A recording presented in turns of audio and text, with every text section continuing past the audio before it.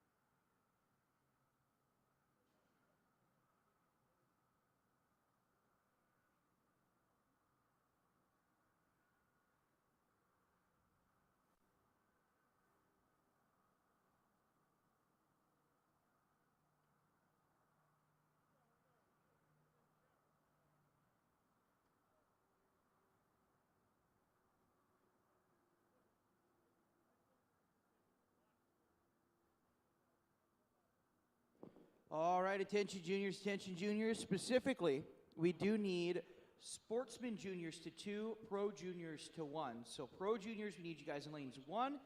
Sportsman junior, we need you guys in lanes 2. Thank you.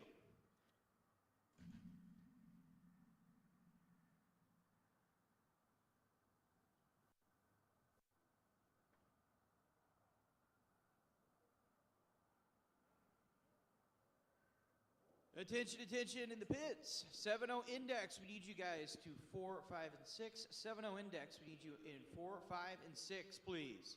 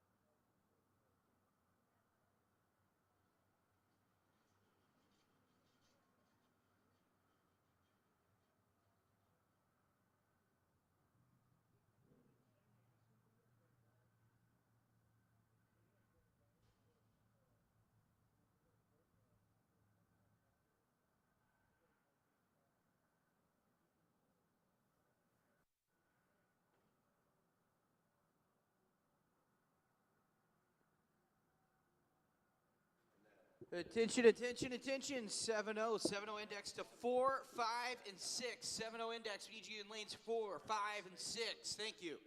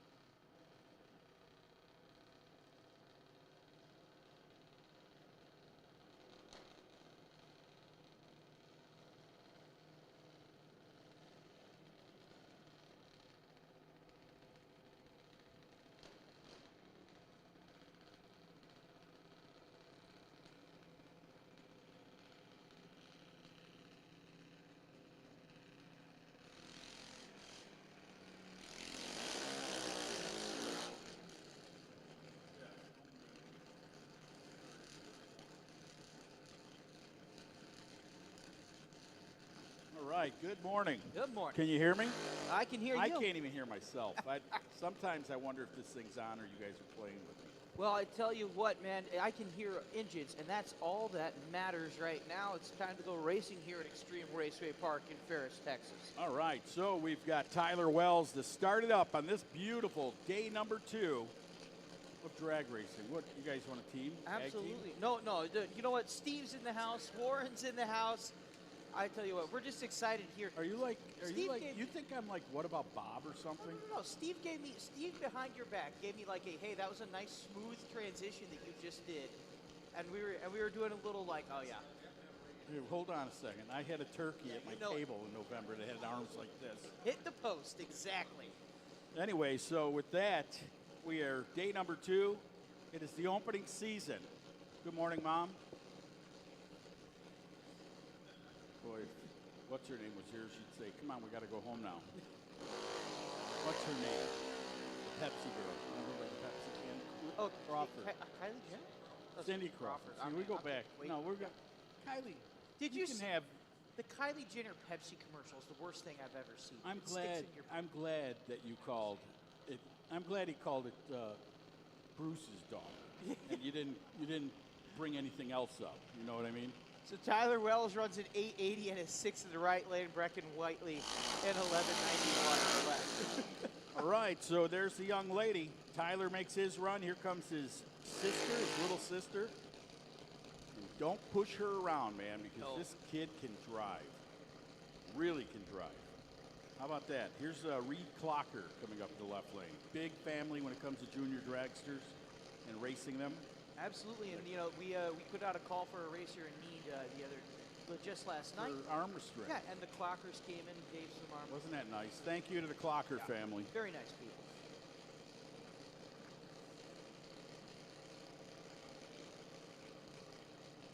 Haven't them write songs about him? Papa Clock? Papa? No? No, I don't think. I think that was more of a West Coast sound.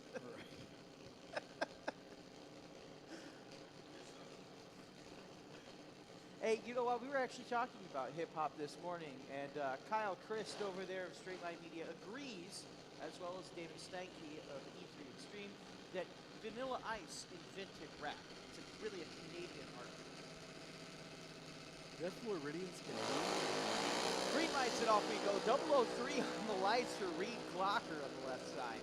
And when I bragged about the young lady, she finds probably her right foot test and tune light. 883.4, 75 miles per hour for that family.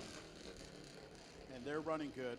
So you've got the Wells family already out getting some test shots. Here comes, is that the Hulk? It is. Oh, yeah. It's the Hulk. Camden Teal, we did this yesterday. He loves this car. You know, him being Oh, what? Me being what? gamma gay or whatever it is, whatever they made him turn green. Uh-huh, yeah. Yep, the Gamma Gays. Camden Teal That's a is nice the straight-up champion of juniors. in Look at this, 2021. West Coast, East And Coast. East Coast.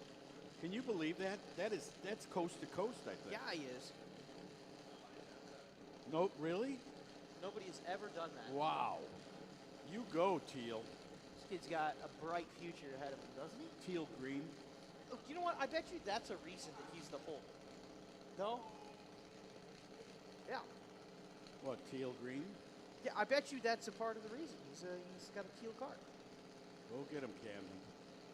God, this is so nice to be here. Red light for the Hulk. You won't be happy with that.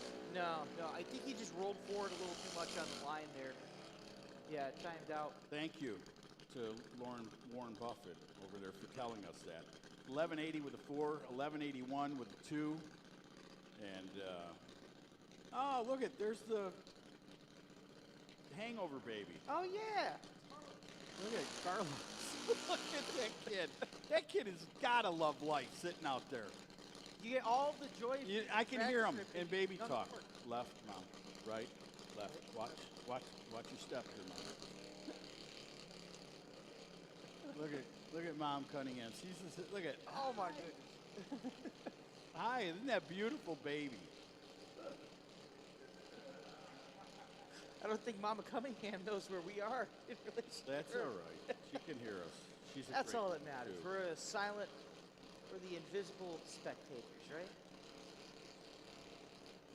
And then along came Cale Moberly. And there's Grandma right there in the bleachers. See her with her hands up, waving, the Moberly family. Oh, yeah. I met him in the elevator on the way here. Yeah. It's a true story, right, miss? I was coming down the elevator. Hi, you going racing? We're going to watch your grandkids. I'm like, wow. Oh, wow. So we had a little chat in Wellington, Kansas, the based house for those teams. Foster in the left lane. Moberly with the power right there. Goes red on the light, but that's all right. Just working the bugs out. Down on the top end, 885. Not bad, not 73 miles per hour. Cash and Foster. 580 to 2 and 3. 580 index to 2 and 3, please. 580 index to 2 and 3, please. And so up comes Carson Roberts out of Bentley, Kansas. Take a look at the previous times here.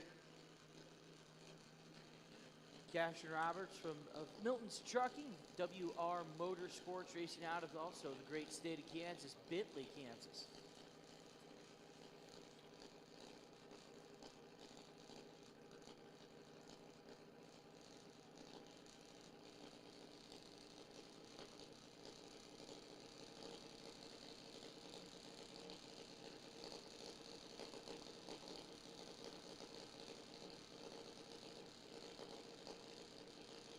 There we go.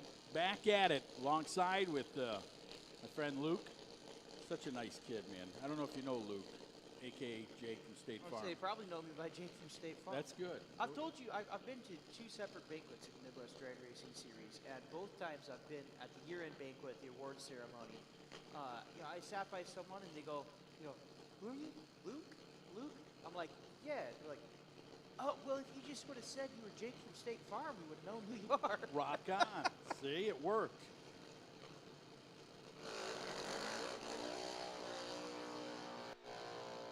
There we go. There's a run right there for Carson Roberts out of Bentley, Kansas. Right side. Oh, see, we talked about that nice blue shirt and took it off. Oh, Robbie. Robbie, you had a nice shirt. No, Robbie, that shirt was... That was a radical. Oh, you only have one? That's why they made Febreze. Yeah, it's dry clean only, which means just, wipe the crumbs off and it's clean. You go, Robbie. You didn't have no mustard on that shirt. The shirt looked nice. Now we have nothing to talk about. Thanks. It's a drag strip. You can wear a 3-day-old shirt and still be one of the best dressed. There he is. Look at, give him a big wave. Hey, Robbie from Amity. Oh, fading this out. That's the old news camera guy move, where he puts it up because he knows everybody's going to get behind him and he moves. All right, what was that? Gets you all diverted to go a different way. Are you leaving? Oh, all right. I didn't know. I don't want you to leave. I mean, come up and do some stuff later. I would too. No, I mean that. Thanks, Warren. Warren Buffett, ladies and gentlemen, in the house today. Dilly bars for all my friends. No, he's not barfly, but he does like dilly bars. I can't fault a man for liking his Drinks for all my friends. That's a quote from the movie Barfly. Barfly? With who was the wrestler? Oh my gosh, Mickey Rourke? Yeah. Okay. Here we go. Hunter McGarry and Brody Zimmerman. Oh, is this the Zimmerman construction guys, you think? I think so. How about it? Out of Rogersville, Missouri. Thank you to Zimmerman and the family over there for sponsoring this category.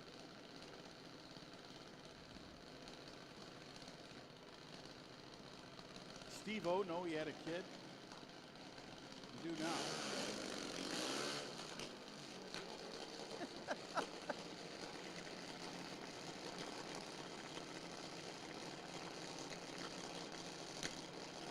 All right, beautiful day.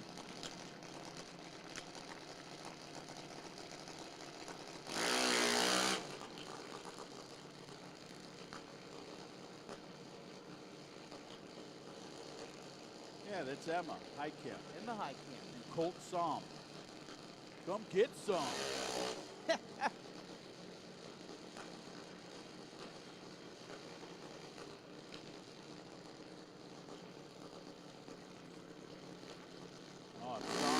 down for a dry hop.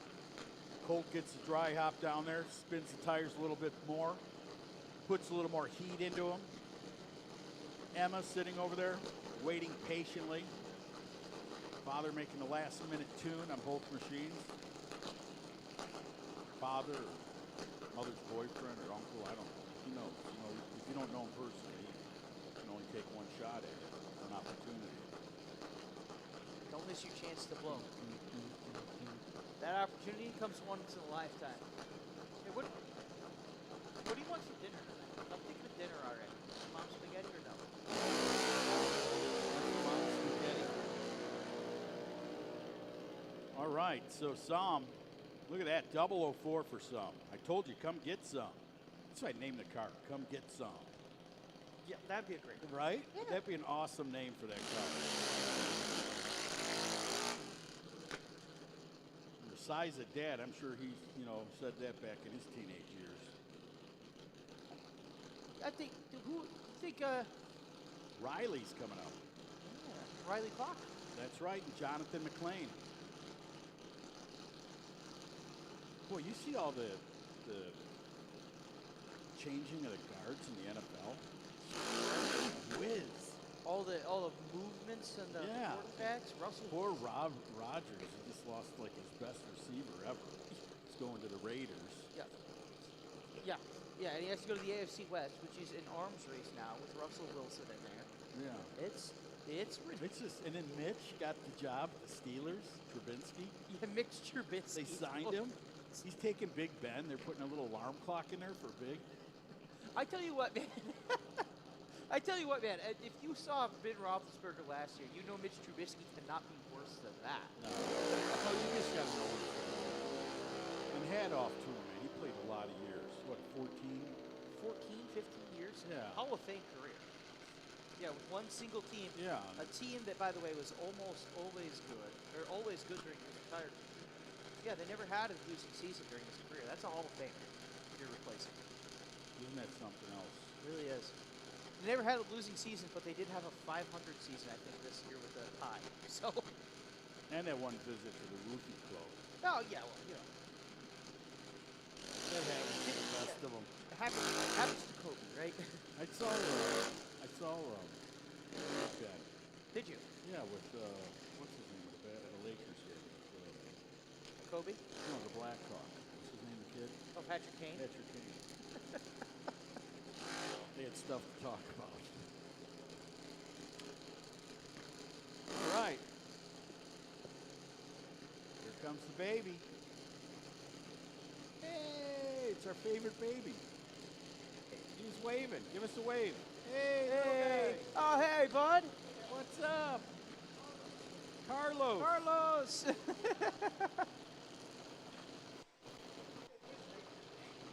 Oh, it's just, no kidding. Here we go. Here's all the excitement of the drag strip, zero to work. You didn't have to walk around. yeah, Colin Russell and Baldwin coming up. Wyatt Baldwin.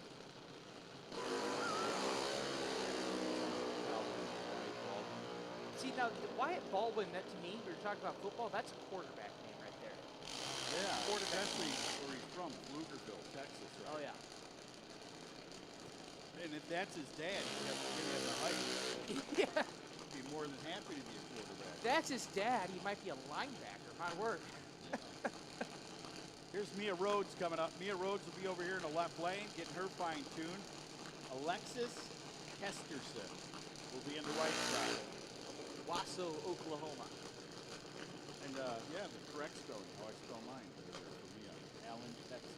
Allen, Texas. A-double-L-E-N. Yeah. The other A-single-L-A-N. No. That dude's... That's someone that definitely will go right to your corduroys there.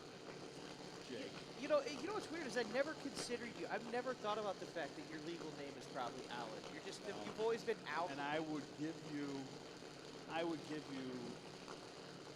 no, I don't, because you know the computers, but you'd never guess my.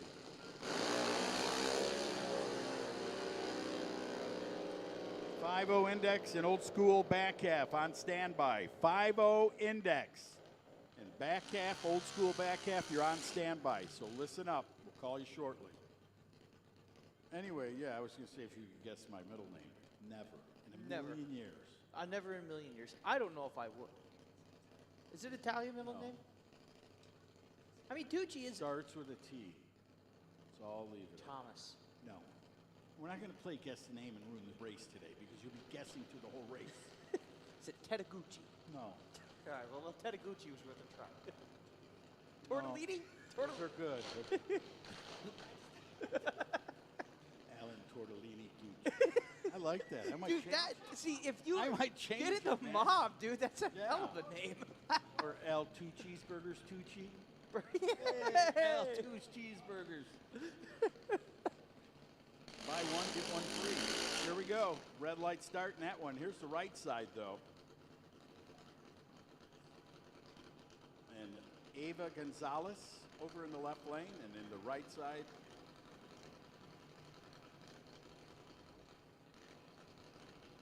Look at the eyes on that hauler.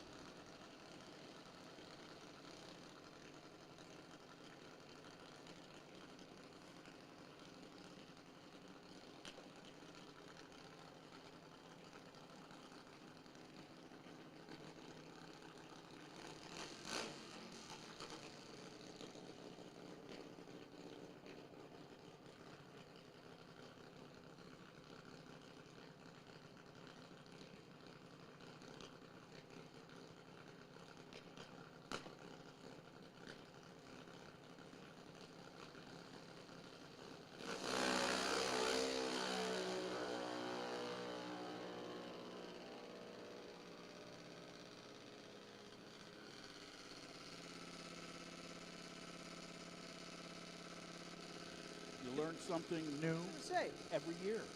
you know, Because if I was here every day, I'd say every day. yeah, no. You know, as we're going to swap the cameras here. One of the things I like about this, the one single tree you see there, about upper right center. I like the young lady singing the national anthem that can't reach the mic. Can't reach the microphone right there. Yeah, right behind her back. The one single tree that screams Texas, though, doesn't it? Just one. Oh, this tree. one right here? Yeah, just one single tree. Yeah. That's a hawk's best friend, field mice. A pecan. Pecan tree. Is this the Hulk again? Yeah, it's Camden too. It is. We're running 2 classes. Yeah, he had a tree Oh, malfunction okay. earlier. You remember he left. There you go. Yeah, timed out or something. So there's, well, after the malfunction, you got the right number to call, 911. 71 miles per hour. You making fun of my laugh? I was It's like, it's like funny, Yeah. El Tortellini. Oh, that is funny. he's now I'm Jake from State Farm. He's going to be Al Tortellini. That's how we introduce ourselves now. Steve-O already works though, man. There's the baby. Look at it. I went by and I missed it. It's out there again. It's living the life, man. See, what's the baby's name? Carlos. Carlos. It looks like Look at that. Yeah. Well, I'm going to do a U-turn here. I don't need 90 weight to get this thing to spin around either. she threw her head back, which is half of a nod yes. So we're going to say yeah. Who?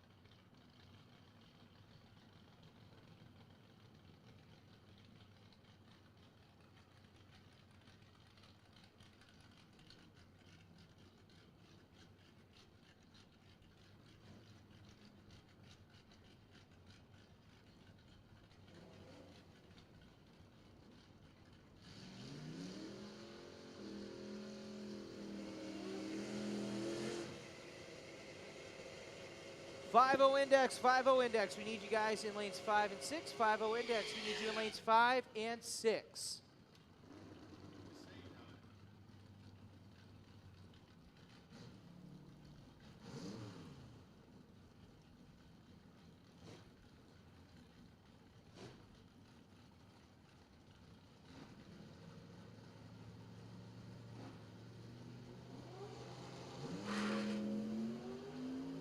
Oh, man. Goodness. We're missing the best stuff. This is what we're watching in Pro Mod. These are the guys that made Pro Mod. You know, starting out in junior, working your way up to a 5-0. Pro Mods on standby, please. Stroud safety equipment. Pro Mod standby. Pro Mods on standby. Stroud Safety Equipment, Midwest Pro. Pro Mods on standby. So we got our 7-0 class here. Running up. Looks like we have Lane Rodriguez and Kenny Martin.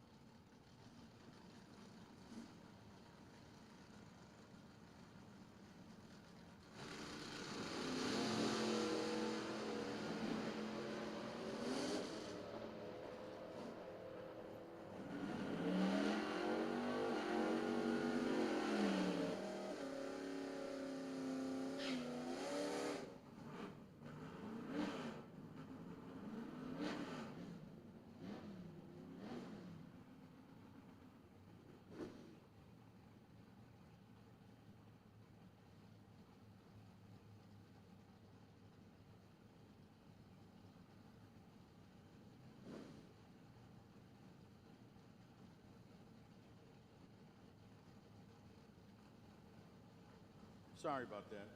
Oh, look at that back shot. Oh, what a shot on that. Look Nav at Nav TV. TV Plus. Look at the gas cap he forgot to put on his Nova. You know, that Nova is actually, it's pretty fun, I believe. Or nothing Nova. The car of Tony Caprio in the left-hand lane. The Henry J, I have a picture of it. He got a big old dent on the door side, so he just put a massive Band-Aid on it, called it a day. I would have wrote the name Richard across it and then the little Bears helmet. And see how long it takes people like you to figure that out. Hey! Hey! I get it. Here we go. Chevrolet. We've talked enough about Ford Pinto. Mitch Trubisky and other Yeah, that's Richards. enough. I was reading the paper this morning. I couldn't believe all that stuff. It is. It's crazy. You know, today is just a fantastic. This weekend's a fantastic weekend for racing as a whole. Like just motorsports as a whole. Not too far down the road here tomorrow. You have IndyCar on the ovals for the first time in Fort Worth. You have Formula One season opener. NASCAR's got some fantastic racing going on, and of course, most importantly, Midwest Drag Racing Series right here at Extreme Raceway Park in beautiful Ferris, Texas. Great stuff right there. You know, the crew chief down there, he's working out the film on this Malibu. Mm-hmm. When he sees the picture after he takes it, he'll notice that he should have shut the door. It's all right. So they'll get down there and make their stuff happen. Chevrolet Nova on the right side of Dunaway, Mallory Dunaway. I want to tell you what, I had a great opening today. Went down and see Yul Brenner Jr. Okay, yeah. Over there from California, along with So Yul Brenner Jr., I shared my bacon, egg, and cheese biscuit with him, and we just talked, and it's so good to see him. I've known him for so many years. I mean, I've got pictures at home. I'll bring them maybe if I remember next time, with me in the chariot in his dad's dining room, for when his dad Yul was in the chariot races. In what was that? Was that Troy? No, that's Michigan. It was Ben-Hur? Ben-Hur. Yeah. Yeah. Ben-Hur. I hardly know her. Oh, man. Chevrolet Vega, ready to go right there. We're on MAV TV Plus. I'd like to welcome everybody if you're just waking up. Got yourself, oh, there's my car. Oh, it has a wheelie bar stuffed under it, way under there. Oh, wow. Look at way under the back end. Yeah, look at this. It's a matchup, dream matchup for Steve-O and Tucci. Kenny Myers, the 55 Chevrolet from Arkansas. Arkadelphia, Arkansas. Nice. Thank you, Kenny Myers, for being a believer. Look at the reaction times. 001 too soon. 005 on the right side of green or left lane. 64 Malibu. Car wasn't here yesterday, was it? Excellent. Steve-O again. He's doing round robin laps there in the Vega. Anthony Johnson out of Arlington, Texas. Yeah, he's looking for some air. You got a camera, get a picture of the Vega if it hooks up. It's gonna knock the taillights out of it. He goes up at that wheelie bar. He might not go down, to be honest with you.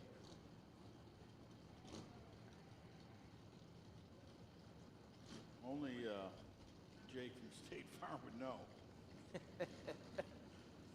I talk about dudes going down all the time, all right? We saw one guy, oh, he lurches.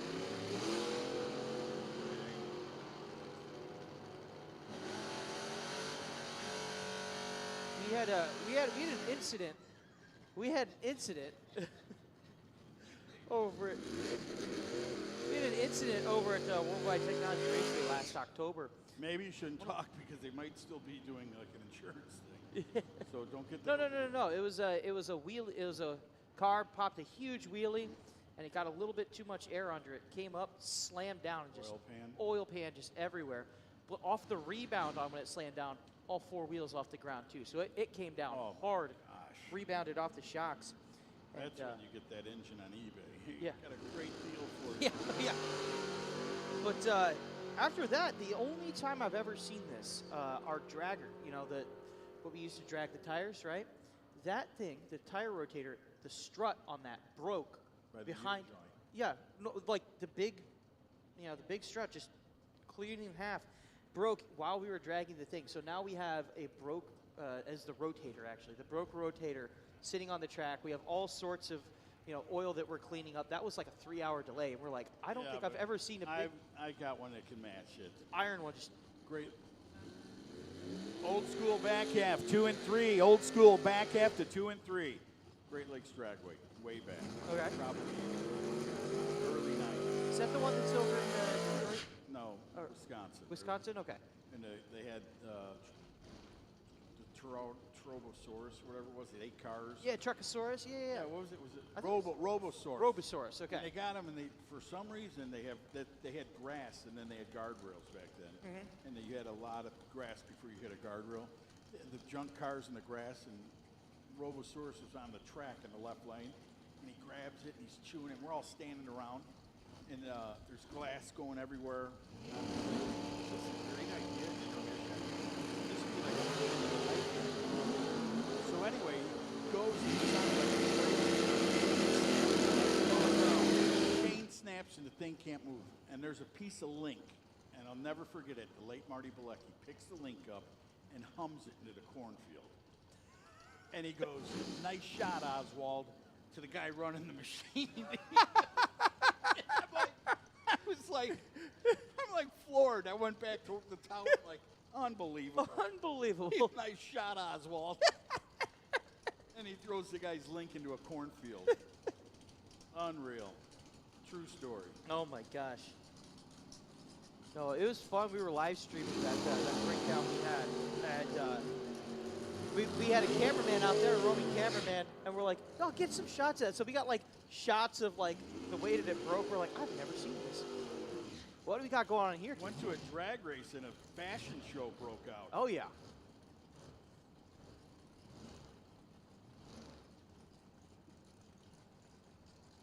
All right, so with that, here's Jesse Morton coming up right lane. That's Cindy. Hi, Cindy. Good morning. How are you, Cindy? Nice to see you, dear. Got the thumbs up. She's a good girl. Yeah, she makes great drinks. Saw her for the first time the other day. Came in. First person I see with this series, she just gives me a hug. She's like, "How are you?"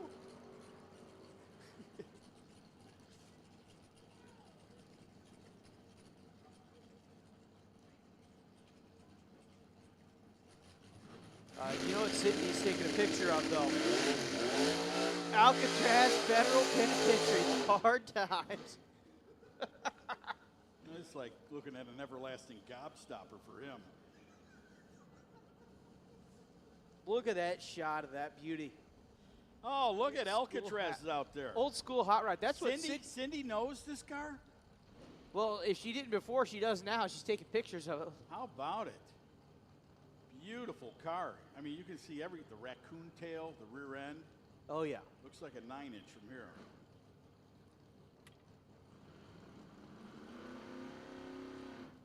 I'll tell you what. There you go. You ain't taking my tail with you. Old A-gas car, old coupe. What's that, like a Ford, isn't it? Ford body? 5-window coupe. What would you say, 31? 30, 31? 33? Oh, look at him. I know. Kid's 18 years old. Coming out. He's like, oh, I think it's a 33. Yeah, it's a 33 and a half. I can tell by the taillights because they switched them for 30. Red right there. Cindy on a red light down there. How about it? How about a 585, 121 miles per hour? Did you get that?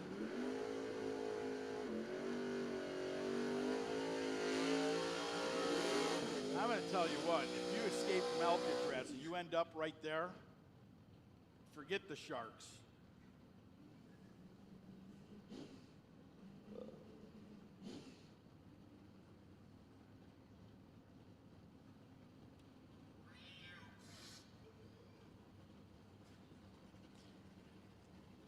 Yeah, and so coming up, we have Joe Boner. Yeah, blame it on that coupe. Whoa! Oh, hey! Wheel stand. How about that? See the rust out of the exhaust right there? That guy just kicked out 6 spinners worth of the exhaust rust. That was The bike's unreal. 578.9, 574 in the left lane. Unreal. That was What a 1-2 wheelie. shot. Yeah, did you see the wheelie too? Look at this other guy, the other Mustang. He's purging the bottle way down now. He's like, not me. Not gonna happen to me. Mendez, right? Mendez? Michael Mendiaz at a rock There you go. wall. I'm sorry, Michael. Ralph Leonard. I know his buddy just gave me the look. Did you see that? Turned his head to the left and goes, hey, you better get it right. Ralph Leonard. Oh, look at that thing. He's got that thing fat, too, man. He's put a tune-up in it.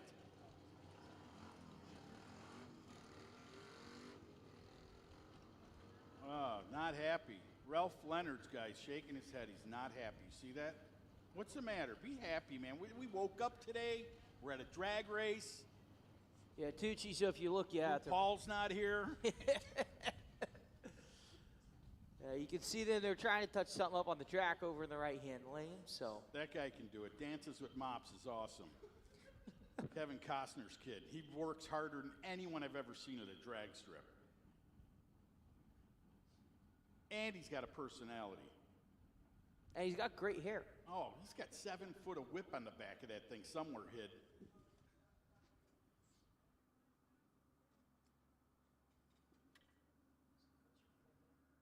And Galen's going to go down there and make sure it's all A-OK.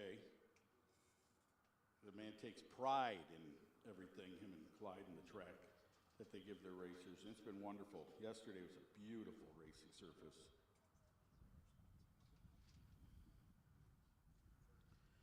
Oh, the OSBH. Old school back half, the 22 sponsors. Let's tell about them while it's quiet. John David Crow, Wills Point Ford, and Wills Point Chevrolet. I wish you would have held them on there so I could have got the right. How would you say that? Gikowski? Joe Gikowski? Amerisource Packaging. I hope I didn't butcher it up too much. Comes with paper. Hey, look, fellas, look. It's Sammy Eubanks. Look at It's him, the legend. The legend himself. There he is. No, Sammy, right here. Don't do that ever. Oh, come on. Nice to see you. I've been following your tour on Facebook, man. I love it. Guy sings awesome. He goes to nightclubs, little bars and stuff like that. And here, oh, he's singing here? He sang here last night. It was kind of chilly out, but your voice okay? Because that can do it, man. You work out in the cold like that, you know what I'm saying? You'll be at home and they'll call you the Lipton liquor. 2 bags and some hot water.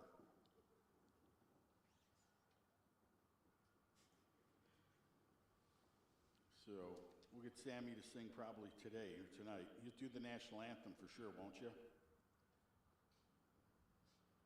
Thank you. And then we thank Joe and Tracy Johnson, Thermocool. Thank you, Joe and Tracy, for sponsoring the Old School Back Half guys. Jay Moore, the Trans Pro Transmission, I should say. Mike Cole, Cole's Transmissions. Wow, Nancy Moore at Trans Pro Transmission Parts. Not just Trans Pro Transmissions, Pro Transmission Parts. Tom and Sue Walker and the Walker Racing Team. Michael Hawes, Metro Mechanical. And Tony Lindoff out of Multi Machining. Michael Reeves for, is it Feek or should that have been Freak Show Performance? I think it's Freak Show Performance. So Freak Show Performance. Don Bloom, a great outdoor RV center. That's like a Sunday show for like, remember the guy who used to travel in the camper around the country? That old guy? I remember watching it with my parents when I was younger. He used to go different places. It was on Sunday night. RV there yet? Hey, you hear that, Sammy? RV there yet? RV there yet? Oh, there was a show we saw on Motor Trend this morning. Said RV there yet? And then they got the fake picture in the back window with 6 kids with their mouths stuck taped up. No, but soon. So thank you to Don Bloom and the Great Outdoor RV Center. Keith Burris and the Murata Calja Busted Knuckle Auto and Diesel. And then Christy Murphy for Pottery Poodles. Is that pottery or is it poetry poodles? They're poetry poodles. What are, or is that like a... Have you ever seen those? I've seen them late night. I mean, I think it's like 3 in the morning, right when the club was going to close. Little white poodle came out with a maroon beret on, and some dark sunglasses, and did some poetry. Is it beat poetry? Yeah, he's doing some beat pieces. Yeah. Woman. Ruff, ruff, ruff, there isn't a fire hydrant I haven't met. So, it's what the company is. Jason Towner. Texoma Trailers, and Deborah Seaborn out of Outlaws Saloon, thank you. And finally, Keith and Lewis, Electrical LLC. Thank you. Those are the Outlaw Street back half guys for this season. Also, I'd like to thank all the brand new sponsors. You know, right before ProMod runs, I invited Voss up to, we call him to the lanes, so you talk a little bit and tell about his product and absolutely. His carbon fiber lightweight wheelie bars that are traveling so fast, not only down track but across the country for sale. So if you're looking for an awesome set of wheelie bars, lightweight, very, very, very, very nice. I saw him down there in the thing, but he'll come up and tell us a little bit of what you benefit from, and where you can get them, and how you can chase it. But him and his dad is here, so very cool guy.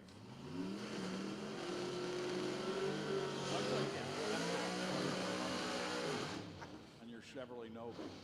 You know the top fuel car? It says Capco on the front. Does it say Capco? Yeah, look at the front fender. You can see it if you just stare at it. Capco boys. Yeah, they're Texans. That's Scooter Wilkins out of Gatesville, Texas over there. Scooter will take on Javier Gonzalez out of Fort Worth, Texas.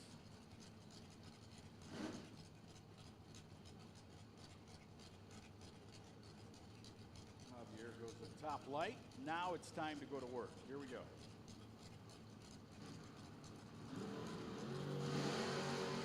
And Javier gets himself a green light start down at the top of the racetrack. Javier, 572, 118 miles per hour.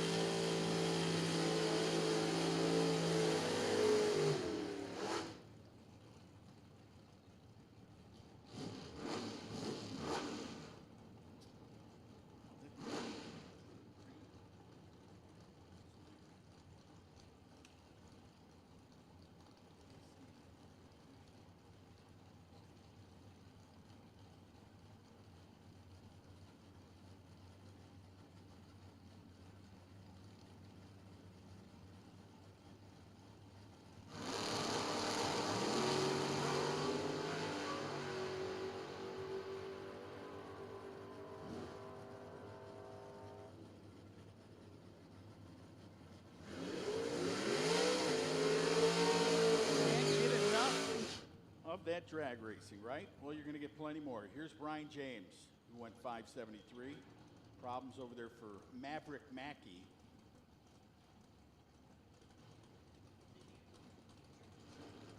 Phil Esley now.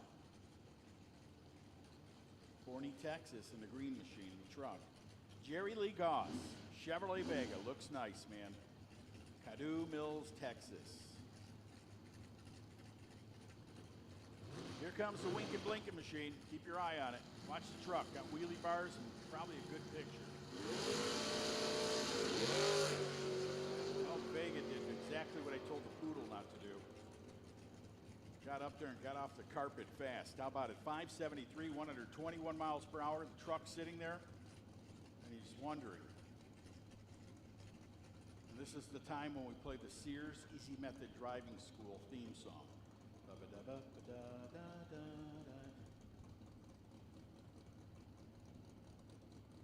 Is he broken? Looking over at Kevin Costner's son dances with mops. And he says, yeah, we're going to have to push him back.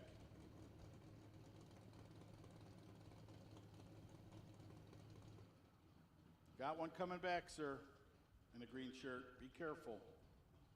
Turn around. Don't ever, just because they go that way. Sometimes they come this way.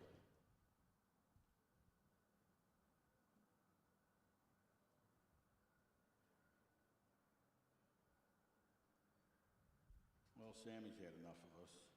Thanks for coming, Sammy. They got chili dogs and nachos on sale over there. All right.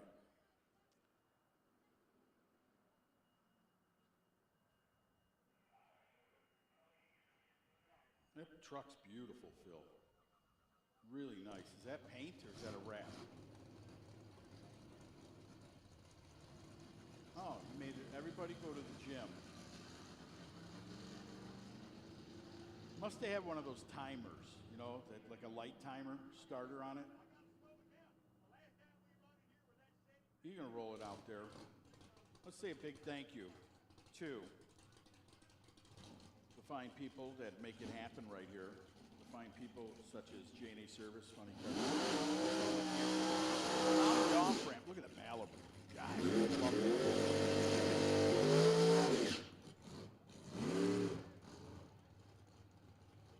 Nice Nova, too, huh? Yeah. Hey, look, it's John. Don't shake your head, John. You know I love you, dude. Thank you. John Salemi. That is Race Car Resolutions, the tuner. And makes series horsepower. Go ahead, John. Walk out there. We'll shut things down for you.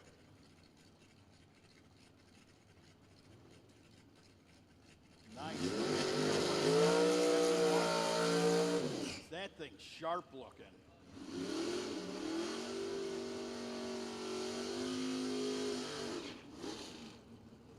Yeah, he's got those special tires, John, from Chernobyl, so be careful.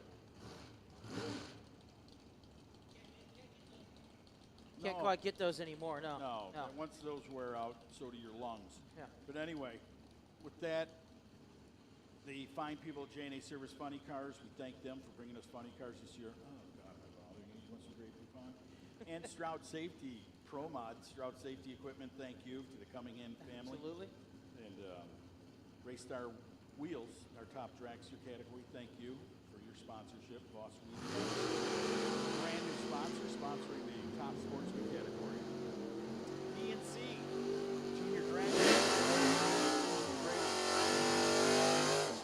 How about Don Caver real quick? A 580 and a 9 on our 580 and a 9 is this updates, but the 580 and a 9 on a 580 index class. Not a bad run there. Oh, no. Oh, one on the light too. Look at that right-hand lane there for those of you watching on MAV TV Plus.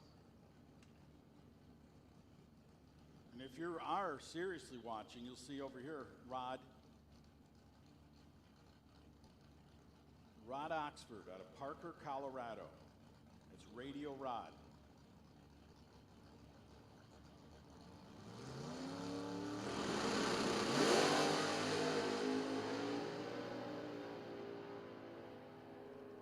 I remember Radio Broad went to, yeah, look at that number. Wow, 580 with an 8. Two. Daryl's going to be pumped about that, man. That kid's got that car running the number. Watch out for Rod Oxford, man. Rod Oxford and Dan Caver both hitting the 580s last 2 runs. Nice run, too, by the way.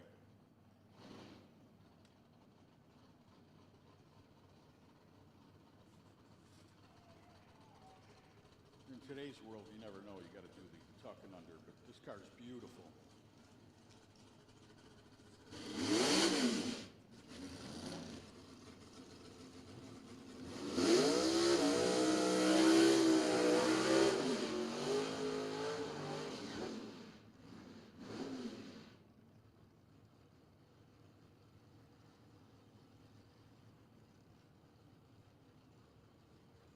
How you doing, young man? I'm doing all Are right. you with us?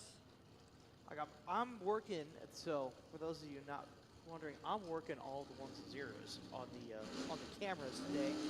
So you know, go, huh? That's all me. Look at that. Look at the difference from the 60s to the 70s in Chevrolet Camaro body styles. There's a good look at a front end shot on Map TV. Looks like an old Pro Stock car, doesn't it? Does though.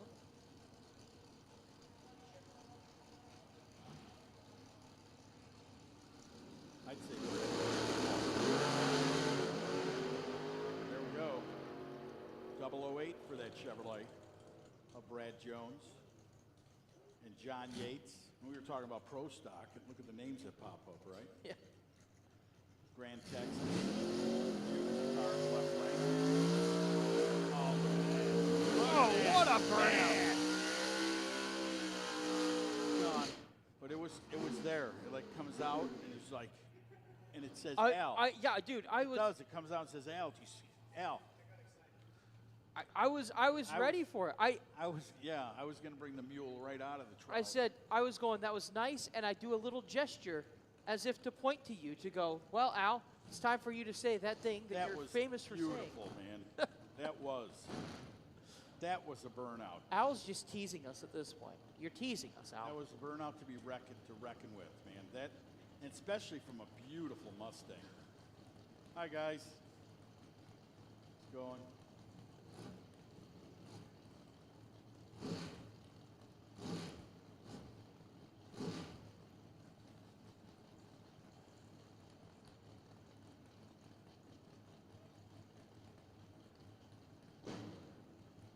Now that's the way to do it right there. See?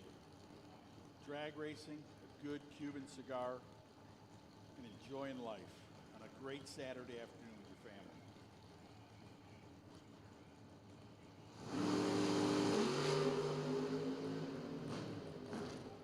Pro Modified, how about it? Third round of qualifying for Pro Modified. Stroud Safety Equipment, Pro Modified. To the lanes, please. Q3. And if you weren't with us last night, you missed the showdown, believe me. One of the best qualifying sessions I have ever seen. Ever.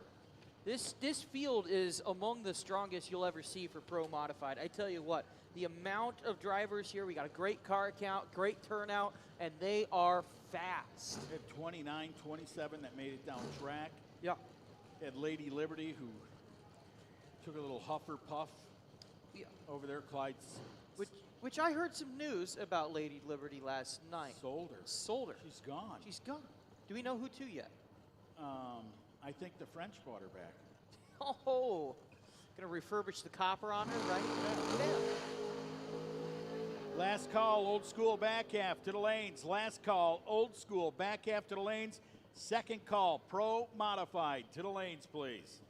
Third round of qualifying around the corner. So yesterday, you'll remember, if you remember, Ali Aryan has the all-time fastest passer to Pro Modified Midwest Drag Racing Series history. We said that was a 361. So yesterday, we had 3 guys break that just on the qualifying sheet. Let's run them down if you don't mind here, Al. Daniel Ferris is your number 1 qualifier right now, 356 and a 5. Stan Shelton coming in second.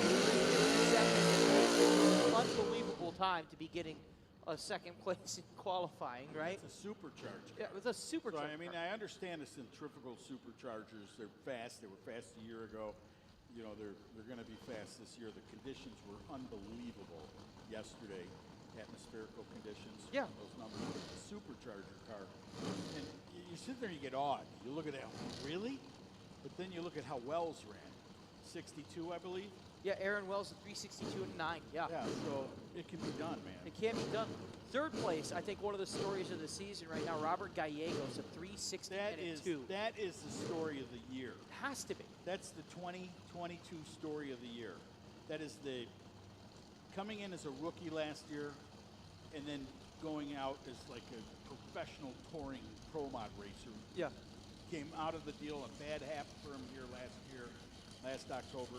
The Willis, he had a little tumble, but he recovered. Everything, still got the car. He got a brand new car, brand new ride, and a brand new pair of shoes.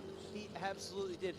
Steve and I were talking. He's a dark horse. I think he's going to grab some wins this year. He is just a talented driver. In fourth place, you got in fifth place, you got Whiteley for the 361.7 and 361.72. Oh, that is. There's Butch. And there's Steve Petty. How you doing, Steve? Been a long time. You're in Texas. I would have thought you'd been bass fishing or something. I mean, being in Texas, that guy loves to fish. Yeah? And tune. He can tune a fish and tune a car. Oh. Anyway, what a great guy. All those years. He's the one who tuned that number 2 car, that supercharger. The Stan Shelton. I got a call from a friend. Eric Dillard called and said, yeah, he's tuning that supercharged car. Like, wow. From turbos to superchargers to just anything. I mean, it's a mindset for the guy. He's very good at what he does. And to be on this playing field, there are so many guys that are so capable of taking this race today. Oh, yeah. Anyone in the field of 16 can. Look at Butch's brother. He's smiling.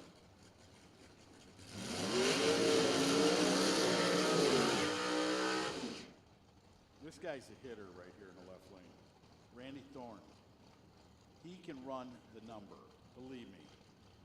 You pick Randy Thorne in the first round, you better be ready. The lights and everything. Beautiful black Chevrolet Camaro. On the right side, that's Shane Bates, owner of the Bates Motel. He'll be over there in the right lane, backing it up. There's his mom. They get ready to pull in.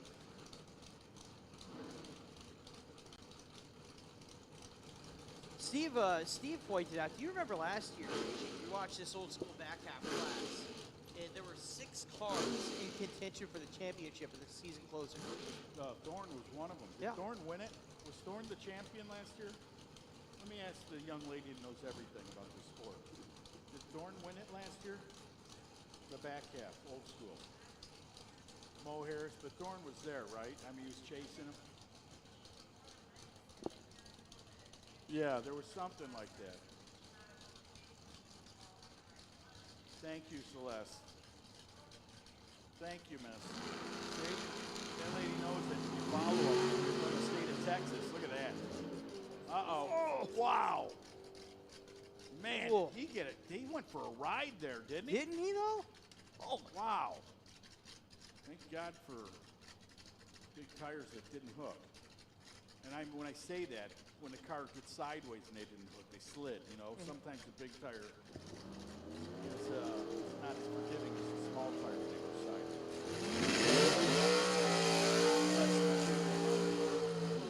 On the track, Right. they hook and they barrel roll sometimes. But he saved that. He did a good job. So they shall go down there. Paul Martin comes up now in his Chevrolet Nova out of Copers, Texas. Kelly Shires out of Fournette, Texas, in the right lane, sitting over there in the little white Chevrolet Camaro.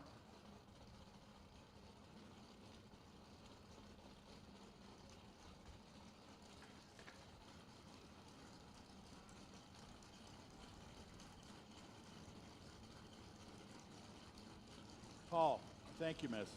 Paul Martin, sponsor, Texas Collision. He's a sponsor of the track here, so if you collide with anything and you need to get some repairs done, call Paul Martin. Texas collision. Here he comes.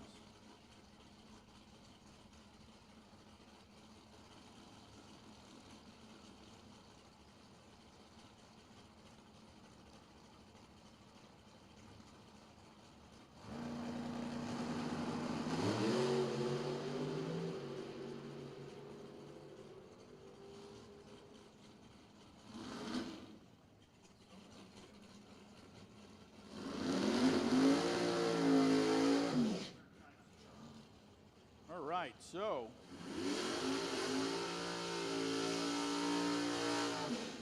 here comes one of Pat Musey's favorite drivers, Al Durbin.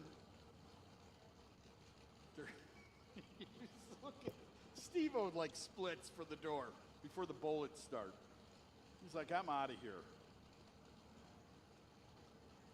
Spells his Allen the wrong way, though, according to one Mr. Tucci.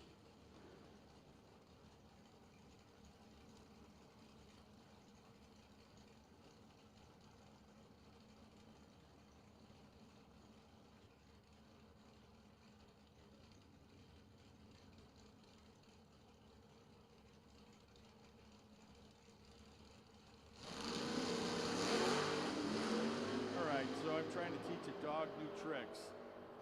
And here comes that old Chevrolet at 505, 509. See how tight the racing is right there? That's something else. And see, if you try to take those guys out, look at the two guys that come after you right there. See him? Yep, exactly. Don't mess with them. And they're from Texas.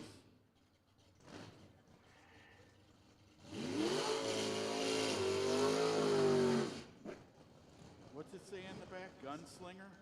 I like it. We'll let that go. Chris Sutter there, the gunslinger. And then the right lane's coming out of the water box, and it's going to be Miranda. No, it's Miranda Caldera. Sorry. I don't think Miranda Lambert takes. What's she got in the special bottle? Oh, it's just film juice. I'm sorry.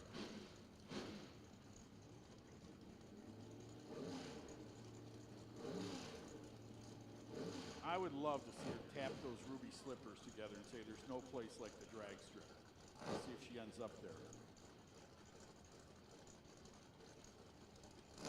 Here we go. Nitrous purge for Miranda over in the right side. Al, we're not in Kansas anymore. Kansas? No, we're not. Yeah, it's in May. Is it June? Yeah, it is June. It's early June. Oh, that's right. Say hi to our friend down there in Kansas. Oh, tell her I said hello, will you? And she got us on the air today? Tell her I said hello. It's nice to see her. All right, here we go. Miranda.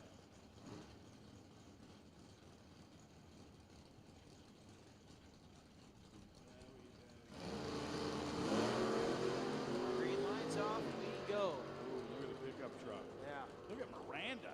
Woo! Willikers, man. 5'11". 140 miles per hour, 671 at 101 the left lane.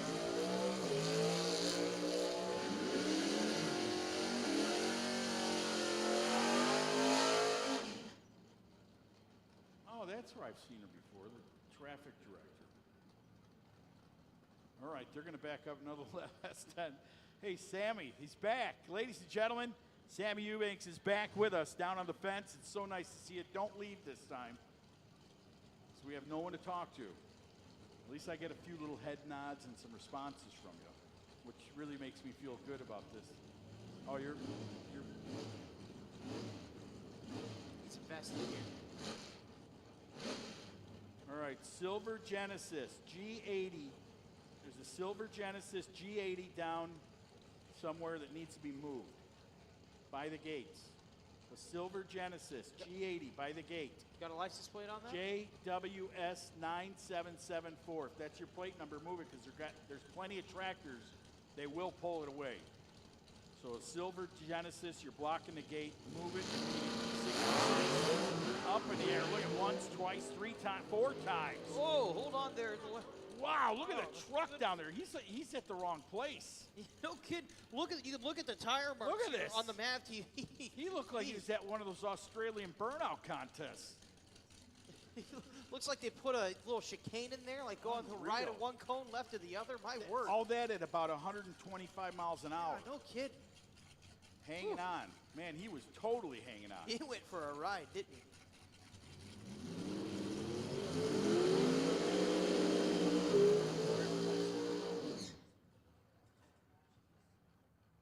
This old school back half is just a phenomenal set of cars. Yeah, it's a great class. Great class. Used to call them the Wednesday night specials back at our old track back at home. Yeah? Get some of the guys that come out that don't, they show their times, but don't. Some of them don't. We used to watch these cars, the back half cars, man, they were a treat. Guess that was a real fun Friday night for you guys. Oh, yeah, it was a Wednesday night, by the way. What? That's right. I know you have Tourette's. You didn't understand it the first time. But Wow. Kirk Williams. I go to make Kaufman. a sarcastic comment. Tucci just busts that one out on me. All right. Hey, there it is. Correct will, Alan. Double L-E-N, down in the right lane.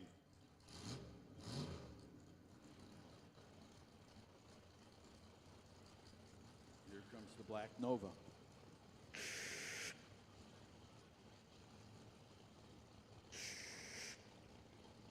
Luke. I knew it was coming. I knew it was coming. So a problem is I join a new, I get a new job at a new place, a new set of stations, which means I have to. Can I have the number? Are you allowed to pick up the phone there? Yeah, you can. Can I call you? As long as You don't even act like you know who I am. Just go along with the flow. as long as you have my current, like you give me right now verbal consent to be recorded when I answer the phone. Totally. All right. And I'm telling you, you're going to go #1 in Minnesota. And hey, let's see what Trucker Al's doing today. Trucker Al on WJJY. Yeah, WJGY, it's Trucker Al. How you doing there, Luke? So I was gonna say though, you get into a new place of employment, you have a whole new set of like 30 people who are like, Luke, I am your father.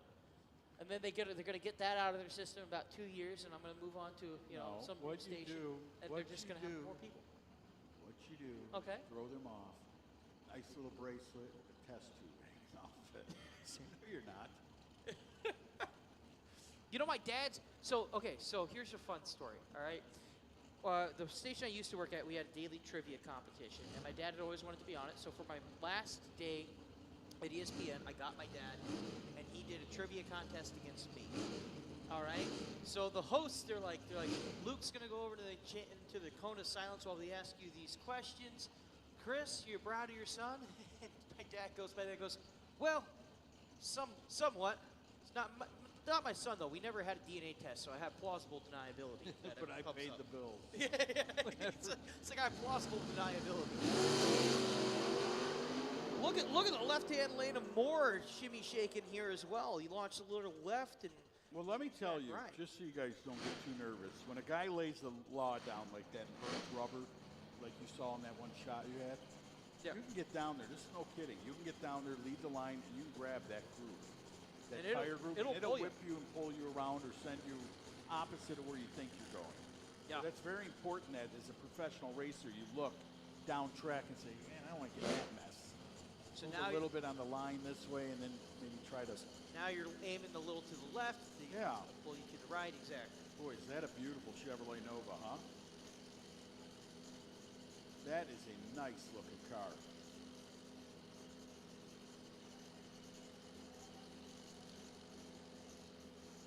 So with, there's Voss. Voss, you're gonna come up? We got, here comes,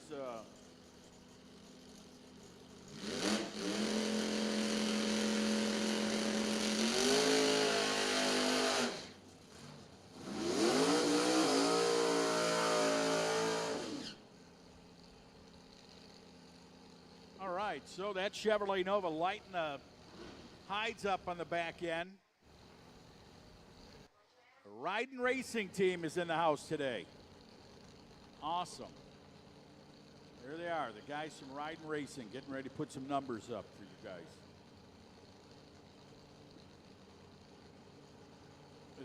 Pro Mod should be coming up very soon.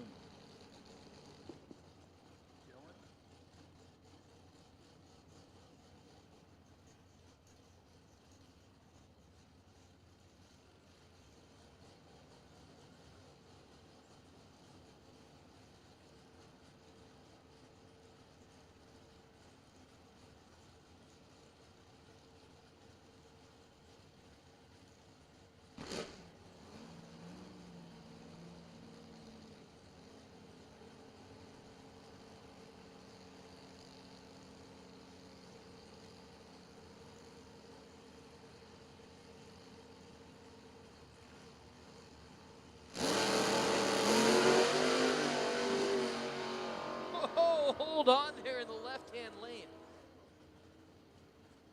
Yanked him right into the center line, and did well just to keep it under control.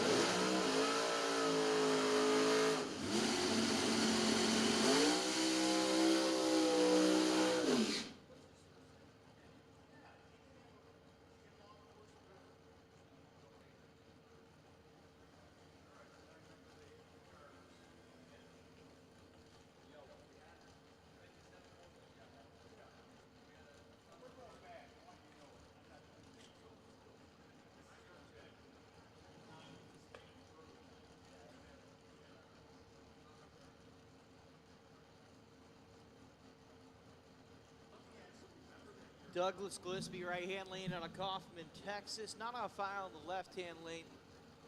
See if he can keep it straighter than the previous red car. How about that one? Red light. And up across the line, shooting for that 5.0 index of 5.15 in the right-hand lane. Left lane not on file, the 5.11. Tell you what, that previous run in the left lane, that was a big shimmy, a big shake over there. Stroud Safety Equipment Pro Mods will be coming up pretty soon here. Old school back half. You know, I'm going to have you do an interview if you don't mind. Yeah, go ahead. Do a little interview here. This is Luke. His name's Jake from State Farm. That's him. You finally got to meet him after all these years. I'm going to turn it over to Corey Voss. Now, there's twins. There's twins, Dylan and Corey. They're nice kids, too, believe me. His wife's a photographer. See, I remember those things. I don't know why, but I do. And then Dylan's married to a girl that raced at one time who's a financial advisor, right? Nice kid, has a nice kid. And then they had a little boy who's probably now, 5 or 6? See, I remember all that. Here you go. Here's Voss to talk about the Voss wheelie bars.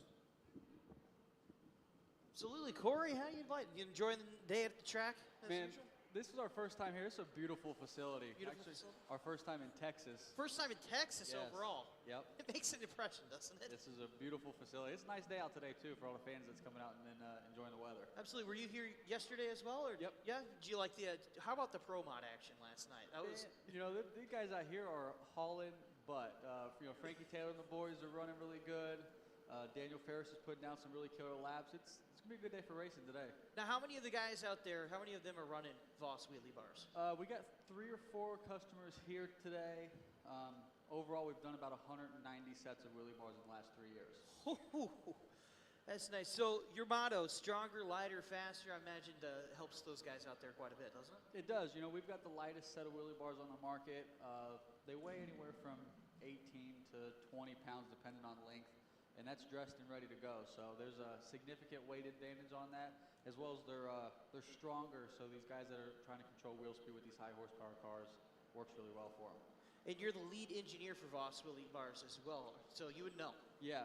I do all the CNC and the CAD program on our stuff in house. So you know, when guys come to me with some pretty crazy one-off stuff, you know, we've done some sand drag wheelie bars that holds like a single golf cart looking wheel.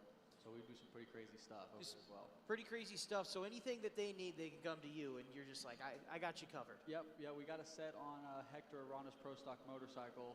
So you know, anything from sand drags, motorcycles, to these high horsepower Pro Mods, we can get you covered. So talk me through, you know, you guys hopped on. You're the sponsor for the Voss Wheelie Bars Top Sportsman category. What made you hop on? What are your thoughts on that? You know, we've been keeping track of this series for quite some time. Keith Haney and Ellen do a fantastic job with their marketing. You know, we run the PDRA series up along the East Coast, so we've got that market pretty good covered. And we wanted to come out a little further west. And, you know, Ellen was talking to us with Keith Haney, and it's a great facility. Great series to be a part of, and we're very happy to be here. And you guys are headquartered on the East Coast. You're headquartered down in Florida, no? Yep, North Florida. You know, we got 24 races this season between our own race program and our vendor location, so we're pretty full, but we're very busy and very fortunate. I think that you're going to find that as you keep up here in the Midwest Drag Racing Series in your first year, I think you're going to find a lot of the guys are going to switch over to some Voss wheelie bars. I think that's what you find. Yeah, I think so. You know, like I said, we got Frankie Taylor out there, you know, running them, and if anybody's going to be harder on our stuff, it's going to be Frankie Taylor. You're not kidding. He's a great ambassador for us. He's done well. He puts them to the true test. So we're very happy to have Frankie on board with us. No kidding, though. This 363 last night, which, I mean, we were talking earlier. Last night was some of the fastest times we've seen in the history of this series. That 363, I think, if my memory serves me correctly, would have been top 5 or 6 of all time. He put him to the test last night. Yeah. And here at this facility with this series, he's got a overdrive limit, and he's a little heavier. He'll be back here, I believe it is next month, running the Outlaw Series. And he gets to take 150 pounds out of the car. He gets to drive the blower a little harder. I believe he's been 351 or 352 with our bars on it. So he's, when everyone asks me who's got bars, Frankie's the #1 guy I go to and say Frankie's got him. Because if Frankie could put him to the test and run him really well, anybody can run him. Anybody can run him really well. They call him the Madman for a reason. That's right. So I gotta ask, Frankie Taylor sitting P7. What do you think? What do you think of the field so far? You have any favorites you're watching? Frankie and Daniel Ferris are pretty good. Stan Shelton out there, he's got that beautiful Mustang that I like to watch. So, any of them Pro Line cars with Steve Petty, they're going to be fast. I don't know if the weather right now is conducive for any faster. Last night was really good weather. Be curious to see what these guys put together for this midday session to get ready for E1. Absolutely. Now, if any of you guys over in the Midway that are listening to us, you're going to get in touch with Corey. Corey, how can you do that? They can find you, obviously, in person here, but how can they find you? Online, on phone? Yeah, we've got a Facebook page, Boss Wheelie Bars, as well as our website, bosswheeliebars.com. If anyone wants a set or looking for a set in the future and they want me to come measure their car up, I can absolutely do it today. And we also have a full line of products. We do carbon steering column kits, carbon push bars, wing strut kits. So not just the carbon wheelie bars, we have a full line of carbon products they can come look at the vendor today. Full line of carbon products at Voss Wheelie Bars alongside the Wheelie Bars, your proud sponsor of Voss Wheelie Bars, top sportsman here at the Midwest Drag Racing Series. Thank you so much for hopping in on us. And you guys have a good day, and let's go see some racing. Let's see some racing, absolutely.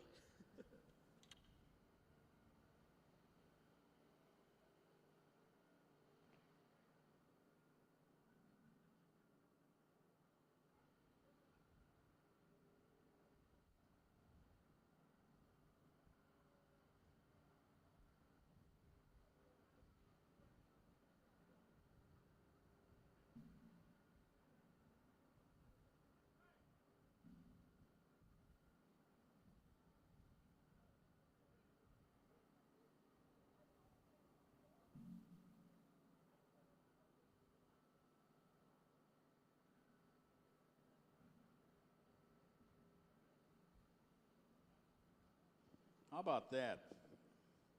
I can only say with that, it's your loss if you don't have Voss.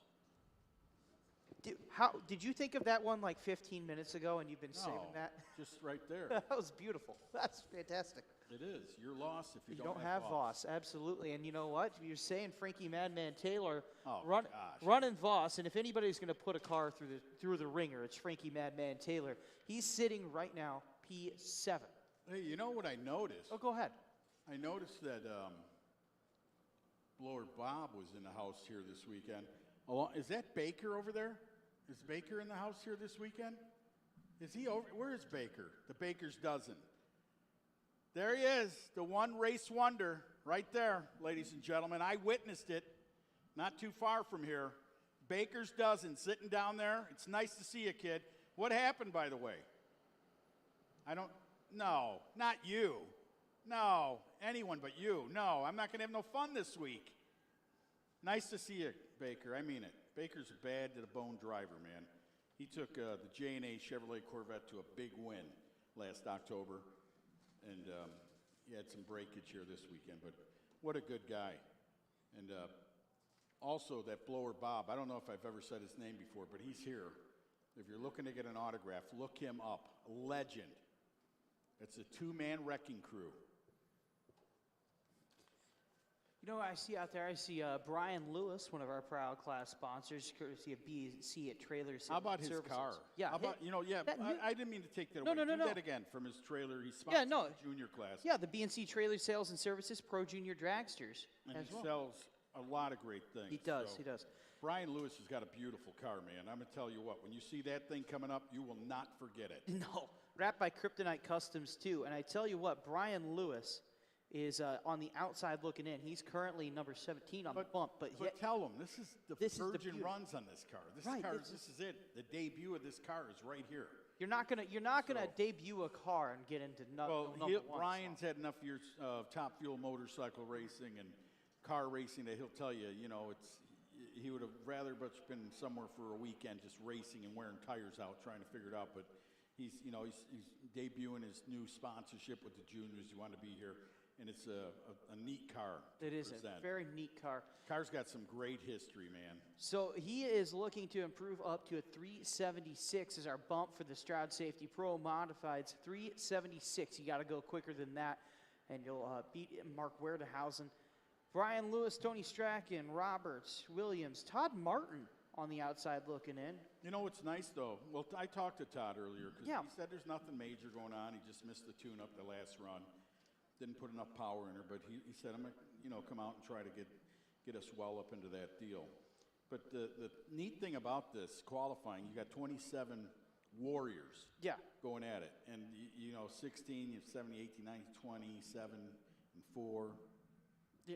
Five. You got some fives in there as well. Yeah. The key is here is that you're gonna be missing 11 pro mods that are not in the field. But the nice thing about the Midwest Drag Racing Series here, brought to you by Summit Racing Equipment, J&A Service, we have a class called the Slammers. And the Slammers are gonna be a throwdown. So the fans, look at them already out there on the fence. They listened last night. We said it was going to start at 10.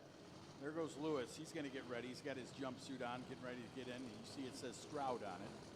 This is the guy who brings you all the safety gear. Stroud Safety. They sponsor this category. And here is last year's 2021 champion in the left lane. Joey Oaksis. Turbocharged.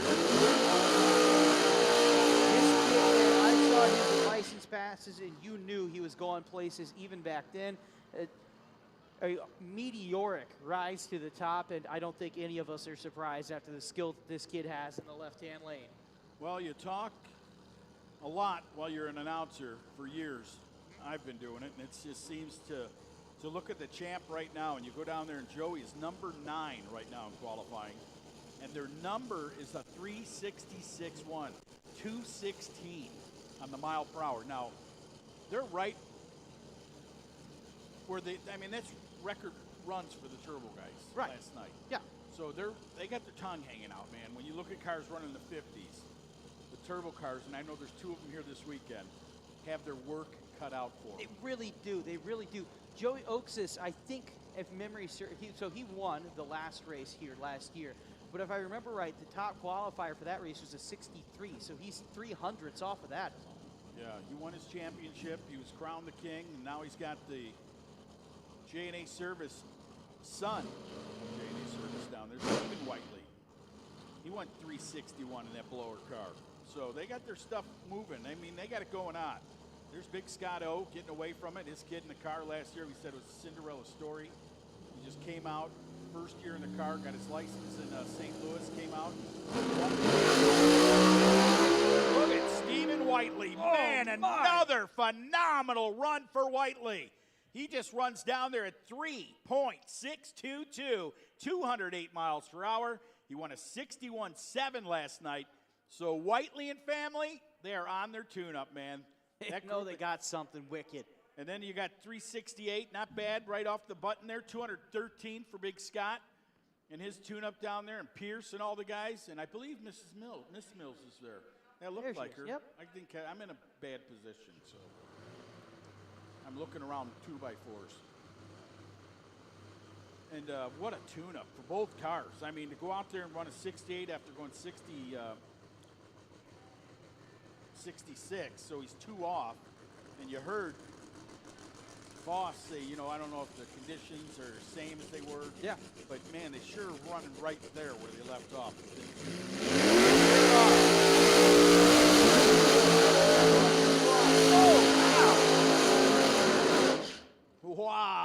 How about that? I was going to choke, so I had to get rid of the Ludens. Had to hold off You're on it. looking like, where's Tooch? Yeah, I pointed to you. I'm like, here it is. I was there, but I had that thing on there, and I chewed it and tried to even do it, and I couldn't do it. Here's Daniel Ferris, your #1 qualifier out of Sykeston, Missouri. Sykeston, Missouri. Sykeston, Missouri, right down there, the home of Larry Jeffers Race Cars and Larry Jeffers Motorsports Park. Absolutely, down in Sykeston. And look who he has in the right-hand lane. Robert Gallegos, we said this last night, but how about these 3 draws in qualifying, right? You got Daniel Ferris twice, and you got Joey O in your 3 runs of qualifying. Yeah, so Ferris, brand new to the Midwest Drag Racing Series, along with the man that was here last year, Robert Gallegos, out of Santa Fe, New Mexico. #3 in qualifying right now. He's gone 3.602 at 207 miles per hour. Now, both cars carry the same power, Pro-Line power. Yeah. Okay, so you got the Pro-Line teams obviously working and tuning on both cars. Gallegos, he's got a score to settle with the Midwest Drag Racing. Yeah, he does. He totally does, and I don't blame him. I went over there last night. He said, look, Mr. Tucci, there's no beer here, no party like last year. I'm going for this thing. No, that's a good Good mindset. mindset to come into a race. He says they are so serious about winning a championship. He's going to be racing all over to be at the PDRA with this thing all around. So we'll see how he goes right here.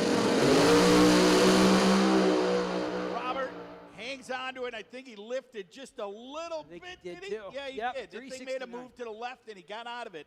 369, 170, 162 for Ferris at 208 miles per hour.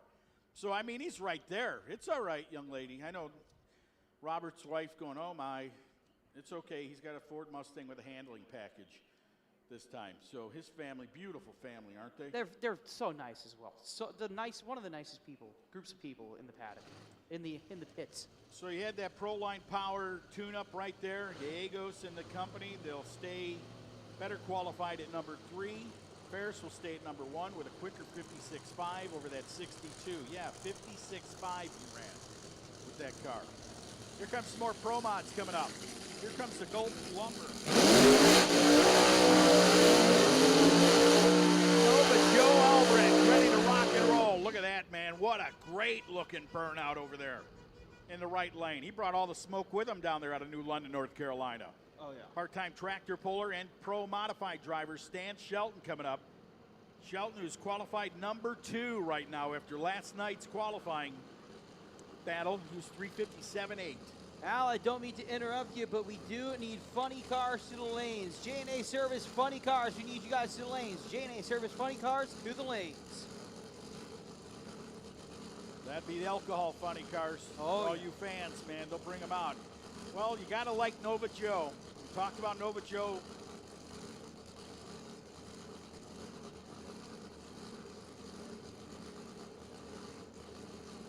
On the wall, Nova Joe Albrecht, who started his career. And you can see the guy looking in the window. There's the guy that helped him to his career wins back in the day in drag radial racing. This is Fletcher Cox's machine. Fletcher Cox, who played NFL football for the Eagles the last time I heard. But who knows, after reading the paper, he may be looking Everyone's moving around. about the money, right? About the money. Because they like to make it. The other guys like to save it so they can put some younger feet in there. Is that what you would say, right? Not wrong. You're not wrong. Here we go. Fletcher Cox's car in the left lane. Nova Joe doing it right. Joe's hanging with this Hold one. on. Wow! Look at that! Incredible, man!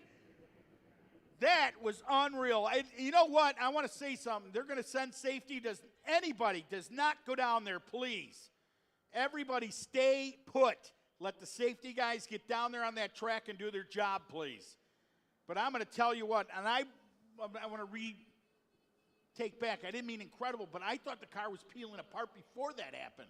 Didn't it look like there was pieces coming off the car? It looked like right as he pulled the chutes, it looked like pieces were just flying. Right, or a now, tire went away? Or maybe a what's tire wrong? went away. You can look here. You can see it, bits and pieces. I mean, we're talking even before the speed trap for the 8th mile. You see some pieces over here. So it looked like the whole car was coming apart. Right? That's when I said incredible, man. I never seen pieces flying off until No.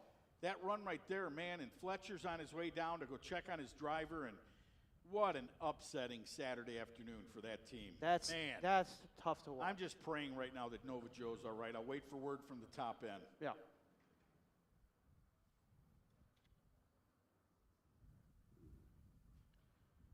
So with that, woo. That was not a light accident at all.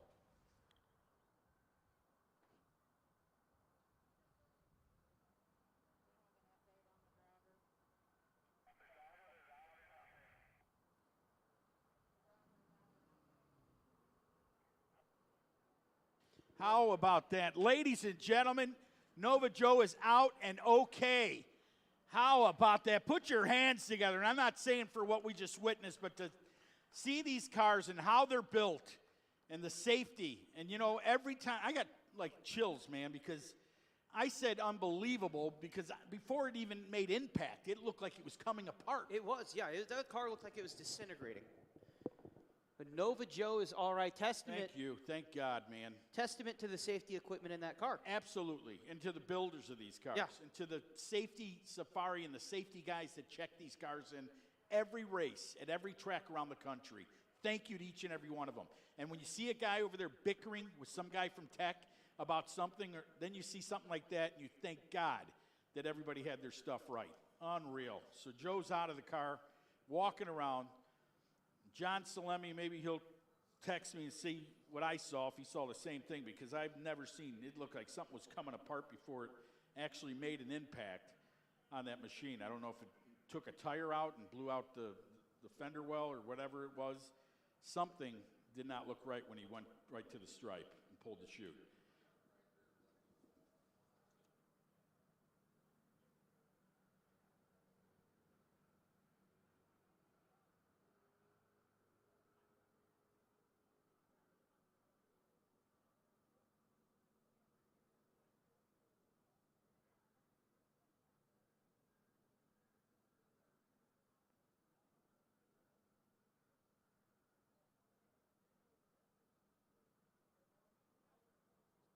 Well, there we go. We got a report that either the drive shaft had let go and then it cut the tire. Tire took the fender well out of it. We had Dairy Queen down there. He was down there sitting in the bleachers watching. Little Warren Evans. Warren Buffett, and he said, yeah, it was incredible. Yeah. Said the tire just boom. Yeah. Well, we were saying from our vantage Warren, point. come here a second. Here, hop on. Tell us what you seen. Yeah, we were saying from our vantage point, the car just appeared to start disintegrating before that even happened, but you were sitting out there.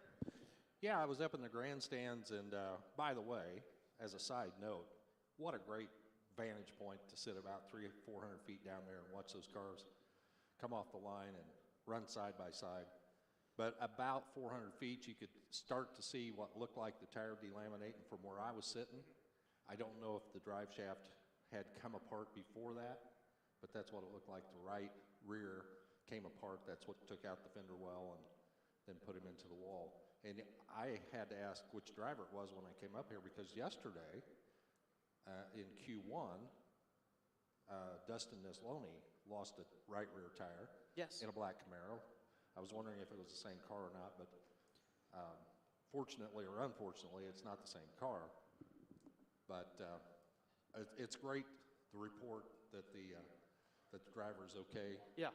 Walking around down there looking at the damages, and that's just a terrible deal. But as you said, a testament to the safety of those vehicles, and as you can see in the grandstands as they're backing up and they have the door open, you can see that intricate infrastructure inside the car that is the cocoon around the driver. You know, race cars can be replaced, but drivers, not so much. We want to keep them around. Absolutely. As Al was saying earlier today, just a bit earlier, you know, if you see a guy arguing with the guys in tech inspection, just know that the guy in tech inspection is trying to save your life. Yeah, I mean, it's mandatory, the things that they put through here. And you know what, and I'm not afraid to tell you that they'll look at a car like that.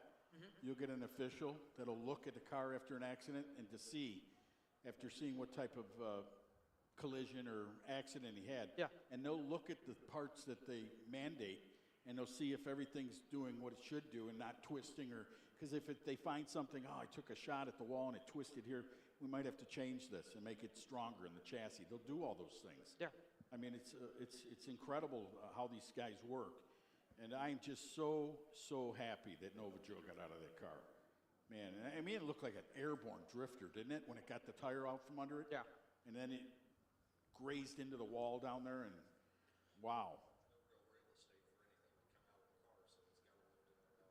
Yeah. Yeah, and you know, the thing I do, and I did recover, I'm just going, unbelievable when I saw the pieces. I'm like, I thought the chutes knocked the tail or something off the thing. That's what I thought too. I thought the chutes pulled out and it hit something out, you know. Because I've never seen, I mean, it just started disintegrating. I'm like, wow. So that's going to be a little bit of a cleanup. Now it's a great time if you're a spectator or a crew guy and you want to get a bite to eat. Go on down to the concession area. They have such great stuff. I think they still have pizza here. They have great pizza. I had the shared one nachos with yesterday. my friend here from UEM last year. You'd think he would have tipped her or anything. You know, I paid for the whole bill, but it's all right. I know. Steve-O did offer. Steve-O It's did all offer. right, Steve-O. Don't go there, all right? Just, I was telling you, I ordered the nachos yesterday. Had some beef fajitas on those bad boys. They're good. Good. They're really good. Yeah. really good. Well, you're going to hold the fort down. Be right back, all right? I Yeah. just want to go talk to someone. Yeah. Go get your chats. Go to And, your chats out of the way. I'll Get some leave it up here updates, for and these guys. I'll be right back. Tucci's Thank- going to do some footwork to make sure that he gets you the best versions of the story and knows everybody's okay and exactly what happened. Oh.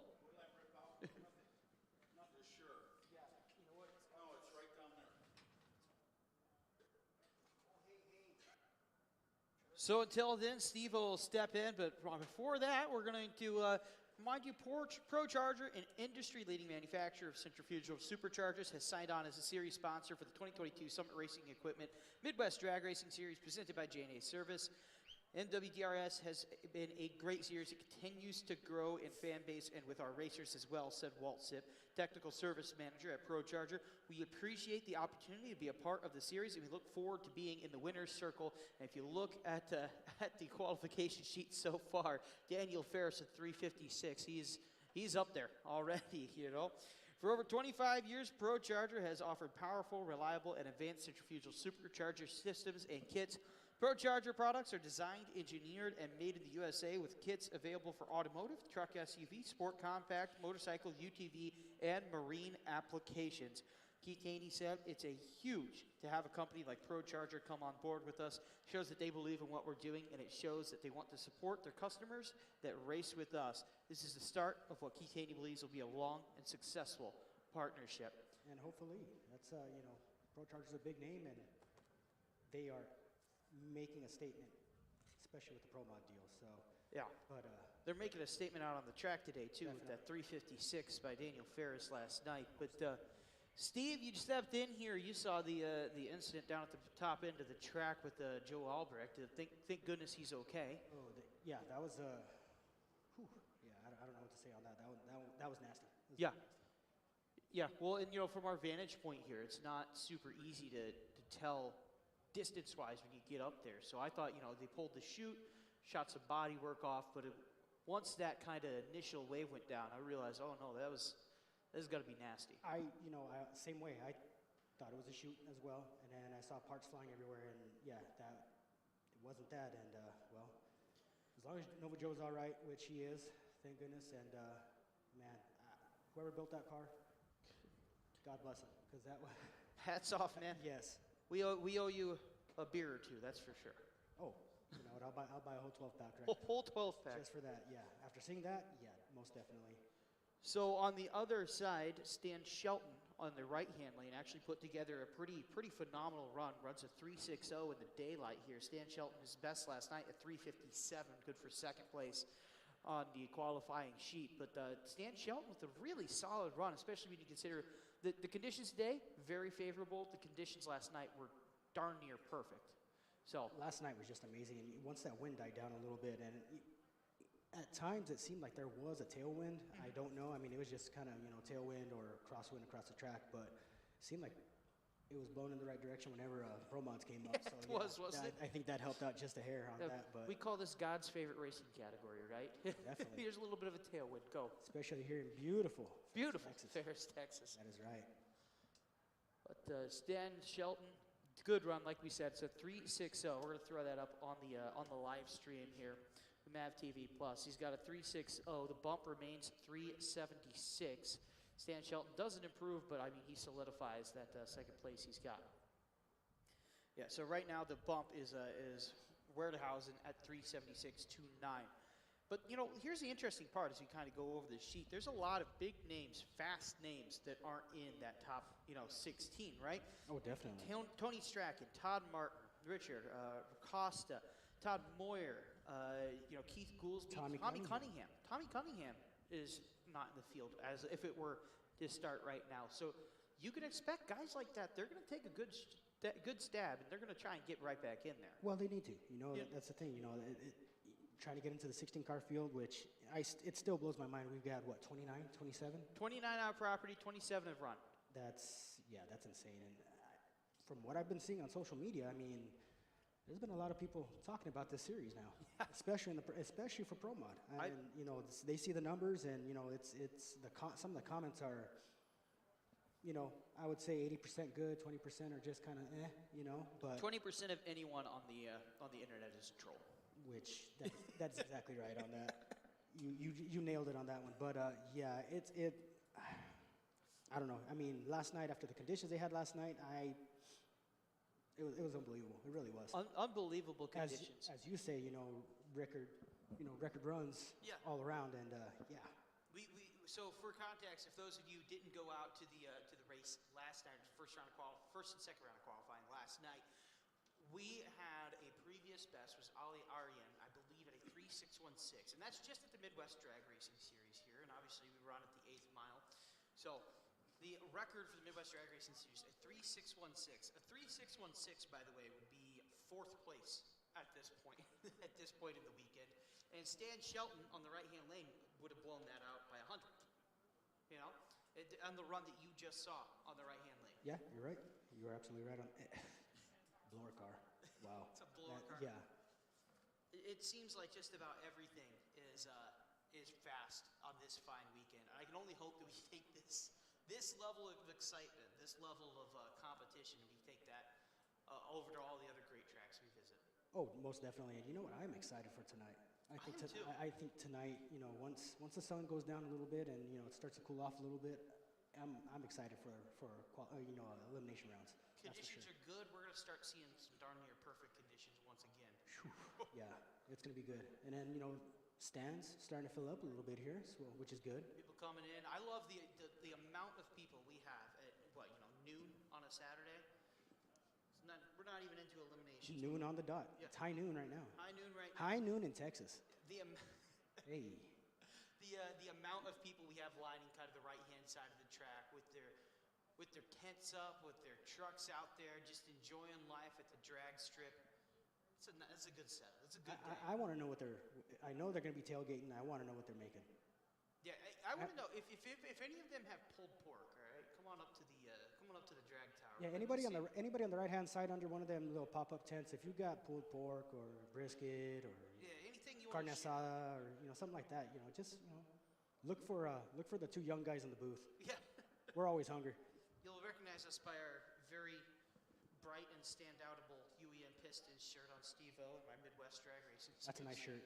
That's a real nice shirt. It is. Sure, It I is. got a little. Look at you. All right. Man, what's a guy got to do to get one of those? Well, go to the trailer and. It's that easy, huh? Well, I mean, you're an employee, which you are. You're with us now. You're one of the boys. You're one of the boys. Yeah, there you go. That sounds. I'll take that. You're one of I'll the take boys. that. Yeah, one of the homies. You're our homies over here. That is right. So before that run that we just saw, we saw Daniel Ferris run a 3.62 and a 4. Here's the interesting side note here. Daniel Ferris previously last night ran a 3.58 and 3.56. He's dropping, I mean, we're talking, what is that? That'd be 400s and from last night and then 600s from his best run last night. He ran a 3.62 in the daylight, so it's interesting to see Daniel Harris dropping just a little more than Stan Shelton is. Robert Gallegos had to take his foot off of it with a 369.5 and a 2. And Robert Gallegos, man, Look at that short time though for Gallegos. I mean, that's the thing is his 60 foot was a 9.1, and we've seen him yesterday during yesterday during testing go 9.0. correct. I really like Robert Gallegos this weekend as we move into tonight. You know, I like a lot of guys, but I like Robert Gallegos. you know what? I hate. You know, I don't. You know, no favoritism or anything like that. None at all. But I mean, he truly is a dark horse out here, and that dark horse is going to turn into probably Full-bred stallion. That is right. That is right. You are absolutely Clydesdale. Yeah. That's right. Daniel Ferris, though, he is the man to beat. He is blowing the doors off of everything right now, and it is fun to watch him out of Sikeston, Missouri.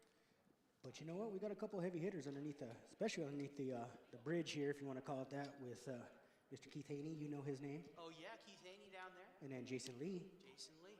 I mean, there's a lot of heavy hitters still. You can call him Jason Lee, but his name is Earl. You know. Because he's early. Well, because Jason Lee is the actor who played. Well, I knew that, but I thought he's Earl because you know he's early. He's early. Early here to the track. Okay, that was. Did you know Jason Lee played My Name's Earl? He's an accomplished skateboarder before he. I saw that. Yeah, he invented the impossible and the hard flip.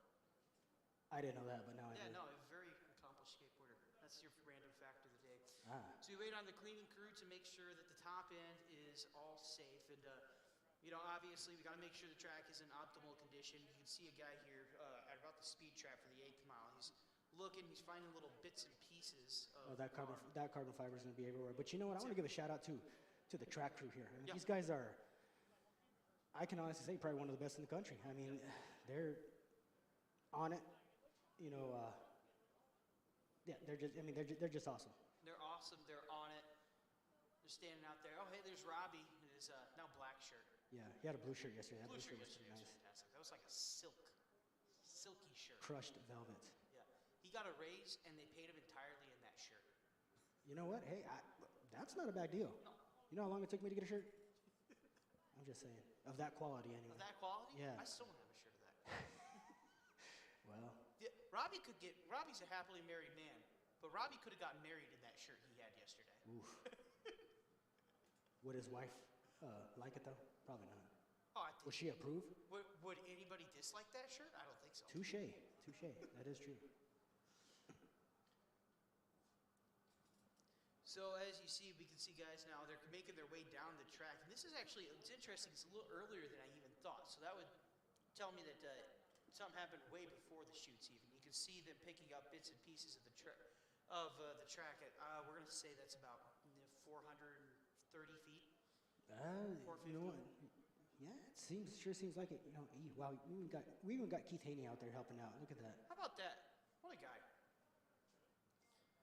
Yeah, going out there picking it up. So that would support the fact that, you know, something happened a little before that. They're finding stuff down at the track. And obviously after this, we're going to have to make sure the track is A-okay to race on. We wouldn't want any one of those little bits of carbon fiber or bodywork. Not at all. That can ruin a tire. Oh, yeah, exactly. ruin your day. And well, more than that. And, you know, of course, we don't want a repeat of what just happened right now. So No. if you can, just, you know, bear with us a little bit. And like Tucci said, now's the perfect time to grab you some nachos. You know, an ice-cold beverage. An ice-cold frosty beverage if it's your time. It's afternoon on a Saturday. That is right. In beautiful Ferris, Texas. So why not? Why not? Why not go for it? I did have nachos yesterday after you didn't invite me, so.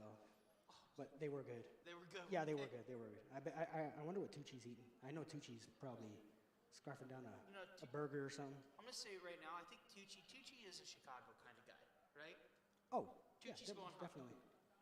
Tucci's going hot dog. Wow. Am I wrong? No, you're not wrong. You're He's going to put absolutely right. mustard on it, nothing else. Maybe some Man, relish. look at that. Would he go chili dog? I'm going to say no. Well, you never know. They have Frito pies. Frito pies are pretty good. I'm not gonna lie. Oh, man, Frito pie is just how you know you're in Texas, right? Oh, most definitely. I love coming to Texas. I love it. Too. I love That's it. great. Weather's always nice. I love the fact we always visit Texas. First race of the year, last race of the year, right? And it's always like it's always perfect weather. Perfect weather. We avoid That's it right. when it's ungodly hot, and then we come here when it's perfect weather, and just puts your spirits at ease. Because I'm coming from Minnesota, right? So like I was snowboarding 3 days ago, and it's cold. There's 2 feet of snow on the ground. I come here. I'm in shorts and t-shirt. I'm loving life. I'm living large. And see, I come from the absolute opposite end of the spectrum because I'm from Arizona, and we're hitting the 80s. We might be hitting the 90s like next week. So yeah, it's pretty nice right now. I can tell you that. It absolutely is. So speaking of our schedule, we have our schedules. Yeah, here it is. We'll go over our schedule because if you are here in the stands, we will be coming back later this year. But let's go over our full schedule. Let's do it. shall we? Let's do it. Right now, we're at Extreme Racing Park in Texas. For those of you watching on MAV TV Plus, April 22nd and 23rd, we make our debut at Memphis International Raceway in Tennessee. Love that track. Have you ever been to that track? I have not been to that. It's track. pretty cool. Is it pretty cool? I like it. I like it. Facility is good. Facility is good. I mean, it's been a while since I've been there, but when I did go there, I went up there for a divisional one time, and yeah, it was. I just happened to be in the area, and I thought, hey, let's see if there's any drag racing going on, and I drove by, and there was, and I liked it over there. It was pretty nice. So coming out of this race last year, I was wearing my Midwest Drag Racing Series hoodie at the airport, and I ran into a guy with a ISKI Racing Cams shirt, and like we kind of did like a little nod. I'm like, okay, we're both in. We don't know each other, but we know Exactly. we're in the group. Right? Racing world is Racing- small. Right. So he's like, God, did you just go to the race? I'm like, no, actually, I announce the Midwest Drag Racing Series. He's like, no way. So we were talking. He's like, man, I would love for the Midwest Series to come to Memphis because that's where I'm flying to. I'm flying back to Memphis. And I'm like, no kidding. All right, well. And I was like, might be in the works. I don't know the schedule at this point. But so Adrian Berryhill, if he's listening on MAV TV Plus, we're coming your way. I might have to shoot him a text. Mr. ISKI guy, Mr. ISKI guy? Yeah. we are there. May 6th and 7th will be at Tulsa Raceway Park for the Throwdown in T-Town, and that is, you can't beat the Throwdown. That's always a good event, and especially with Keith and Todd Martin, running the facility and the things they've done to that track. It's always a good time, and gets fast track, very fast track. The fans are fantastic. They put on a show with a capital S there. That they do. Is that when they're debuting the Top Fuel motorcycles? I want to say yes. Which that is a treat in itself. Top Fuel. If any of you have ever seen a Top Fuel motorcycle, whether it be an import or a Harley, or yeah, those guys are just. It's a 2-wheeled flying death trap, and it's awesome. Well, we said earlier, right? You want to find the baddest guys at any track ever, be it a drag strip, be it a road course, be it an oval, be it a dirt course. You go and find the dudes who are doing it on 2 wheels, and you have to be bad to be a drag racer, but to do it on 2 wheels, you have to be a borderline psychopath. Oh, well, that's why they do it. That's why they do That's exactly why they do it. Would I do it? No. No. But I enjoy watching it, so yeah, more power to them. So after the Tulsa Raceway Park, we're going over the SRCA drag strip that is in Great Bend, Kansas. The SRCA drag strip. Historical track, loved it. I went last year, and I'm going to tell you right now, it's out in the middle of nowhere. It is. It truly is, and just the facility itself is awesome. I mean, all the work that they've done to it within the last maybe couple years. Couple years, yeah. If Wow, you open that's up awesome. if you open up kind of the NHRA rule book on what the perfect ideal track is, right? And you look up kind of their requirements, preferred, blah blah blah, to the millimeter, to the inch precision. That is what the SRCA drag strip is. Most It's definitely. a fantastic facility. And then, fun fact on that used to be a facility where they would train, I believe, bomber pilots. It's a B-52 airfield. That's Yeah. correct. And I mean, it shows because that extra long runway, shutdown area on that area, it really is awesome track historical on that end. Absolutely. So if you fly into Great Bend, right, which I didn't get the opportunity to go last year, but I know if you fly into Great Bend, you land on one runway, and it's like a triangle of runways, right? This airport is. You land on one runway, and another runway that is is, right next to where you are. That's the actual. That is dragster. correct. Yeah. That's the Yeah, that's dragster. absolutely it. Yeah. So they had last year, no, was it last year or was it a couple of years ago? They were telling me they had a big event and they timed it to where it's the same time as an air show. So you can I heard watch about a that. drag strip. Yeah, you can watch 2 years ago. You can watch a drag race and you can have some fighter pilots bombing overhead. And like that is just. Is that is worth I mean, the if you price if, of if you that's worth the travel. if you like anything that uses any kind of fuel, that would be where to go and what to check out. Yep. Most definitely. So after that, we returned to my home race. We skipped them last year, but we're back at my hometown, Worldwide Technology Raceway, just outside of St. Louis. Emotional race for me. I moved away from St. Louis after calling races for 4 years there, I think now. But I love that track. It's a fantastic track. And they're getting a NASCAR race. They're going to ask us to promote the NASCAR race to promote the IndyCar race. Really? Yeah, they got a cup race finally. Wow. If you remember that facility, well, before it was, before the oval was built, it was just a drag strip and it ran the opposite direction, right?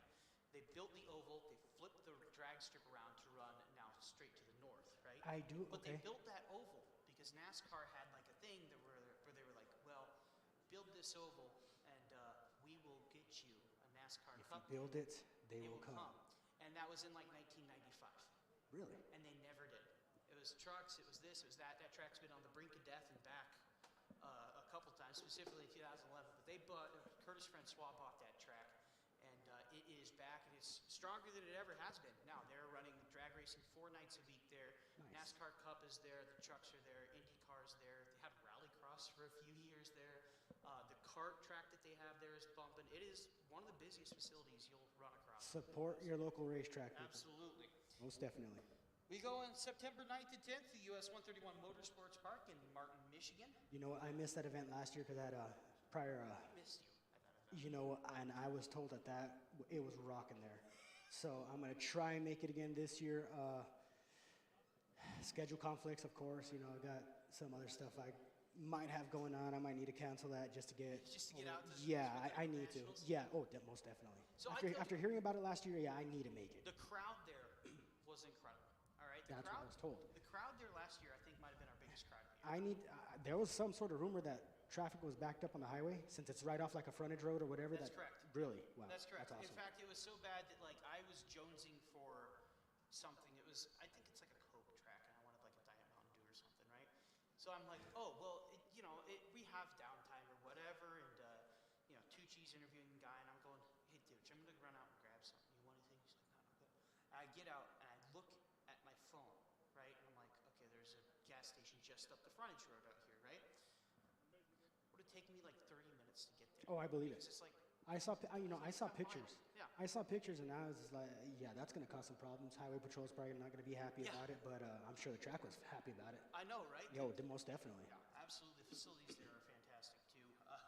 We had when you're sitting there, you have kind of glass to your left in the broadcast booth because that is you're right in line with where the second floor of the suites are, and so glass to your left leads into another suite, and there's a suite from one of the campgrounds around there. Is their company kind of getaway, and they had a suite there, and they were having a good time, we'll say, right? And, There you go. Well, you got to have a good time. yeah, they were having a real good time, and we would pose a question, and they would like be on the glass, like, no, we think number 2's gonna win. We think Haney's gonna take it. Haney's gonna. Really? It was so much fun. So you're saying there was some off-site betting in there?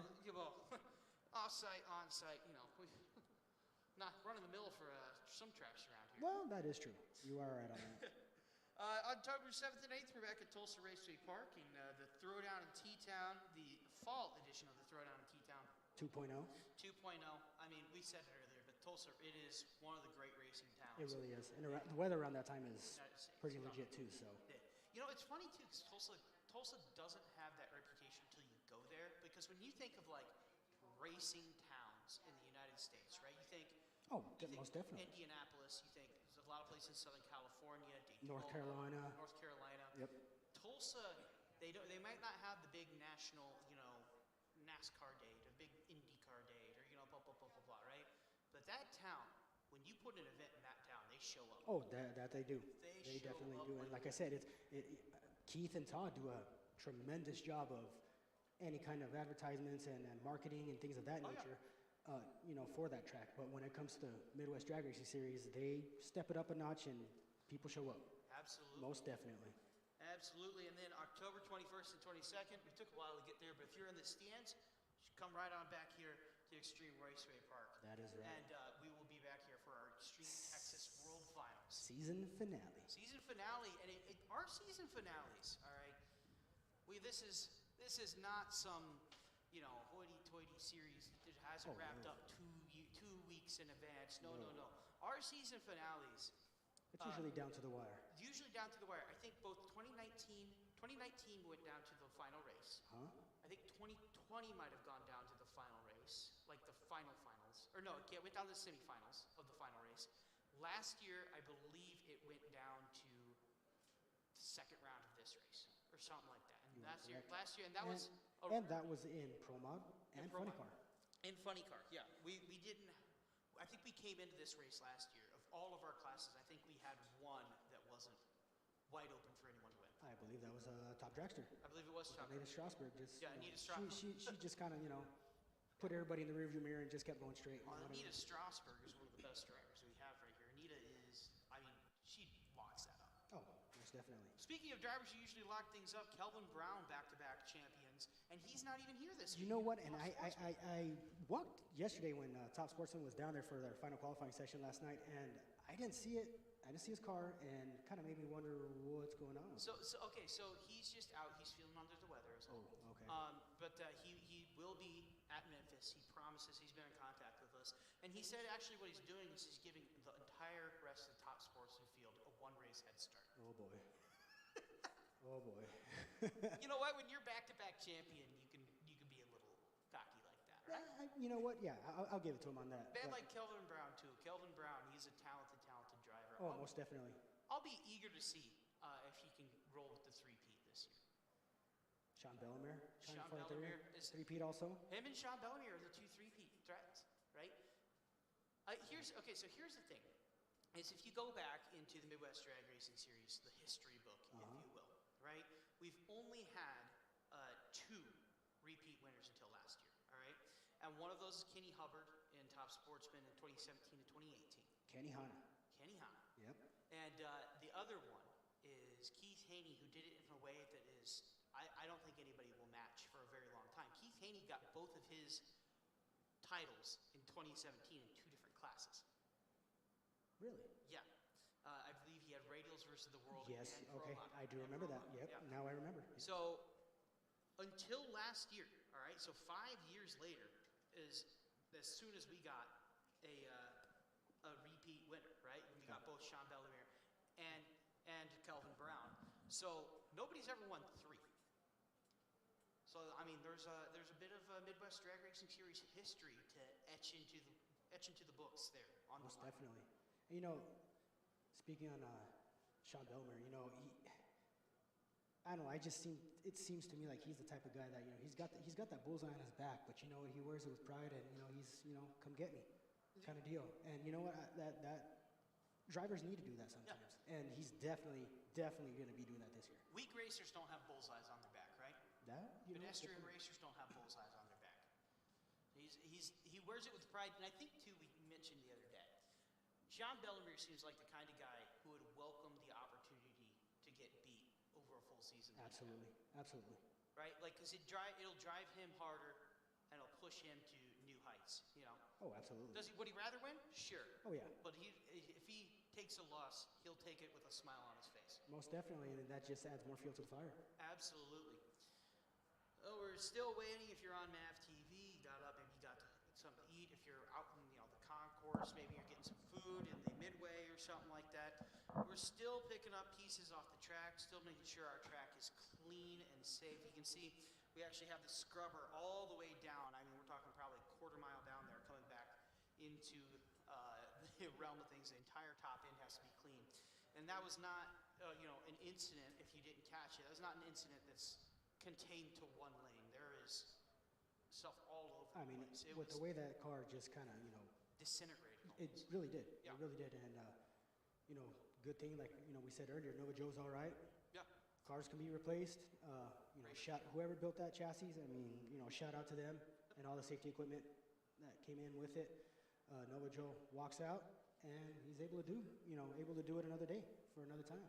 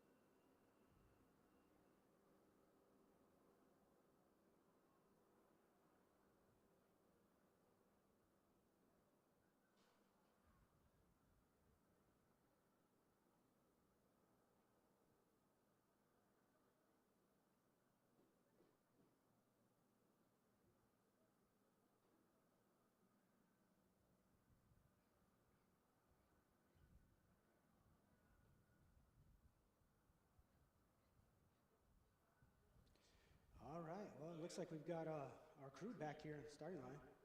So it looks like we'll be ready for action here in a couple minutes.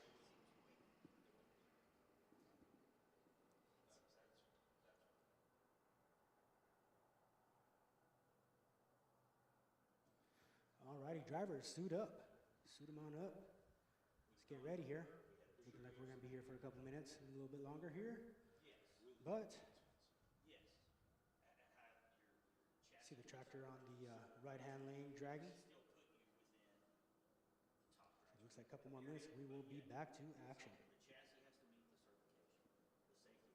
Fans, you guys are out getting your food. Make your way back up to the grandstands and watch some racing going on.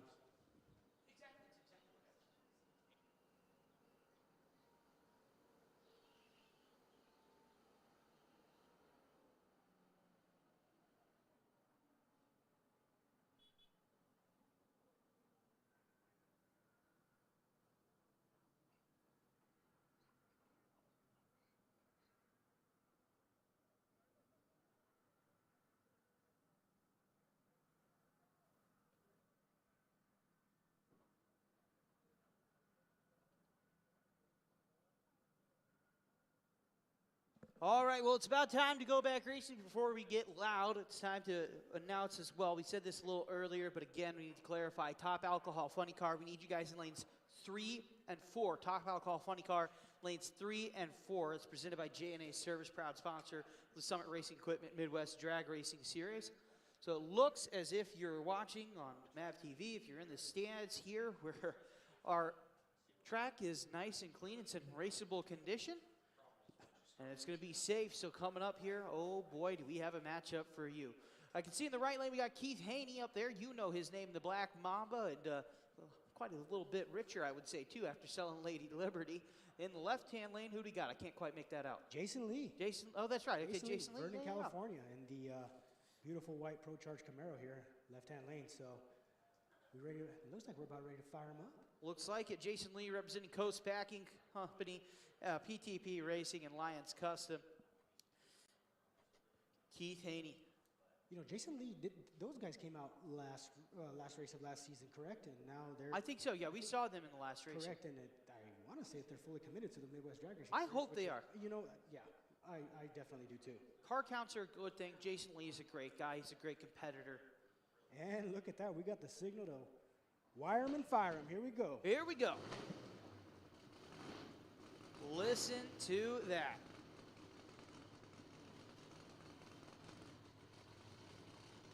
Pro Charge power here on the left-hand side, and Jason Lee, and you know his name, that's Keith Haney.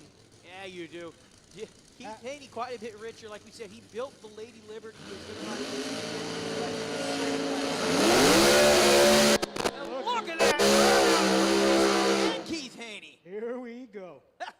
They say here's a proper welcome back to racing, right? That is right. Look at that.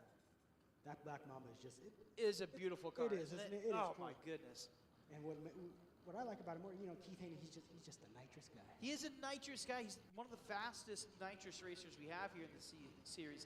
Just consistent with that Black Probably Mamba. one of the fastest ones on the planet, to be honest. I would be honest with you, I would agree. Oh, definitely. Keith Haney, you know, last year, the season didn't start off the way he wanted it, but back in Great Bend, he, you know, gave a little tweak here and a little tap here, and you know what? Next thing you know, he's in the running for a championship. It was a tale of two seasons. He started out, you know, with 4 races that could have gone better. I'll be honest with you. I think there was one in which he even failed to qualify for the field. It was a tough start.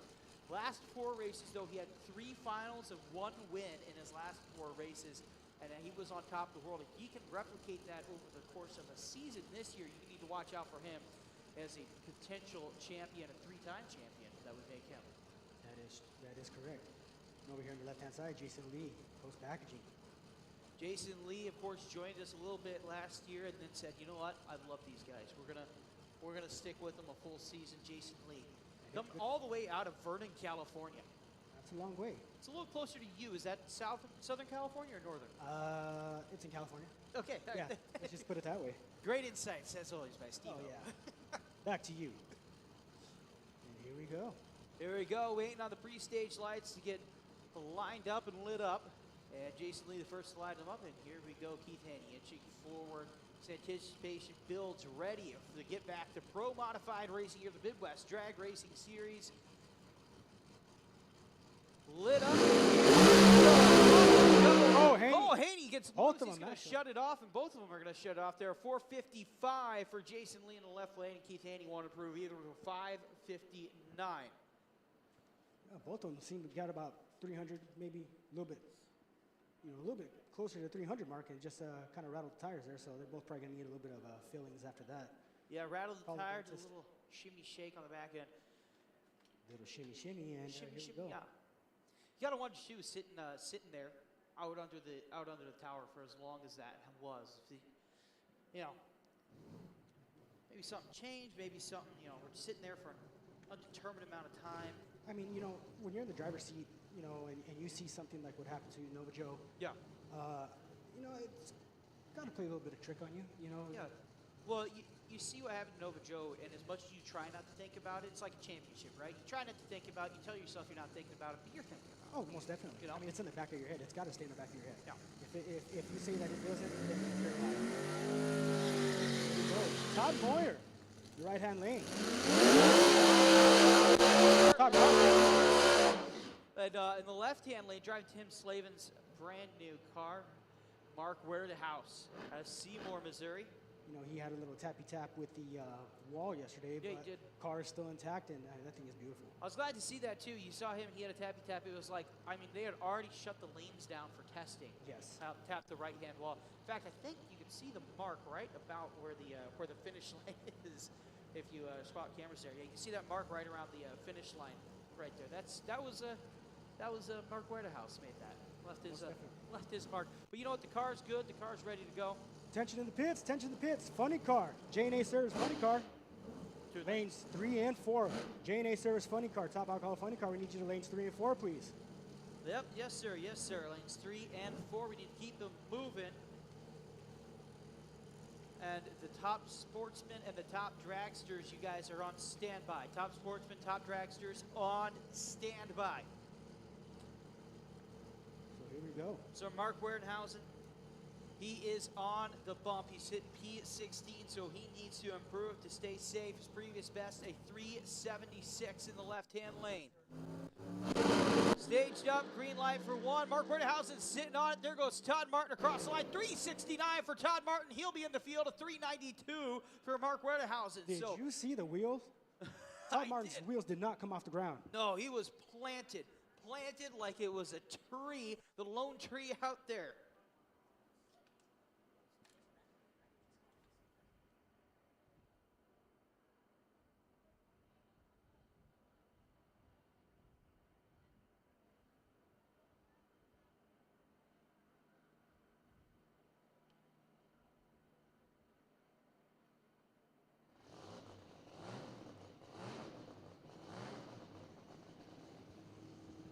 Wow, Todd Martin. So How about that, huh? Yeah, how about that indeed? Todd Martin's previous best was a 403. And Martin was just planted there, and he's going to find himself in the field. Drops the bump down to 374. That 369 and a 4 for Todd Martin. That's going to be good for 13 in the field. We got a pair of New Mexicans here. Yeah, we do. How you like that? I love the New Mexico gang. You know, we picked them up, I want to say start of last year, up thereabouts. Something about that, yeah. Somewhere about that. And it's Mike LeBate, it's Robert Costa, and it's, of course, Robert Gallegos. All three of them good friends. They race out there in Albuquerque. And I tell you what, man, it's a good group of guys. They all just kind of road trip together, basically, to all these races. That's right. Robert Costa over here in the right-hand lane in that beautiful Mustang is. That thing, I remember that thing a couple years ago, and it had a nitrous engine in it, and then they switched over to the Pro Charger, so I think they're still trying to figure that out a little bit, but they're making, leaps and strides here or there. I tell you what, we've seen some Pro Chargers put some mean times down, though. So most definitely. I mean, it's Robert Costa's previous run best was a 424. Can't quite figure it out right now. He's searching for it. He needs to beat a 374, so knock a full second off that. Mike LeBate, a 372. He's going to be running about 15th right now, so he needs to just kind of improve his time, stay on the safe side of that bump number. And he can do it. I mean, He can. Yeah. That car in itself is making leaps and strides as well, so here we go. Spooling up as we're staged up, ready to go. Costa running through the tire shake and gets through 411. 411, yeah, that's 411. not quite going to do it. Good job sticking with it, but it is not going to be quite good enough to find your way into the field of 16. It's not often a field of 16 feels quite this constrained.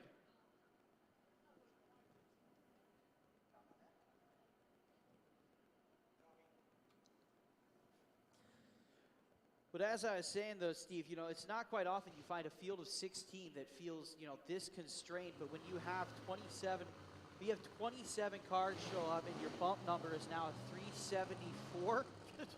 It still blows my mind. You that could we have forget. that many. Yeah. It still blows my mind that we have that many. Here we go. Who we got? Dustin Neslony. Dustin Neslony now. He found the guru of and how about that burnout, Texas? Showing off a little bit as well as he burns right down to about the 330 mark, throws it in reverse, and we're going to line up for another matchup here.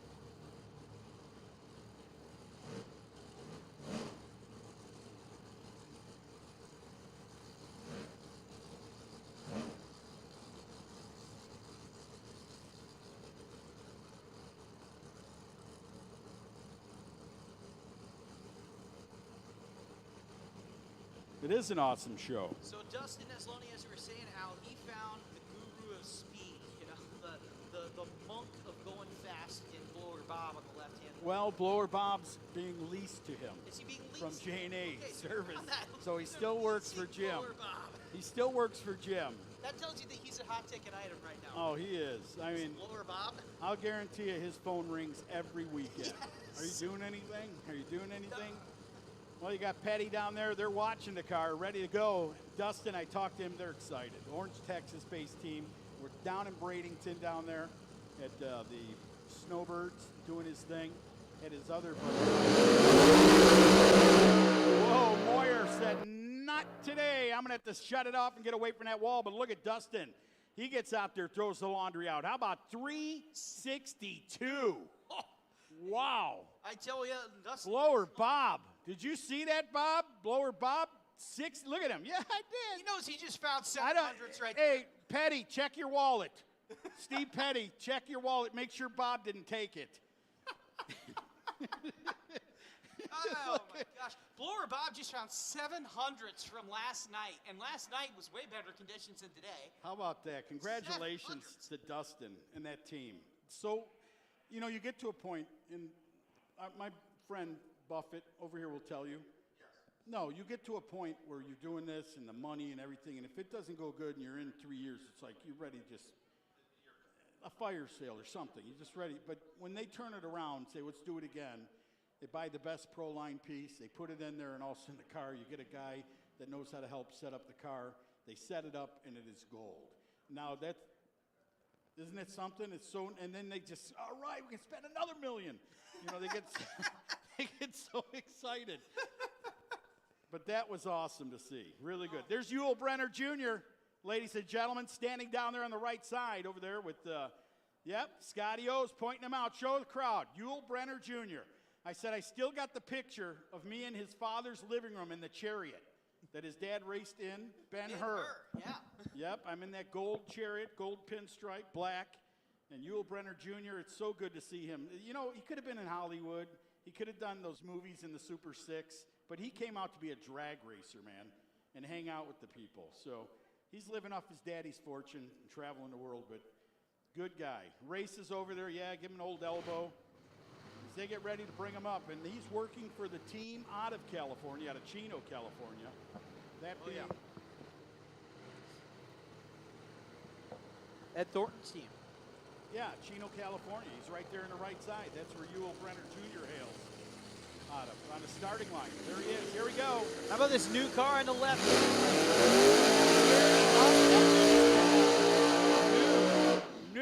New. I'll tell you what. Free. That car there in the left lane, he says new. When was the last time you saw a DeSoto dealership? 58? 1958, maybe? Cool, that was only 40 years before I was That's born. all right. You were dragging a Kimby, not even thinking that there'd be a race car built out of one of these. I'll say I was a glint in my grandfather's eyes when that Yeah. was being sold, man. Absolutely. And there wasn't no cyclone fences, so you didn't get a shot to see anything. There we go. That is going to be Jerry Hunt out of Hazelwood, Missouri.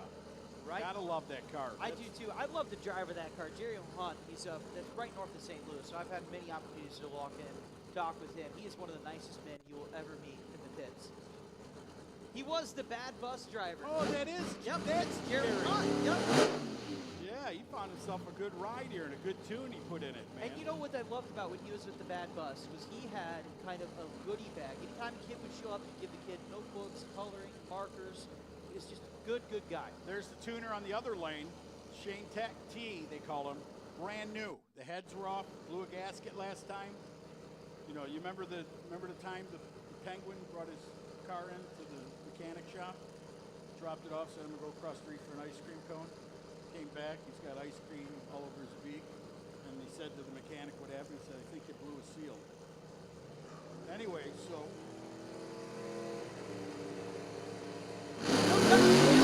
There they are. Whoa, look at Eddie Thornton, what a charge at 3.74 seconds.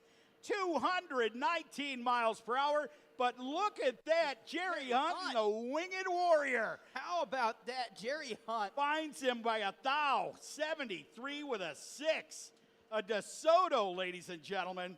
A car that you can drive out west or out anywhere and look in the back of barns or garages, and you may see one of those sitting around. Yeah. I tell you what, man, that is the fastest Maybe. you'll ever see at DeSoto, I dare say.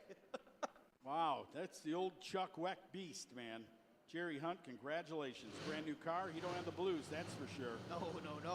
What do we got coming up? It sounds like it's going to be Frankie the Madman Taylor over there by the look of the colors right there. I do believe so, yeah. We got Brandon James in the left-hand lane. Now, that car says Zach Barklage on the side, but don't let that fool you. That's Brandon James in the left-hand.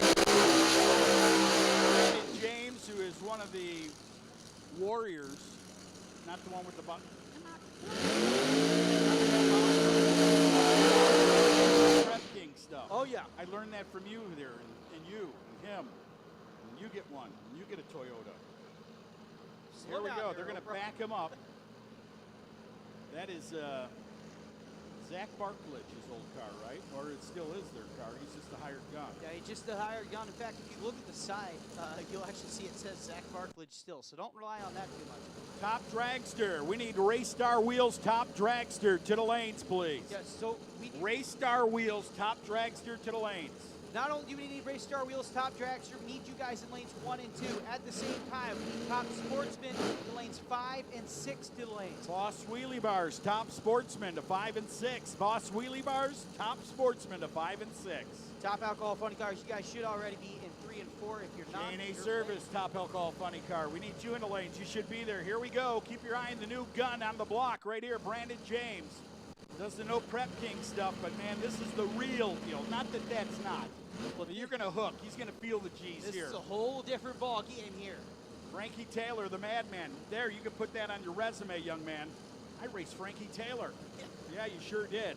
Frankie Taylor is using the Voss wheelie bars actually right now. We just talked to Corey Voss a while ago. Very proud. He goes, hey, if there's anybody who puts a Voss wheelie bar through all that it can take, is Frankie the Madman Taylor right here on the right-hand lane. Yeah, one of the original cars that made him fame right there. It goes back many years.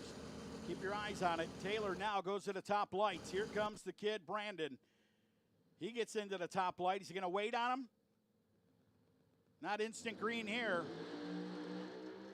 Taylor's out of it. Brandon's going to go down there driving it like he borrowed it. How about that? 375 at 201. He had no fear. He's like, ain't mine. So stayed with it. Got down there and made a good old pass in the Yeah, Phil he trailer sales sign. Brandon James, you know, not going to improve his time, but he's really close to the time he was running in what was perfect weather last night. So that means he's got a consistent car right there in the left-hand lane. That's all it takes, my of Zach friend. Barklage. A consistent car and a little bit of luck. You'd You rather- go a long way. You'd rather be consistent than anything else in this sport, right? Absolutely, young man. No, I was frozen time for a minute there thinking. You're appreciating the run that just happened. It's a matchup. How about this? Oh, yeah. Talk guys that Look at that burnout, man. Did you see that? Wow, beautiful sideways burnout down there for Tommy Cunningham. His wife's running there. She'll be ready to do a 5K pretty soon. She goes Oh down my there. goodness, yeah. She's like, can you not burn out to the 8th mile mark next No, time? she loves it. That's her man, and I guarantee I've talked to her back in Yep. Tulsa. She goes, that's everything I have right there. She told me in that car. That man is my world. And, That's so sweet. he's doing what he loves to do. If he told her, hey, you know what? Let's sell it and go on vacation. She'd be, yeah! You know, be excited. Here we go. Let's see how it goes, though. You want to talk about a couple guys that chip on their shoulder. Both Brian Lewis in the brand new car on the right-hand side and Tawny Cunningham are on the outside looking in. You know Tawny Cunningham has the speed to make the field with that bump of 374, but he hasn't been able to put it together over the 2 runs last night. No, he told me why. I just talked to him down there. Did you? What did he say? Worn out tires. Worn out tires. Because I tried to get an extra run or two out of him. It didn't work. So he's got a new pair Got on new you? skins on there, man. Let's Oh, see yeah. how it works.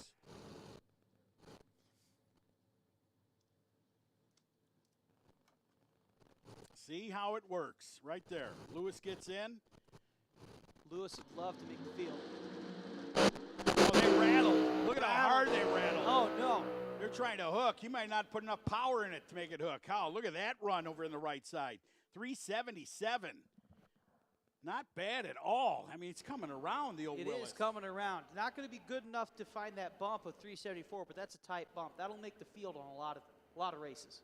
Oh, yeah, and then 462. So the Stroud Safety Equipment president had the tires rattling. He pedaled it, tried to get it around.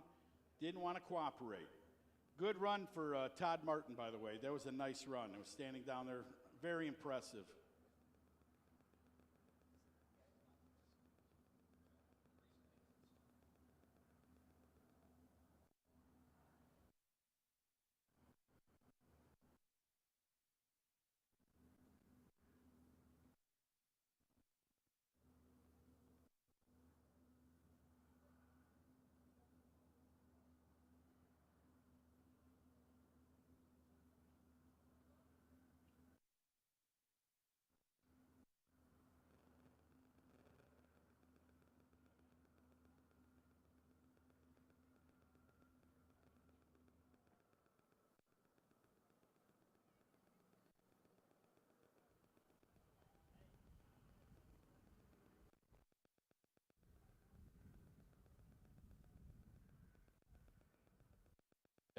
Yeah, I sure am. I sure am. Man, what a round, huh? There's more action coming out there. It looks like we've got Camaros, 57 Chevys. Oh, man. All types of stuff getting ready to come out of the tower area as soon as they check that track, make sure everything's A-okay. Hopefully you got something great to eat. Oh, yeah. And a bite to eat. You got yourself a chili dog or a nacho or... No, I went and talked to all the racers because it's a good time when something like that happens to go out and just mingle and say, hey, what's up, man? So-and-so, popped a drive shaft. You don't find all the stories that Al Tucci tells by sitting in the booth all the time. You got to go out there. You got to talk to the people. Or you just call. Got that long-distance call. Oh, yeah. Anyway, so where are we sitting right now? I came back in here. He shut it off, right? Robert did? Yep. So he'll stay. Is he still number 3? Robert will be Nobody's number gone 3. 6. Nobody broke into the 5s today yet, so Robert's still number 3. Did you see him? Yeah, hold that hand up right there. Congratulations. That man right there. Robert Gallegos. I want to tell you what. The only thing that's missing, and it'll happen at the end of the year, is the song We Are the Champions. So put the threat into everyone out there. That guy is all business right now. And he has proven it here with his brand new car. His family's happy. Everyone's happy. They got that one pass out of their system, and everything's good, man. Did she make a little bobble down there around 300 feet, the last run? See, I'm paying attention. I just want to make sure my old eyes can see what's going on. And I guarantee it, so the mom, his wife knows I'm paying attention. She went, grab your chest. She did. Did you not grab your chest over on the wall like, oh, my God. Oh, God. Adios míos. Oh, see? Well, you got to pay attention. It's the family, man. I'm totally wound up and drove him right in. Tucci, that was quite possibly the worst 2 words of Spanish I've ever heard in my life. Adios míos? Isn't that, my mother-in-law says that all the time. Oh, Goldito, adios míos. I don't know what Goldito is, but she sure loves me. Steve's your diet. Steve, you want to crack them or? Yeah, but it's in a nice way, dude. Yeah, Don't dare she calls say. you fatty in a nice way, yeah. She only says that when she's handing me a Slim Fast. Oh, Gordito, I love you so much. Oh. And Galen Smith getting out there and getting after that lane over there on the right side, giving these guys what they need. Jimmy wants the top dragsters in the lanes, and he needs them now. We did call him Jimmy when it was loud. I apologize. Top dragster, you guys need to be in lanes 1 and 2. Top sportsman 5 and 6. Top dragster 1 and 2. Top sportsman 5 and 6. Please. Yep, all of you guys should be there. We have some important stuff we need to go over. So dragster, race to our wheels, top dragster 1 and 2, and of course your top sportsman to 5 and 6.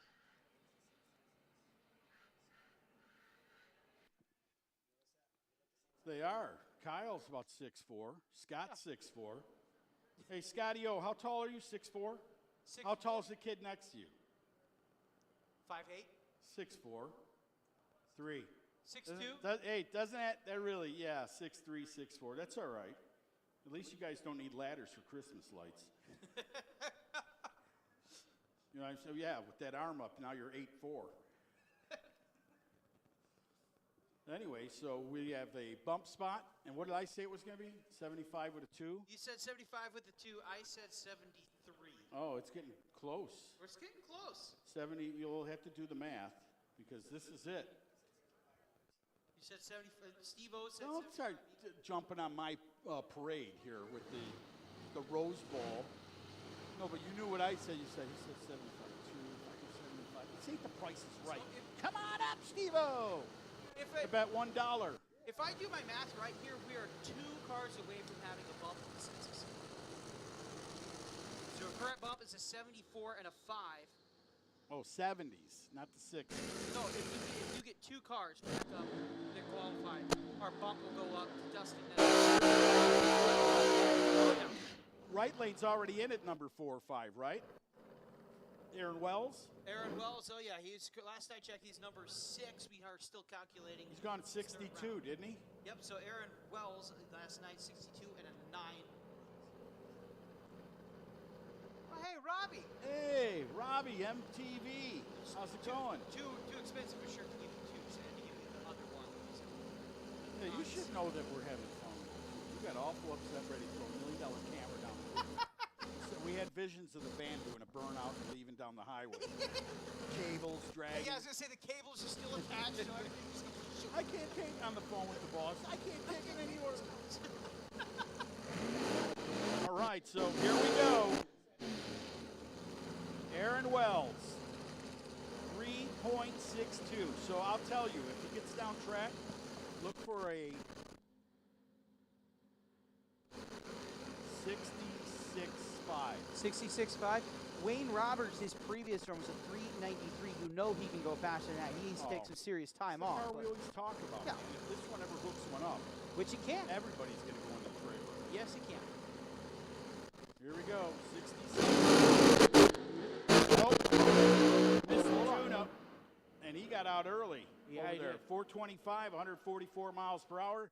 The AutoSmart Racing, Sandalin Iron and Metal, Mel Harbelton Ford, Mel Harbelton Ford, I believe, sponsored Chevrolet Corvette. Sorry, Mel, if I got that wrong. But nice to see the Corvette out there doing its deal. It's good to So see. this is it, man. This is the field. Once we get these cars out here, Yeah. That's it. that's you set your seat. You set your field. Yep, the field is just about set. We got a couple more pro mods, it looks like, coming up here, but I mean, this is Slim Pickens time, right? This is crunch time, this right? is. If you want to get in, You got to do it now. you better pour everything you got into the sink. It's what we call out on a dirt track. This is your last chance qualifier. There's the right here. Sandman right there, Tony Williams out of Millington, Tennessee, sitting in the right side. Now, I tell the story, and I'll tell it again. I remember this guy back in the early 90s with a streetcar that went 770s. 1969 Chevrolet Camaro that he drove to. He'll be taking on Reggie Richard out of Austin, Texas. Richard will be in the left lane.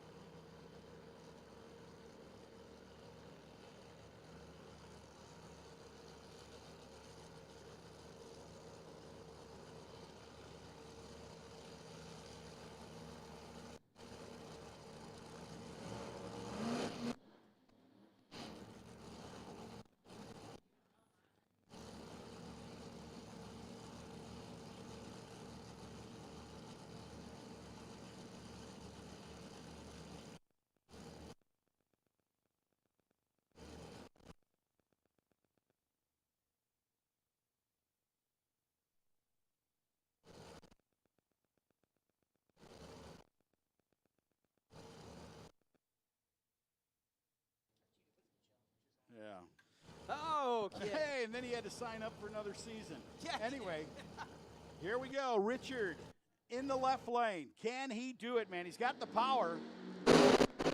Oh, look at that. Tony's got the passion, though, to get down there. 397, 478 in the left lane. Neither will find anything but the slammers here this weekend. Absolutely not, no. and I'm telling you, it's open season, and it's obviously been open for Bear, right? I mean, these guys are unbelievably fast here this year, starting out in 2022. In Pro Modified, you get a chance to watch that, and you see cars running in the 50s and 60s and 70s, and the other guy in the 60s right there, 69. He knew it too. I talked to him. He said, "No, wait." He said, "Get out of here. Don't eat my Twinkies. Wait." Wait, hold on. I was talking about Todd Martin. I'm glad for him. UFC Todd, I am too. Went out there and put it down. Stone Cold Todd Martin. Again, man needs just hire a man to chuck beers at him all the time. If I had, I would. There's the Notorious beast. Is it notorious or notorious? I think it's notorious because it's Like, don't call this thing notorious. Like, no. yeah, N2O. Oh, there we go. Yeah. Good eyes, young men. Nitrous. So, spraying it and saying it right here. This car was apart all winter. His wife said, "Yep, he sure was. We're going to get this thing to run here eventually, and hopefully this will be one of the runs." What's he got to go quicker than 374 to get in? Quicker than 374. His current best 386. It's obviously got it ain't a 374 flat, is it? No, it's a 374 and a 5. Yeah, so he's got to go 374.4 Yep. or 375 flat Yep. or 375 with a 1. Or he could even go 374 with a 9. I'd take the 374 with a 1. I don't care, just to get in, right? Just get in. That's all that matters. This car can run those numbers. And you remember, it's nitrous oxide. Doesn't matter how the air's stale or what. No. This thing feeds its own System. air. He's got it all right there on board. Keep your eye on him. Let's watch and see. Once you- Oh, look at that. Look at that high shift. Can he do it? No. Oh, my, oh, my. By 0.004 of a second, Tony misses the field. But on the other hand, they're probably happy that they got a good run out of it finally and get something to read. But, man, how about that? So Strachan and his wife will be in the category as the Slammers category here coming up today. Slammers will be here today, and it should be a healthy Slammers field nonetheless, too. Oh, we didn't count. I don't want to count out Taylor. No. We got a couple more coming up here. It looks like. Yeah, that little kid's going to push him to 374. He needs to go to Chicago, push cars out of the snowbanks. You know what? I didn't understand that when I lived in St. Louis. I understand that now that I live in Minnesota.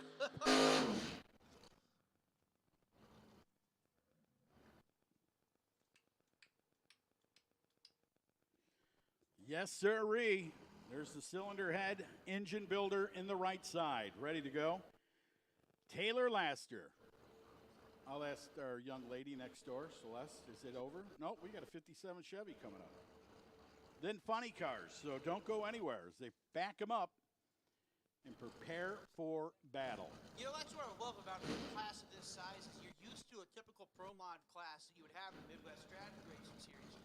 But this one, you're like, okay, that must be the final pair, and they just keep coming. They just keep coming. It's such a big field here. It's a fantastic test. 29-27 qualified. Not bad at all, man. Testament to how good the rule book is here at the Midwest Drag Racing Series. All right, keep your eye on him. What was his last run, by the way, since you've got all the paperwork and hoarding it? He's in at what number? He's already in, so he's number 12. So all he can do is better his spot on the 16-car field here. That thing hit the nitrous. Wow. He had to shut that thing off early down there. Didn't get to the stripe on time. 387, 167 mile per hour tells the story. That, the chutes were coming out and the brakes were getting applied very strong right there for that young man. How about the 57 Chevrolet getting ready under the tower? Then we got some funny cars. The J&A Service funny cars ready to make their way in for their final round of qualifying.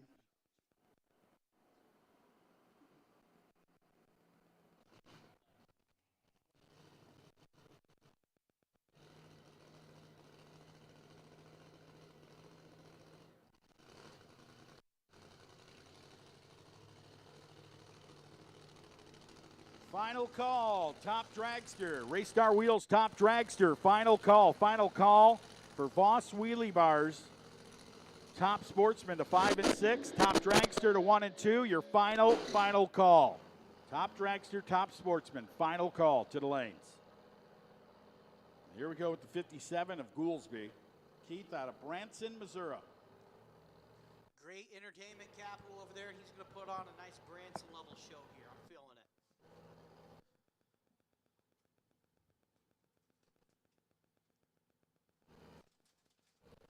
Last time I was down there, it was 2020. It's kind of depressing because all those like Branson theaters that are just everywhere, they're all shut down because it was height of COVID times. It was a Ghost town. It was weird to see it. It kind of was a ghost town, yeah. But you know what? They just went out on the lake for 3 days. We're fine. Nice lake over there. Oh yeah. So it's on Table Rock Lake, which is one of the nicest lakes you'll ever see in your life. Huge sprawling lake, clear waters. Well, you're doing an old style commercial. You can see to the you really can see to the bottom. It's, For real? Yeah, you can see the bottom of the lake. No. So the mafia don't even go there. They don't even want to hang out. No. Flyovers. Yeah. It'd be the worst place to hide something. So here we go, Goolsby. Let's see what you got with that supercharged 57 Chevrolet. Can he get that thing in the field? That's the question. That is the question. He's on the outside looking in. Had kind of a frustrating night last night. Nope. But no. Oh, that was a little disappointing there. Yeah. He could fire the car. No, he can't, said Big Jim. So Big Jim down there saying, nope, they got to push it off. That's it. Stage, lost fire. Big Scott on his way back. Thanks for lunch, by the way. And if you're looking for a water heater for your home, talk to Big Scott, Scott O. He's got all the water heaters in the world down there in California, and he can help you out, sell you all types of great things for your house, and that's why he's here, selling water heaters and kicking his kid in the rear to get him to win. Love to have another championship out of that car, wouldn't he? So we said a lot of great things for the start of 2022 right here at the Extreme Raceway Park. The fine people down there, and a big thanks for having Kale back. Got to tell everybody that. It is so nice to see the kid. Yeah, thank you. There he is, Kale. Had a girlfriend. She broke up because the check bounced. So he won't, it's all right, Kale. It happens to the best of them. It does. Next time, stay away from the pink bunny. Damon's dying over there, man. That's Uncle Damon. Uncle Damon. Kale, yeah.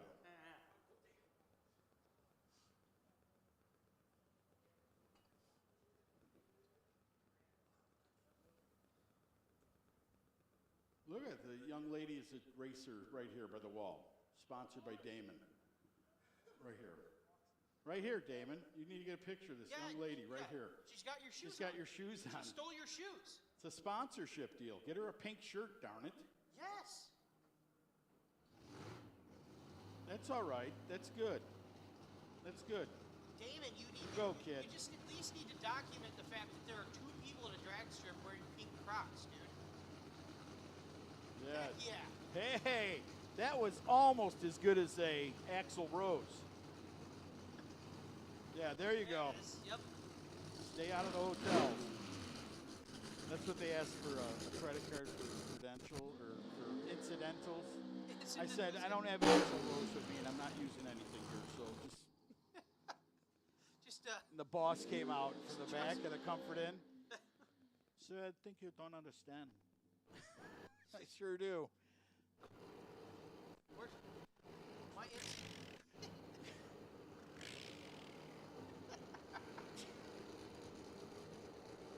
All right, so we are going into J&A Service Alcohol Funny Car final round of qualifying. Oh, yes.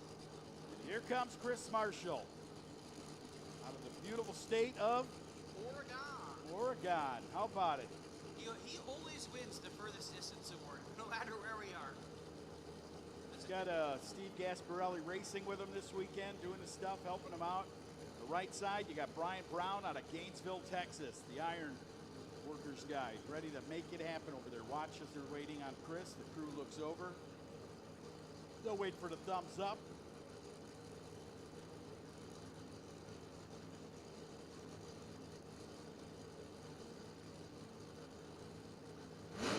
And they'll get it. Now the RPMs will reach the moon here in a second. Gotta love these alcohol funny cars, getting up there high on the RPMs.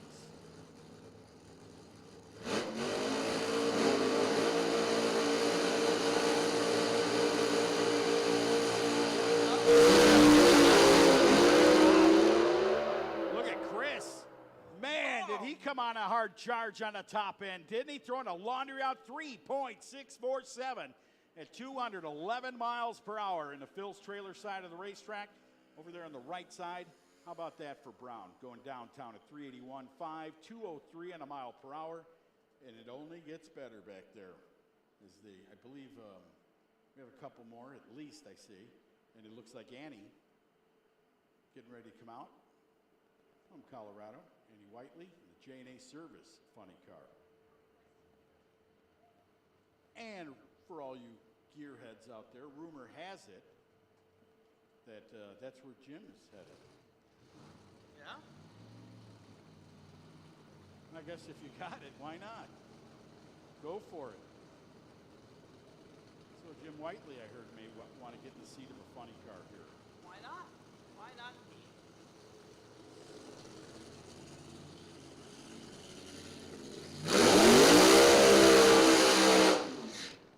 There's the ladies' burnout, Grand Junction, Colorado.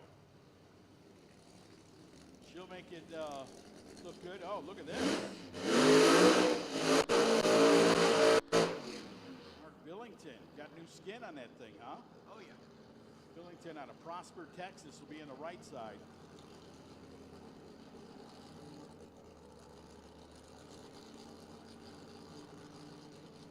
On the right lane.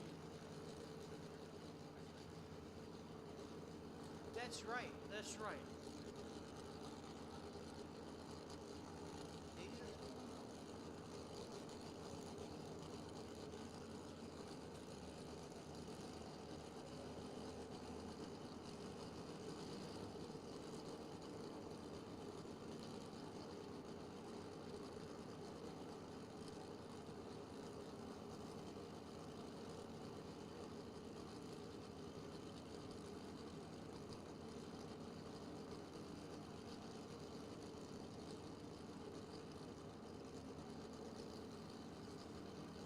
So we were speculating Mark Billington had problems with the lights in Q1, and I think Warren Evans here accurately pointed out that maybe his body was a little too low. He didn't come back out for Q2, so maybe that was the issue here, raising the body height.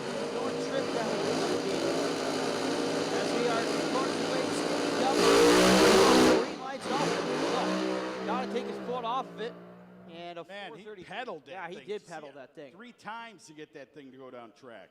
433, 193 and a mile per hour for Billington. The other hand, Annie Whiteley having her share of problems and has to get out of it early and shut it down. So with that, Billington 433. I'll have to wait till the qualifiers come out in the sheets and see where it puts them. We are getting ready for Race Star Wheels Top Dragster. Right around the corner.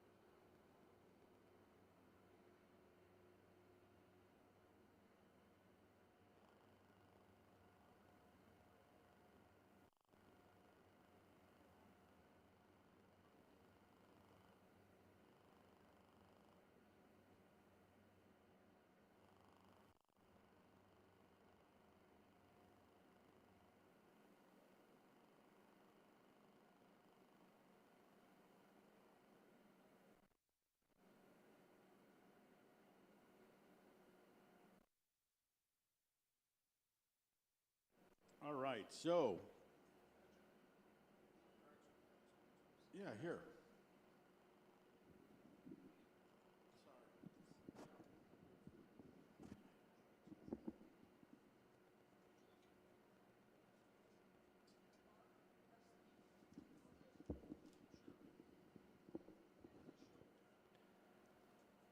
All right, well, we're back here. Warren Evans joining me in the booth here. Warren, to you, maybe not way back, but to me, you and I go way back. Well, I think it is. Yeah. You know, I think it is a while back, and I had the opportunity to work with you very early in your career. Like Second race week. ever. Yeah. Yes. And as a, the best way I can put it is you've come a long way. It was okay. I was trash week too. It's fine. Well, it's an acquired talent. I mean, not everybody can just step into the booth and be an Al Tucci or a Brian Loans or even Alan Reinhardt. Right. But understanding what you're seeing on the screen, understanding what you're seeing on the racetrack, and having a good knowledge base that you've developed over time, I can tell that you're a great fit for this series. I'm not trying to, you know, blow sunshine or anything like that. I think that you're ideally suited for what's going on here, and Thank you. they're very fortunate to have you. And Al, I love you too. Love you too, Al. The whole time you're doing that, Al is rubbing my shoulder, going like, "Oh yes, young Jake." A gentle caress. If you will. Even you call yourself Jake. You know, I found that if I just call myself Jake, more people know who I am than if I introduce myself as Luke, thanks to Mr. Tucci. Well, Oh, I you know get what? it. I like No, that. hey, It's a stage name. I like it. It's like Tortellini Tucci over there, you know? Dairy let's- Queen, Dairy Queen. I'm Dairy Queen. So let's talk in the right-hand lane. Anita Strasberg crosses up with a 381 and a 17. Anita, your reigning champion in the Race Star Wheels Top Dragster category. She was certainly ready. She was 005 on the reaction timer, so she's 5 thou from a perfect light. On the other hand, Kurt Ripple left before the tree came all the way down. I think he was expecting maybe a pro tree. Maybe. Because he was off on the second light. And he did get a time, though, that 6:04 at 94. That's not really going to learn very much from that pass. Jessica Ogden in the left-hand lane. And Delana Whiteley over on the right side. Another one of the Rightly crew, courtesy of J&A Service out of Grand Junction, Colorado. Yeah, that's right. Part of that J&A team. And looks like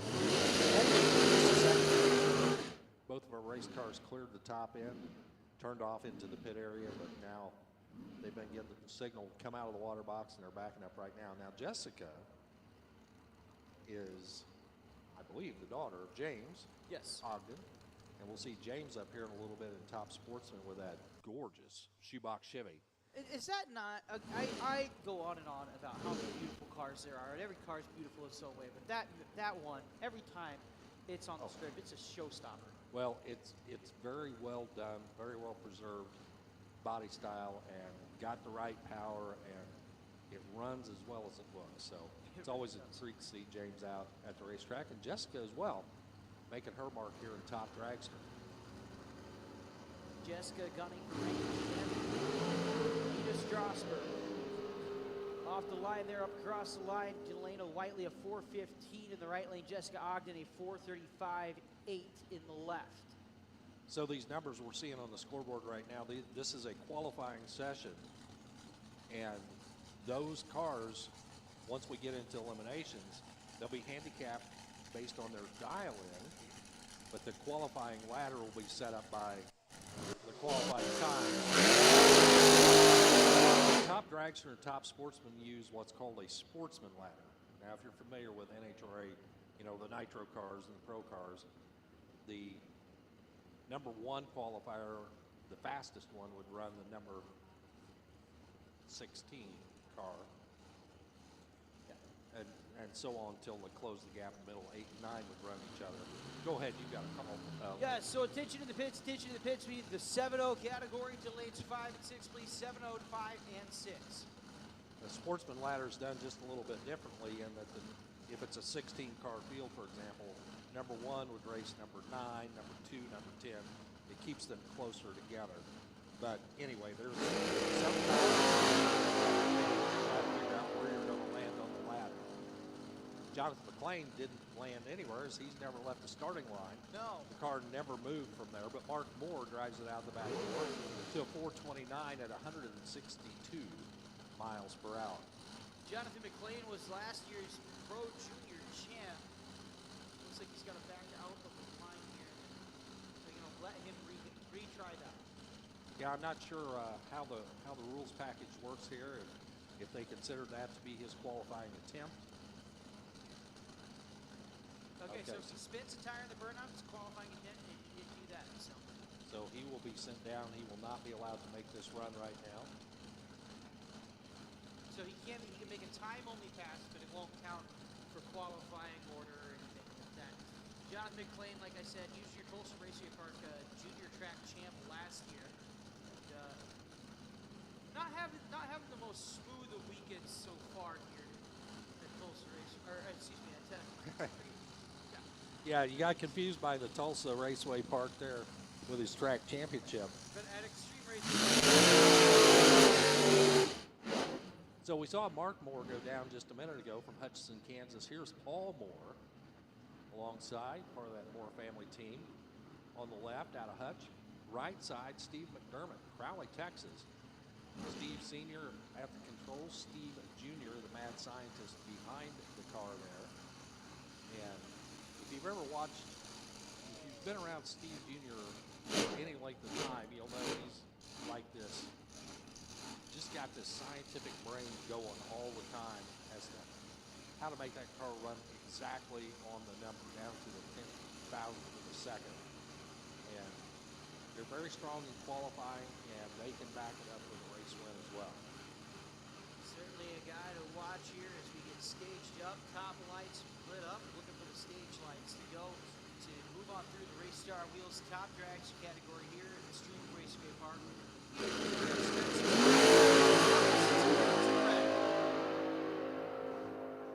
Yeah, McDermott turns the red 009 on the red light and then goes 397 at 186, and I'll bet that's a good data gathering pass for Steve Jr. And they'll have that thing dialed in for round one. 469 at 145 for Paul Moore over on the right. Now, in previous years, this category was limited to cars that ran 4.5 seconds. This year, in an opportunity to give more racers the opportunity to be part of the series, they've extended that. So now it's 499 or quicker. There are some rules that affect what you can run, but the bottom line is to get more people engaged in this category and have some quick and fast 8-mile bracket racing here in Top Dragster and in Top Sportsman. All right, one more time. We need 7-0 to lanes 5 and 6, please. Pro 7-0 to lanes 5 and 6, please. So the kid over here on the left, that's Chance Bullock out of Baytown, Texas, home of Houston Raceway Park. He was the track champ in 2019 there. Yes, strong runner down there. And on the right-hand side, J.R. Baxter out of Waxahachie, about a stone's throw from here if you've got a really good arm. J.R. and Rusty both out here competing this weekend with the Pro Charge mount. You see that cap on the top and that stovepipe. These are both consistent runners. 389 at 186 for J.R. Baxter. That's a strong runner there for Baxter. 418 at 167. Let's go the button too early up here on the starting line.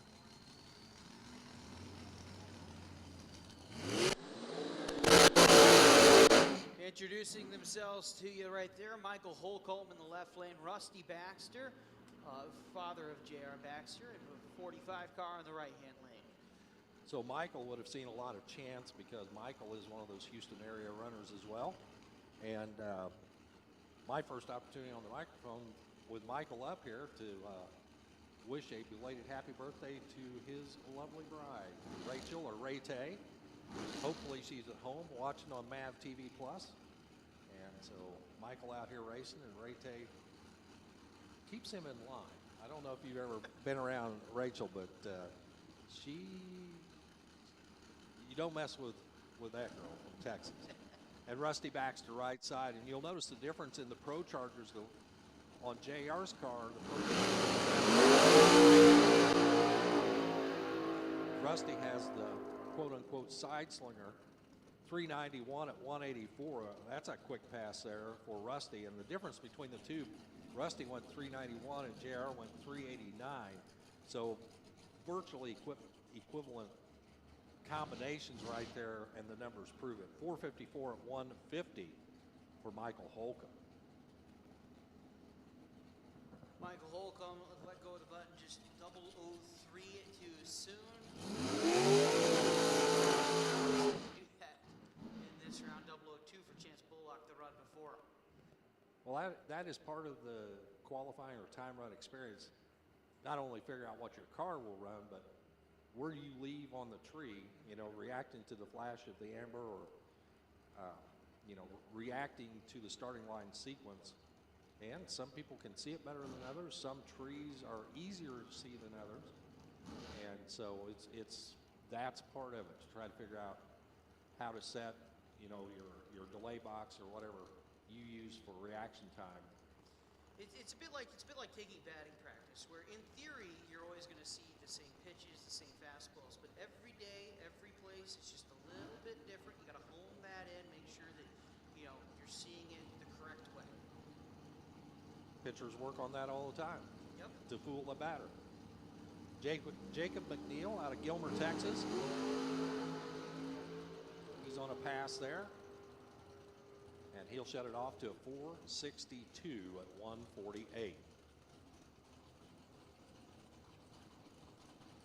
So again, these are qualifying. We'll take their best performance out of the three to help figure out where they wind up on the ladder, and then we will bring them up to the range. Their opponents will be predetermined when they get up here, and they'll know who they face all the way through eliminations until they get to the final round. Left-hand lane, Ryan McDonald out of San Antonio, Texas. Courtesy of SA Hydrographics. You see their work there on the left-hand lane. Right side, that's Rich Moline, R&M Race Trailers, and the Up and Smoke barbecue sauce. I don't know if you're a big fan of barbecue, but I'm a big fan of barbecue. you need to stop by and pick up a bottle of that barbecue sauce because you will love it. I guarantee it. I need to get some of that down here then while I'm in. So let me tell you, one thing they don't have up in Minnesota, they don't have good barbecue. And I'm from St. Louis. They have good barbecue in St. Louis, but I miss it. You gotta pick me up some barbecue.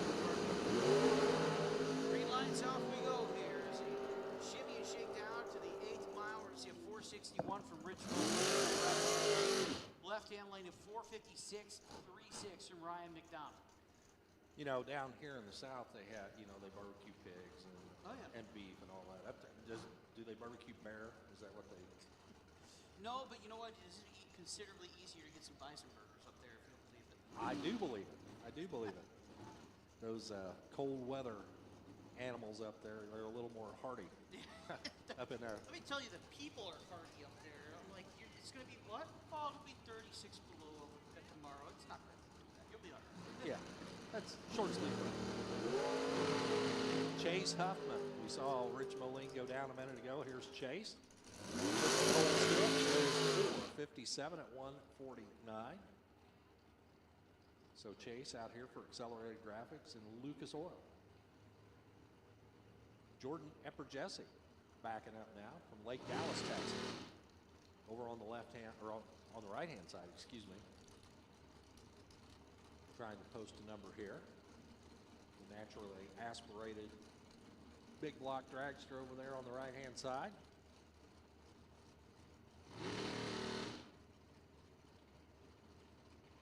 So I'm going to assume, I'm not too familiar with the local geography here. I assume Lake Dallas, not too far from here.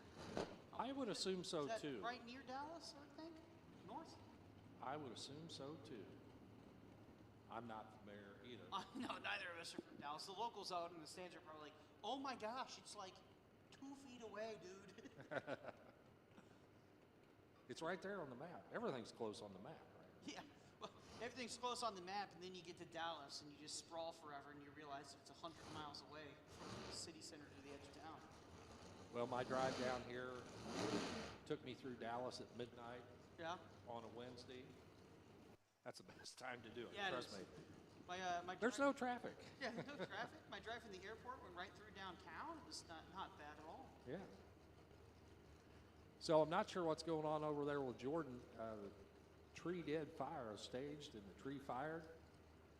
And it looked like when Jordan stepped on the throttle to bring it up, it just died. He pressed the go pedal and it didn't go. So Jordan is getting the explanation now that that was considered a qualifying pass. As soon as he turned the water tire in the water box, so not going to be able to make a run here. He could if he just wanted a time pass, but it's not going to count towards qualifying. That's right. And in reality, at this point, that's really all you need to know.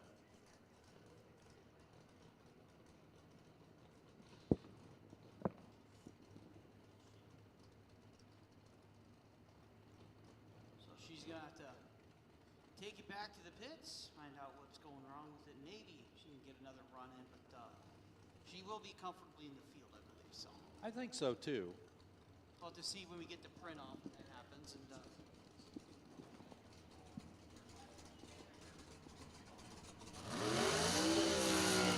yeah, so we're just receiving word that Jordan will be in the field.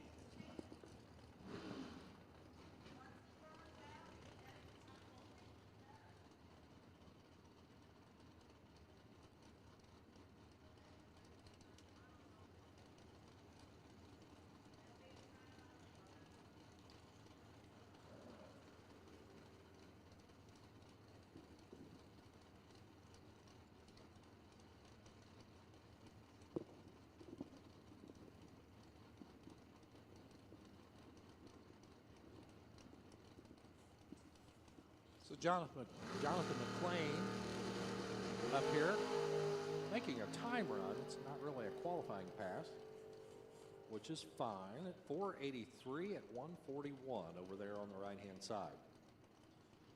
Yeah, so what happened earlier, you know, something misfired on his car when the tree went down. And at that point, we do consider that a qualifying run, but you can take another run because it's all about consistency in this category. You need to know what your car is going to run. You need to be able to run that precisely. So we do allow them to make a pass just for time purposes, right? So it's not a useless pass if you're Jonathan McLean. You now know, hey, you know, that run was a 483 and a 1. Maybe your previous one was a 482 and a 5 or something like that. And it's invaluable information because it changes, you know, maybe what you know your car is going to run, it makes it that much more precise. Most of these guys are guys that have experienced racers, so they've got a logbook somewhere that tells them, you know, they've probably all raced at this track at some point in the past, and you know, they've got data to go back to, so they can look at time of day and weather conditions and previous history on this track, and they'll be able to dial it in when we get into round one. Next time we see Top Dragster, it will be round one as we're finishing up all the qualifying right now. That kind of thing is extra important for a guy like Jonathan McLean, though, because he was racing juniors last year, right? So this is his first time coming up to the big boy long and skinnies here.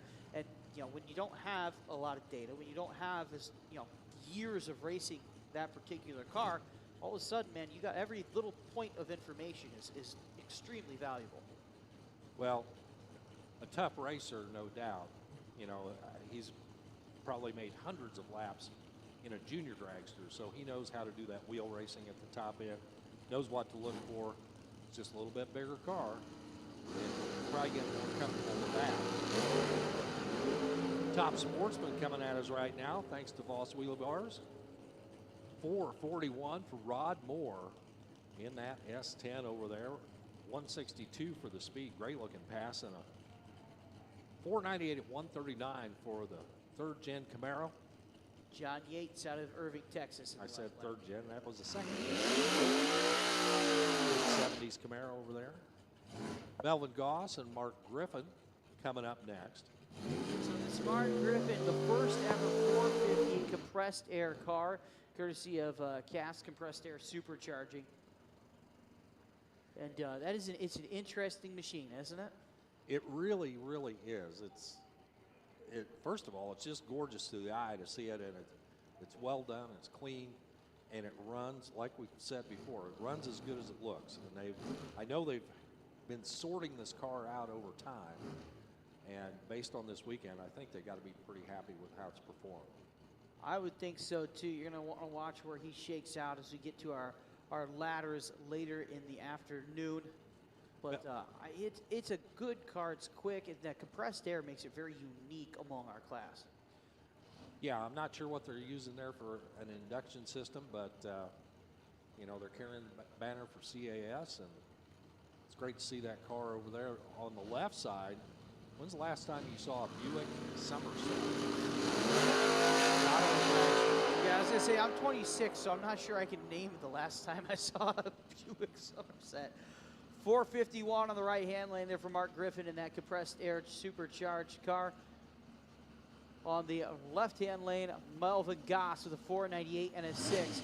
We need 580s. 580s, we need you guys in lanes 2 and 3. 580s in lanes 2 and 3, please.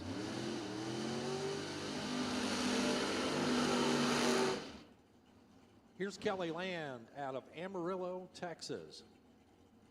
The split window 63 Corvette over on the right-hand side. Now, we shared this story yesterday. You know why that the split window ultimately had to die, right? Well, it was because it blocked the rear view mirror. It blocked the rear view mirror. You're backing it.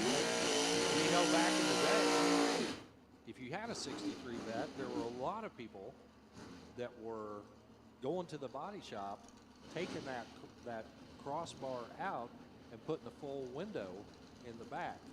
If they only knew what they were doing to butcher probably the most unique Corvette that ever rolled off the assembly line. The split window Corvette is my favorite Corvette ever, hands down. It's beautiful, and if you take the split window out of the back, it's just not the same. It's not the same. It's not the same at all. And you know, back then they could hardly give the things away with that split window design, and now you got to have a big pile of $20 bills to go buy one of those things. You got to have a briefcase full of cash. You know it. In each hand. Daryl Goza over here on the left-hand side from Royce City, Texas. That's a third-gen Camaro over here. Again, just like Top Dragster, this is a qualified field. It's not a first to the finish line. They're going to be doing some bracket racing at high speed here in a little while. 5:05 at 1:37 for Daryl Goza. Left side, Kevin Land, 440 at 158.95 miles per hour. Here's Doug Woody out of Independence, Missouri. And this car has a very unique history. This actually started out as his daily driver. No kidding. Back in the day. And then he started bracket racing with the car. And then he started adding a little bit more and a little bit more. And then it went to Super Street. Then it went to Super Gas. And now it's a Top Sportsman car. But it's still the same car from the very beginning. He's just continually molded and tweaked, massaged that thing into a heavy hitter in Top Sportsman here. That car is one that's lived 9 lives, hasn't it? It has really lived 9 lives. And it was good to see. I know last night he tried to make a pass and the car let him down, but it's great to see him up here getting ready to make a lap. And unfortunately over here, the Pontiac over here on the right-hand side for Shannon Smith, not able to make the call. But in the meantime, Doug Woody, 480 at 150 on the nice lap over there on the right-hand side. Tough break there for Shannon Smith being pushed off. Did that car have a problem yesterday as well? It did. So based on the data, they'll just kind of have to figure it out before they get into elimination. Gonna have to. You don't have that much time left to figure it out. If something like that's gonna happen, you just hope that it happens yesterday and not today, and then you hope that when it does happen yesterday, it doesn't happen again today, you know? Well, unfortunately, you're right about that. They'll be a little nervous, you know, when they fire it up in the water box coming into round one, just to make sure it's going to do what they think it's going to do. We're going to be blindly trying to figure out what's going to happen with that car moving forward. But again, racers with a lot of experience, they've got a lot of data to draw on, and between their experience and some of those computer assets that are out there, you know, a program like Crew Chief Pro we talked about yesterday, they can plug in what they know, and the computer can tell them what they need to know moving forward. So in the right-hand lane, Ryan Morris, the 2021 Midwest Drag Racing Series top sportsman runner-up. And I tell you what, he finished second behind Kelvin Brown. Kelvin Brown not here this weekend, but he did send a text to the lovely head honcho over here, Ellen Eschenbacher, and he said, "Ellen, I'm just giving them a one-race head start." Hey, you know what? That's a story I would use too. Yeah, you know what? When you're a back-to-back champ, you can tell that kind of story, right? Yes, you certainly can. So I believe this is Pontiacs on both sides of the track. Can't really tell from the tail light configuration. Yes, it is. So Grand Am over here on the left-hand side. 494 for Kevin Wilson at 140. Right side, Ryan Morris, 660 at 131. Not the pass they were looking for from that Firebird. No, they had to let off it almost right as they stepped onto it. Travis Leach out of Houston here, coming up the left-hand lane, a good shot of him there. So Travis's car, the Red Baron, kind of a legendary car. It is. In the Texas area. And it's good to see Travis up here getting set to make a lap over on the left-hand side. Daryl Hubbard on the right side. How about that Nova over there for the runner out of Ruidoso, New Mexico. Ruidoso, New Mexico. We got a lot of New Mexicans starting the series here, and I love it. I know Steve's over there. He's losing his mind over the Nova in the right-hand lane. Big fan of the Novas, he is.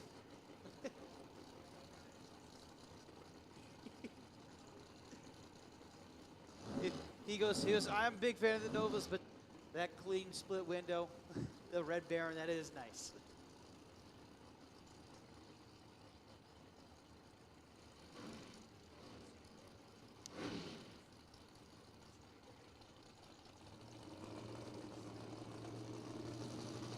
Here we go, staged up. We're going to see 6 yellows and 1 green and then another red.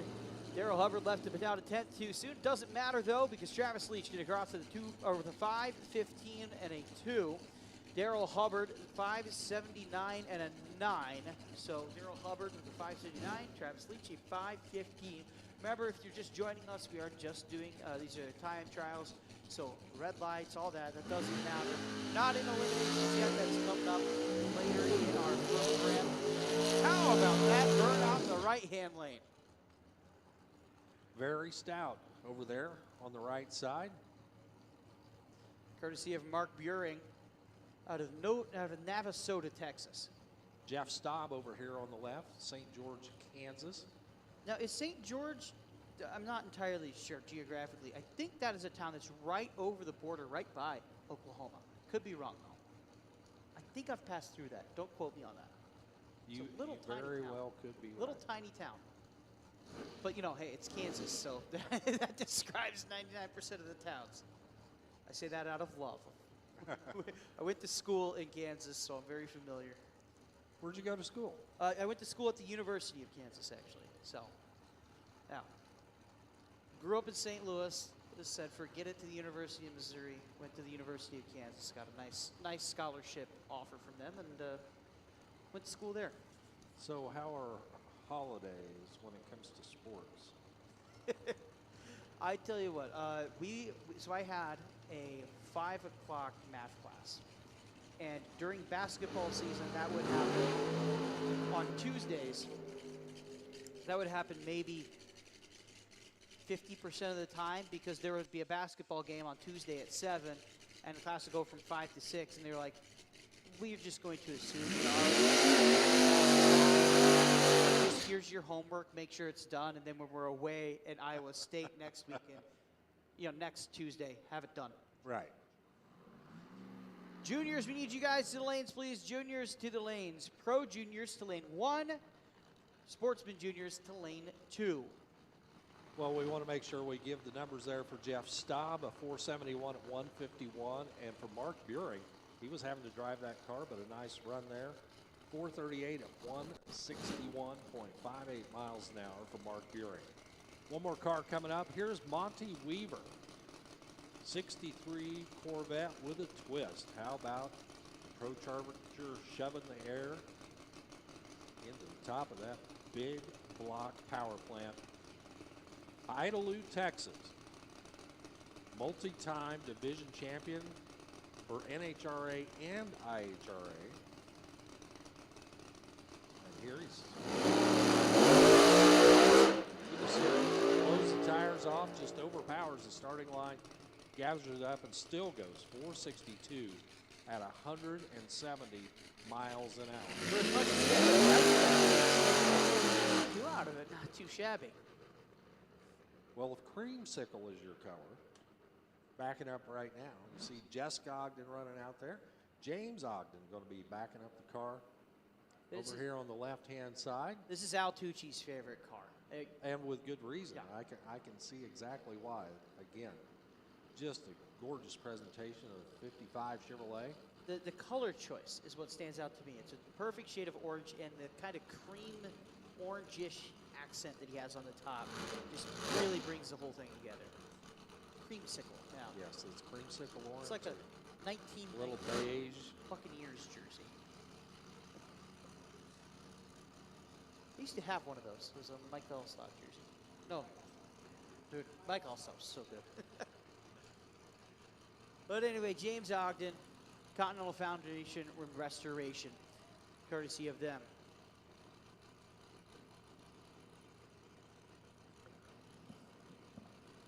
Coming to you out of Dickinson, Texas. Now, James Ogden kicks off with an 0-2 on the tree to the 8th, going to run the 433 and an 8.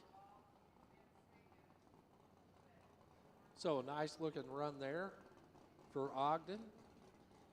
Not sure where that puts him on the sheet, but again, no matter where you're at on the qualifying sheet, as long as you're in, you can win from any spot on that ladder.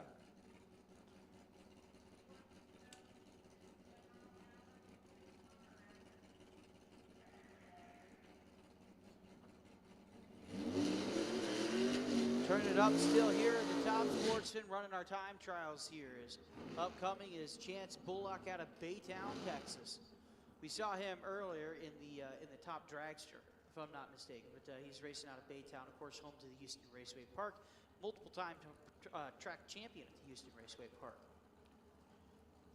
Tough racer, and he's got some great equipment that he runs with, and it's good to see Chance out here. Of course, down there at Houston Raceway Park this weekend is the Texas 2K. Yep. Totally different form of racing as far as I'm concerned. The roll racing thing. We started doing that at a couple events at Gateway last year, and I walked in, I'm like, what in the world are we doing here? It's something. Well, all I've seen out of Houston so far is a bunch of high-dollar exotic cars piled up at the finish line. You're not wrong. What was it you were saying yesterday? A Lamborghini and a what? Dodge Viper. Yeah. Just into the beach at the end of the track. Crosswinds, just take it. Yeah. Well, there was another Lambo that hit the wall at the finish line last night. Actually hit the wall so hard it split it and pushed it out. Oh my God. Whoa, hold on there. Keep her straight between the lines there. Magellan Chance Bullock lurches over to the right on the launch and across the line with a run you can just throw out. Other than the reaction time, he saw the tree very well with that 007, and after that, it's a little bit iffy. Yeah. 649 at 105. Again, not at all what that car can do. Yeah. So roll racing. Like I said, we started doing that last year, and actually, We had a new kid. His name was Harry over at Gateway. So we had 2 new announcers last year. But Harry comes in. I met Harry. Yeah, Harry's a good kid. And his first weekend he comes in, right? And he's in college too, so he's like learning how to announce as part of like a credits for his program. And he comes in and he goes, and I'm like, well, you picked a heck of a week to start because we're doing roll racing. He goes, so what is the season? He goes, final call, juniors to the lanes, please. Final call, juniors to the lanes, please. So we need the Pro Juniors to lanes 1, Sportsman Juniors to lane 2. One more time. RNC Trailer Sales and Services, Pro Junior Dragster to lanes 1. Zimmerman Properties Construction, Sportsman Junior Dragster to lanes 2. So if you brought him in and his first weekend was roll racing, Yeah. Well, you've ruined the boy. I mean, I have ruined the boy. He goes, so is there anything I need to call differently for this as compared to like, normal drag racing? And I go, I'll figure it out because I've never called roll racing before. Right, exactly. Trying to figure out what's a good run, what's a not good run. What's a good run, what's a not good run. Trying to figure out if we're going to throw this or if the start is okay, Yeah, yeah, it's just crazy. I was like, Harry, it's a lot more simple to call than this week. Yeah, just throw this away. Yeah. Don't let this one stick in your brain. We're going to do something different next week. But in general, in motorsports right now, it's a great time to be involved in motorsports. It is. And if you have a form that you like, things are strong right now. Whether you like pro mod racing or no prep racing or roll racing or traditional, bracket racing or first to the finish line drag racing, anything like that. This is kind of the golden age for that kind of thing. We're entering into a new era of thriving. It's good to be a part of it, honestly. It's cool because we mentioned earlier, my time at Gateway. Gateway is a track that was dead for all intents and purposes in about 2011, right? Right.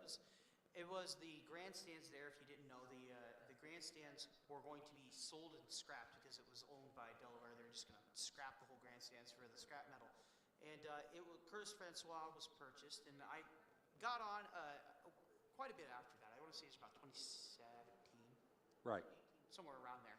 And every year you watch the drag strip, it gets a little more busier. Our car counts get higher and higher and higher. The Oval is doing things that the Oval has never done in history in terms of attendance, in terms of events. It's a good time to be a part of the racing industry. Yes, it is. We certainly have a few roadblocks ahead of us right now because of, fuel prices are going to impact, I think, some of the car counts, but I don't think it's going to impact it that much. Yeah. We faced tougher before. Yeah, I think so. But in general, the sport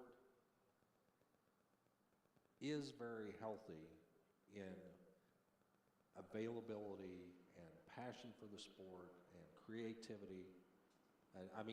You see it out here. This weekend with these pro mods with record-setting runs right out of the box, it's got to be a strong year for them.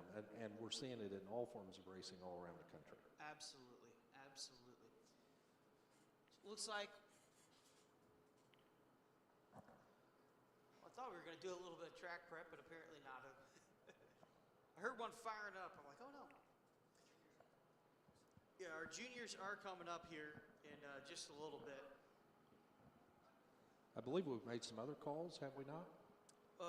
So we have, yeah. So we had 580s on lanes 2, should be in lanes 2 and 3. 580 should be in lanes 2 and 3. Again, we need our junior dragsters, our B&C trailers, B&G Trailer Sales and Services Pro Junior Dragsters to lanes 1, Zimmerman Properties Construction, Sportsman Junior Dragsters to lanes 2, and again, our 580s to lanes 2 and 3. So Jake from State Farm. Yes. Did you ever hear the story on how that started? I can only imagine. So you ran into me literally my second weekend of announcing, right? Yes. And my third or fourth week, because you ran into me at Nostalgia Drags, third or fourth week was the Midwest Drag Racing Series, then the Midwest Pro Mod Series came in.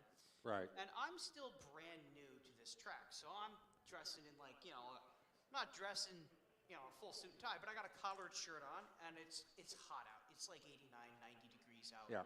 And it's early in the season, so that's still really hot. And I have khakis on. I step in.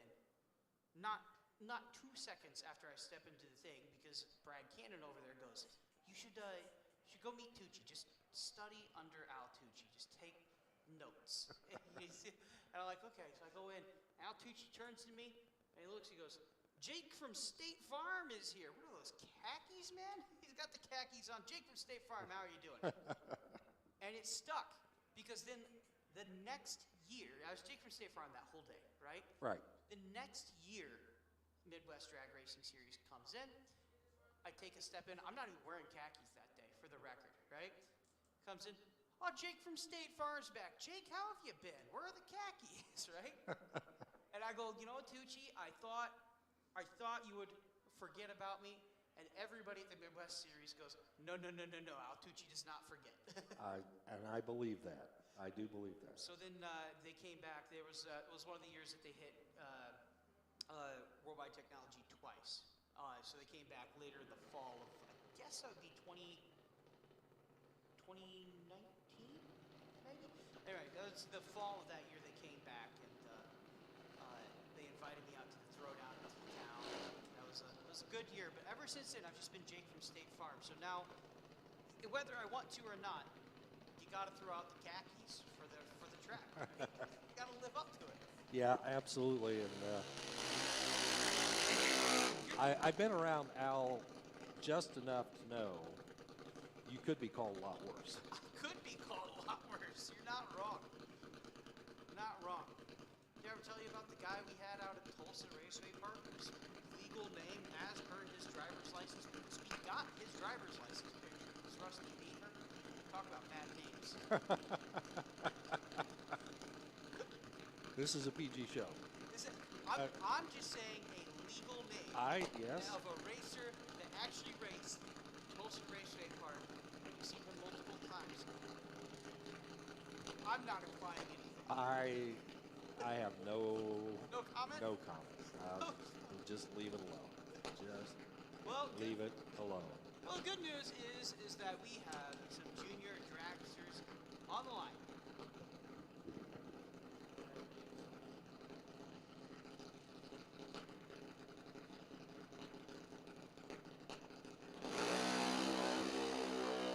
And so, green light is the Camden Teal, I think, on the left hand. I think that was the hole. I didn't get a great view of it, but a 781 on the left lane, 709 on the right for an 861 and a 5.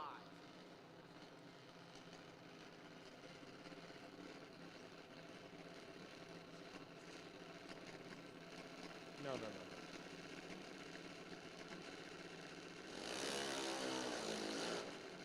So Tyler Wells here on the right-hand lane. Oklahoma City road there is Aaron Wells. Aaron Wells, your 2019 Midwest Drag Racing Series, or then, as it was known, Midwest Pro Mod Series champion. Back then, we were Pro Mod Series, and ever since then, we've grown so much. We can't just be the Pro Mod Series. We got the Felt, we got fun cars, dragsters. I can't believe it's going to be a lot of fun. Coming up now, we can have top fuel motorcycles. How cool is that? It's unbelievable and scary. Have you ever been around a Top Fuel motorcycle? I have, and I don't desire to ride one ever. You know, it should be telling that they won't even be on the bike when they fire it up for fear of it blowing them clear up in the sky about Yes. 20 feet in the air, right? Oh, You know, they have to wear a bulletproof vest yep. just to lay down on top of that. I mean, you're on a grenade with a chain. You are, and like, you have to factor in the size of those chairs that you're riding with these things. That's part of your weight. I wouldn't do it more. Steve wouldn't. No, they haven't printed enough money for me to get on one of them. No. I can tell you that. Would you get on a Top Fuel motorcycle, Steve? No, yeah, no. Oh no, he says. I saw Bo Lane, No. Top Fuel Harley, a couple of years ago out at Las Vegas. And his bike got out of shape, and he got up against the retaining wall down there, and it basically just ground off the side of his arm. Ugh. He's up in the tower an hour later. Just a flesh wound. You know, and there's... Tis but a flesh wound. He's missing pounds of his skin. Yeah, yeah. He says, if I'd take this bandage off, I'd get back on the thing. Bracken Whiteley in the left-hand lane out of Grand Junction, Colorado, part of the awesome Why Not Racing crew, courtesy of J&A Services. Whiteley's here, one of the great families here in the Midwest Drag Racing Series. In addition, another one of the great racing families in the Midwest Drag Racing Series. You got Kinsey Wells out of Oklahoma City, daughter, of course, of Aaron Wells. So we saw Al likes to tell this story. Here we go. Al likes to tell this story. As Kinsey Wells crosses the gate tomorrow, we're going to see an 880 and a 2, Bracken Whiteley in 1189. He saw one time out at, it might have been Tucson. It was somewhere down south. He saw a motorcycle. Coyote comes across the top end. Was it Tucson? Coyote comes across.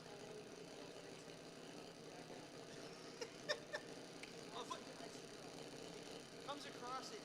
The motorcycle just hits it, rides off like it's just a little speed bump, little thump.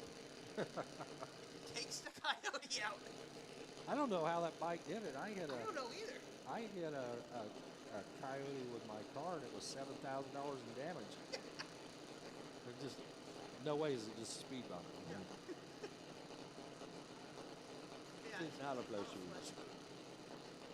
So we have Carson Roberts on the left-hand lane out of Bentley, Kansas. There's here Milton's Jockeying and WR Motorsports.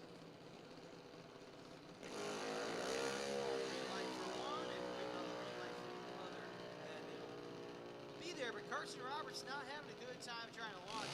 On the right-hand lane, 788 and a 4. Carson Roberts is going to get wheeled back there. Yeah, not sure exactly what happened if the car just lost fire. Dad jumped in there, pulled the belt off, and rolling it backwards now. Usually these juniors are one of the most reliable machines you'll see at the track strip.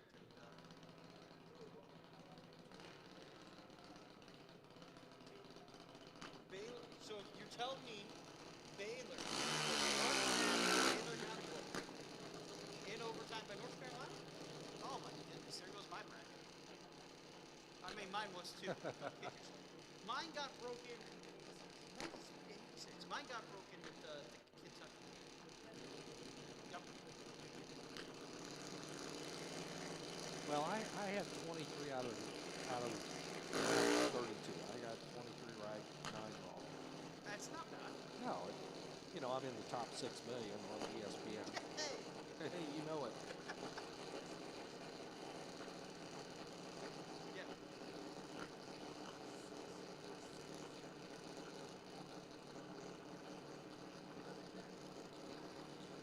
1.6% was left standing after the first day. Right. So it tells me. There are no perfect brackets left. There's no perfect brackets. It's mathematically impossible to do. You can't do it.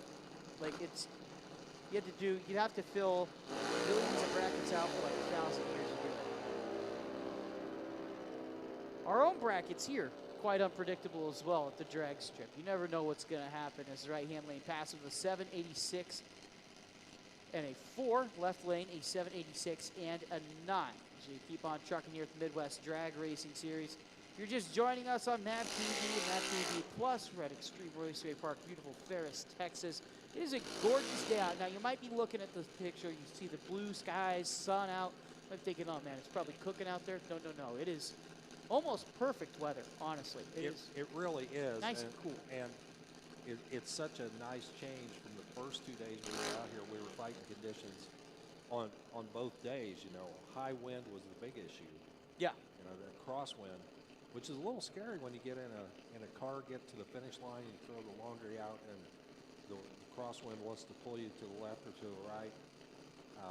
But today, you couldn't ask for anything better. There's a little bit of wind out there, but it's pretty light, a little bit breezy, and like you say, conditions are just about perfect. To give you an idea here, yesterday during testing, if you see the Christmas tree here in the center of your screen, or if you're here, you see the Christmas tree.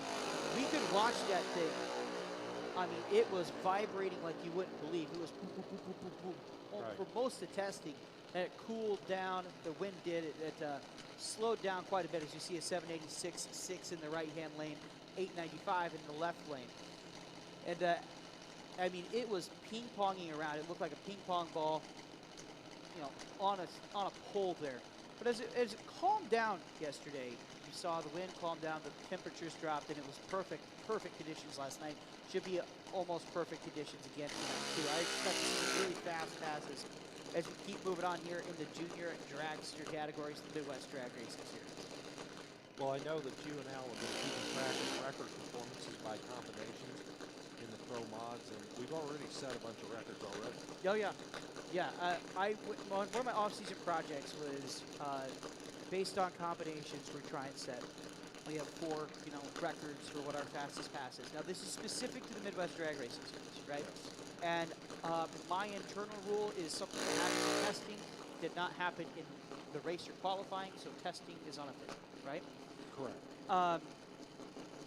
I deleted 2 of those records last night, possibly a third. We're gonna have to go back and look. Now, granted, some of it is it's hard to go back to, you know, 2017, where that record, like some run in the second round of qualifying is printed on a sheet of paper somewhere, and I'm sitting at, you know, my home in St. Cloud, Minnesota, with a laptop trying to scour the internet for a picture of that sheet of paper, right? So some of them are missing, but I can tell you right now that for sure the fastest pass of all time we had. Oh my goodness, look at the left lane, trip zipping a 3 on the left side. How about that with a 793 and a 5 for that young driver? Fantastic reaction time. Good to get that trip zipping a 3 out of the way now, though, because if you start playing with the tree that close, you're going to come up on the wrong side of it during eliminations. But man, what a reaction. A trip zipping a 3. But as I was saying, though, I know for a fact the fastest record of all time that we had was in 2019 at Bowling Green from Ali Aryan. And we blew past that. Of our top qualifiers, at least 3 of them were past 61. So It's just unbelievable. it's unbelievable. And, you know, it's a great addition to the series to have the Pro Charger combination out here now. And there's a lot of ways you can look at it. Are the Pro Chargers going to dominate, or is it just going to make everybody else step up their game? And we saw that in traditional roof blower type cars. They've stepped up. The nitrous cars, the turbo cars, everybody is quicker and faster yet this weekend than they've been. Yeah, and that's true. You know, we see the Pro Charger leading the field here with the 356 pass earlier by Ferris, by Daniel Ferris. But every car of just about every combination that we've seen thus far is noticeably quicker by a step than they were last year. You know, like we're talking guys like let's see, you know, Robert Gallegos, Stan Shelton, right? Stan Shelton's got a 357. Robert Gallegos running a 360. I'm not sure he had been in the 6s last year with that Willys, you know. Keith Haney's down at the 65s, which is very, very fast for him. You're seeing all sorts of cars that have noticeably stepped up. All sorts of combinations. Well, and the one thing I do like about this series is they're constantly keeping an eye on the combinations to maintain parity. And that is part of our identity here, is that anybody can win on any given race, you know. It's one of the things that makes the Midwest Drag Racing Series great. I agree. I've really enjoyed my time coming out this weekend. It's my first opportunity to see the series in person, and, and better than advertised. Just wait till we get into the eliminations tonight. It will be electric. I am looking forward.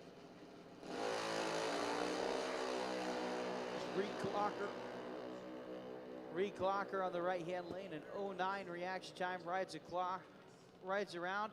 8th mile, we're going to see an 874 and an 8, an 894 and a 3 for Camden Teal in the left-hand lane in the Hulk. And that's a 3.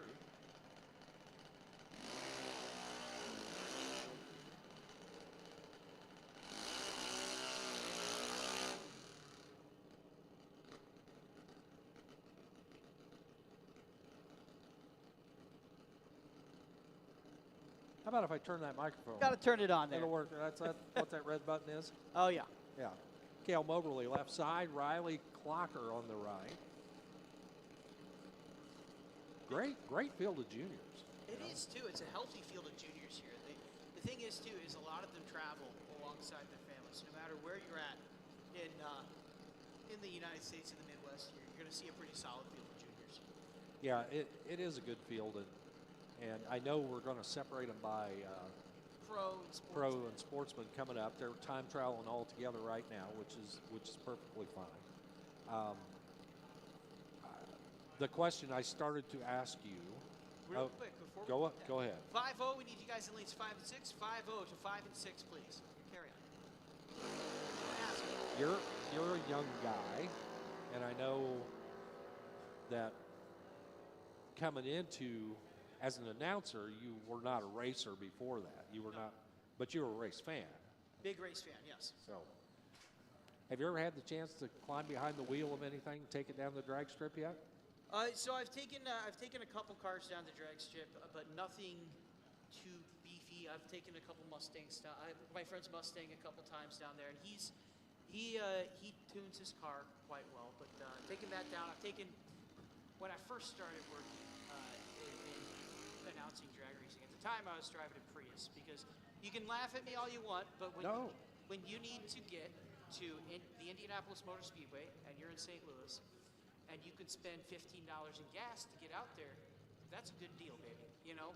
But I took a Prius down the drag strip a few times, taken Corolla and some VW. But the fastest thing I've ever driven, had the opportunity to drive down, was a Mustang or two.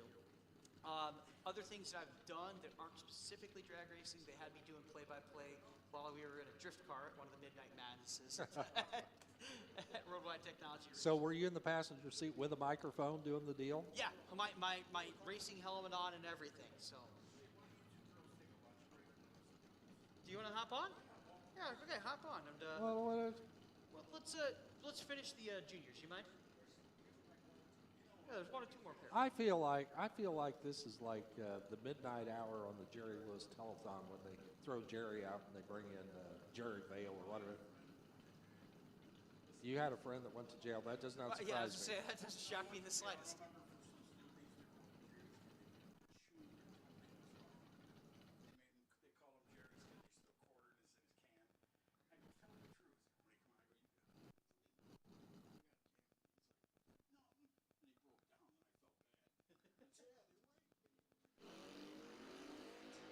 None of that can we tell over the air. No, none of that is Haven Motorly in the left lane. 005 on the tree. How do you like that out of Wellington, Kansas? Riding Crow, right-hand lane. He has a new set of arm restraints. Rolls the 12-12. Haven Motorly in 11:55. Keep in mind here that the maximum or the minimum time you can run in juniors is dictated by your age, right? So you're going to see some guys run, you know, an 11:5, and you're going to see others run an 8:50, and you're like, well, Right. It's not so much that they're 3 seconds quicker. They're going to aim for as fast as they can run At their age group, you're Right. correct. And I know that since this is an IHRA track, these juniors can go as quick as 7.5 seconds here. Yeah, That's plenty quick. that's plenty quick. Yeah, that's probably quicker than that Mustang that you drove. You're not wrong. You're Yeah, not wrong. Exactly. Yeah. Exactly. So the other one I've done is Gateway. They put in a kart track there. So Yes. I've done. The Kartplex. Yeah, not just the Kartplex circuits, but I've driven a couple shifter karts around there. So in the summers, I would do enough driving that I justified buying a helmet for my driving so I could have my own instead of borrow people. But I've never been anything as fast as the Pro Mods or the dragsters here. No. Well, I want to though. over 99% of the population's never been anything that fast. No. So don't feel left out there. But we finished up with Carson Roberts, got the car refired, came up with a 860 at 75 miles an hour, and we are being evicted Yeah, from we the chairs. are. We got 1A and 1B right here. Is that thing 1 and thing 2? Yeah, thing 1 and thing 2.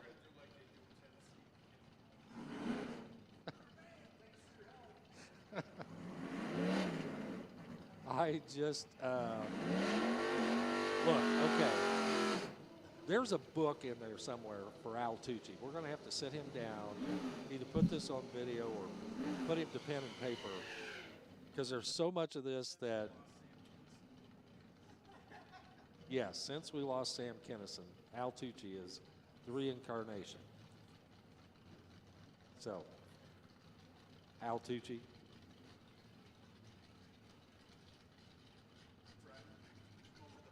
A green card. Here he comes. I'm here. Stevie O. What's up? Thanks for finding my phone. Ladies and gentlemen, Al Tucci, Stevie O. Thank the Dairy Queen guy Oh, definitely. and the young kid. I'll take a. Warren, thank you so much. And come back. I mean it. Good That was a job. good show. That Did you was listen that to was it? entertaining. Informative and As we all have the Tim great Walker, 706. things. Tim Walker, fans, oh fans. Is it getting a little hot out there, huh?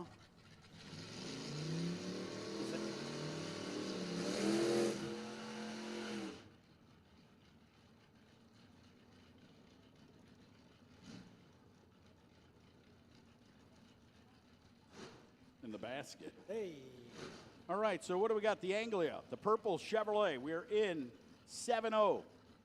Cody McLean. Is this dial-ins or is this eliminations? Time trials. Thank Time you. trials. Well, We're when I still- see this, it makes me nervous. When I see Still the time trials here. Cody McLean. Thank you, Celeste. Cody And McLean. you, young lady. Thank you. Billy Roberts, Red Oak, Texas, and Cody McLean in the truck out of Gun Barrel. Texas. Gun Barrel, Texas. That's a cool name. Stevie O, take a load off. Sit down. Enjoy, man. Or are you running the board, too? I got to run the board too, you know. I wish you'd teach me how to do that. What do they do? Just push a button. Pick different areas? Push a button. So you look like a camera guy, someone saying, camera 7, go to camera 7. Camera 2. Camera 3. That's right. Kenny Martin, left-hand lane. Little Right-hand side, pick-em-up truck. Caprio. Never got an Oscar yet either. Maybe he'll win one tonight. Down there on the top end. Gets down there at 697 with an 8 at a 98 mile per hour charge. Not too bad, not too bad. Kenny Martin down there running down at 696 for Kenny Martin. As the Martin family goes down there in their golf cart. Oh, look at that 55. There's your car. Oh, yeah. No, I found mine. Did you? I just got to have to find a loan, but I did. What'd you get? Oh, it's immaculate. I'm sitting there talking. When you pointed that, Yeah. the guy I was talking to goes, my brother's selling his. It's original. 6-cylinder, 303. So beautiful. 55? Oh, boy. Incredibly Oh, beautiful boy. car. You have to take out, you probably have to sell The your Nova. arm and your Yeah. leg. I just threw a few Super 6 films. There you go. Here we go. Kenny Myers, Arkadelphia, Arkansas, 699 on the 7.0 index. Missed it by that much. Yeah, well, it's a time run. They're just trying to get them dialed in. There's the track staff. How's it going, kid? Look at that. Thanks for coming. Thank you, sir. Keeping us safe. As you get the Chevrolet Camaro coming up in the left lane, the Chevrolet Vega on the right side of Umscheld. I'm a fan of the Vega, you know that. Oh, me too. You know what? It's so cool to see them come out. You know, you don't Exactly. always get to see them. You don't. And then you see guys who've got race cars and they bring them out every now and then, Exactly. and it looks cool. Here's Brian McLean. Brian McLean. Where do I know that? What movie is that? Your guess is as good as mine on that one, bud. Here comes Big Red. Oh, wait. Read the plate number on the back. Is that Big Red? That's That- him. That is Big Red, yeah. That's Meredith Jones out of Plano, Texas. Then we've got Tim Guthrie in the little Vega. See, another Vega. Over there in gate number 8. Hey. He's roped up and ready to go. Oh, we're at the wrong race. Anyway, so at the Malibu, getting ready to go to Plano. Look at that shot from Mav TV Plus down there. Thank you to them. Nice. Nice. Here we go. 010 reaction time and 034 reaction time. Look at that. 740 on a 7.0 at 94 miles per hour. 696. Too quick. Don't want to go quicker when you get into the eliminations. No, because that means you're going home. All right, Little Pinto, man. Ford. Randall Vineyard. Ulysses, Texas, right? That looks right. Brian, Ulysses, right? you less. You're right. I don't know. The auto-added group points machine. Go ahead. Brian Day, right-hand side, the little pick-em-up truck. He gets way better when the sun goes down. I hope so. Here we go. Look at that lead. Look at that little Pinto, man. Now, I remember back in the day being a youngster, and for the kids out there that don't know much about Pintos, they outlawed them. Had a neighborhood kid do that once. I was told about That was that. the last time. They only made them, what, about 4 years maybe, if that? Yeah. Yeah. I think the guys, I don't know the name of the band, sings Tick Tick Boom. Click, click, boom. Oh, it's Click Click? Yeah. Sorry, thanks for ruining it. Yeah, you got it, no problem. That's not- Chevrolet Yanko wannabe over there. Could be. How do I know it's not? Maybe It's it sitting is. there. It's Dunaway. Ian Dunaway. You got Anthony. Anthony Johnson got his wagon and rolled through. Got to take it, Anthony. Go get it. That was no bueno. Did a little roly. Nice looking fireman. Nice looking Chevrolet Nova SS. That Nova's nice, huh? Super. Oh yeah, it's got the Band-Aid black stripes on it. You know, Nova never came with those stripes. Camaros did, but that thing looks, and Chevelles, that thing looks sharp with those Band-Aid stripes. That it does.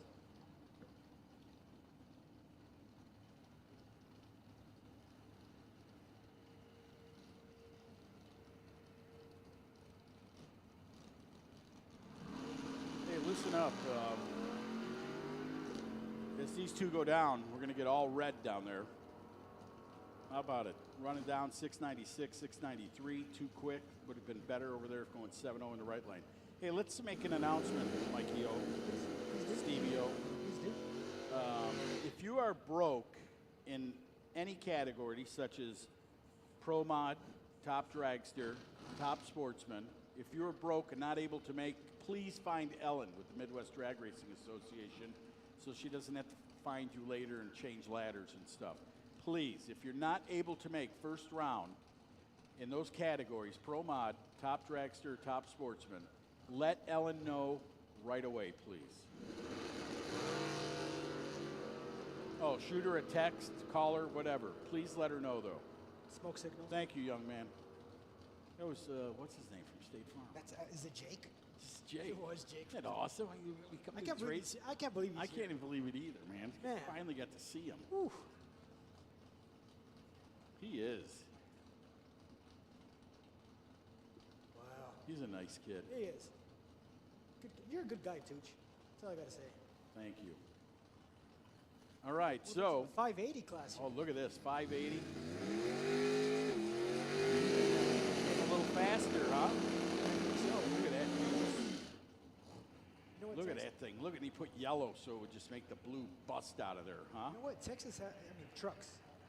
Yeah. Think about Well, Texas, you think about barbecue and S10s. pick 'em up trucks. Old school back half. Round number 1 of eliminations to the back of the lanes, please. Old school back half. Round 1 of eliminations to the back of the lanes at this time. Chevrolet Nova getting off and getting it done. 580. They're getting a test run before they get into category eliminations. How about 571? 123 miles per hour. Right, look at that truck. Oh, man, did you That's a see nice- that? yeah, that's He nice. dried the whole puddle up down there, didn't he? Oof, yeah. There's goldfish everywhere jumping. Waterman put more water down to the box because, yeah, that was it. How about it? Look, they're going to go right to it. They're going right to it. That black Camaro, is it black? Yeah, it's black with like a red stripe. It's a pretty car. It is. It really is. You see how the red from the track reflects off that thing? Does that look Just noticed cool? it. Either that or it's the car, the truck in the other lane. Could be either one. All right, so Rusty Price and Tommy Jenkins in the truck. Tommy Jenkins ready to make it happen. Nice. He goes up launch right there. Oh, look at that. Little stutter step down there to keep the ET down. Goes down 5. 78. On the right hand side. 578. 78 on the right side. 76 quicker in the wind to the left lane. That was a darn good drag race, man. Oh, definitely.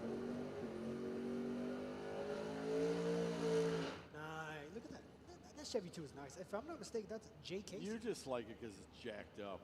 No, you know what? Jay Casey, if I remember correctly, I believe he won the 580 class last March here. Well, he's got the farmer. He's out of Farmers, Texas. Yes, he is. And the Malibu with the NHRA play. That's Joe Rangel. Rangel over there, 580.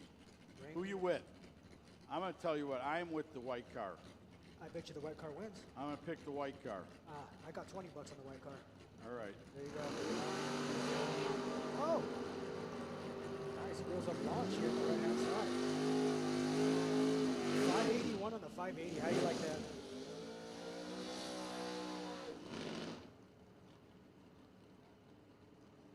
Dad just told his son there, he goes, 3 more of these and we're going to Dairy Queen. You know, Dairy Queen does sound pretty good right now. Doesn't it? Dilly bar? Yeah. Yeah. Or a brain freeze slug of Mr. Cherry Misty where it gets to your head right away. Know it. Good old brain freeze. Never hurt anybody. Oh, it's worth taking a nap. Oh, definitely. Here we go. Chevrolet. So Perrick Chevrolet Camaros right there. I bet you the Camaro wins. I beat you to that one. Which one? The Camaro. Look at that thing running. It's running more than the number. 577 on a 580. 78's closer to the 80 in the left lane.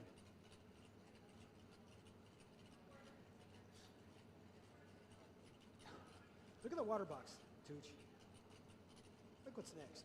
It's the Alcatraz. It's a part of the kit. That's pretty cool.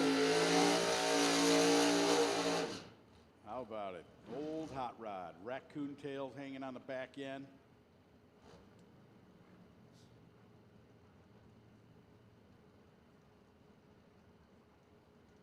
Here we go. Yeah, exactly. That'd make me want to jump out of that Tom Cruise hovercraft and walk right over to the wall. I get it. I get it. Abraham.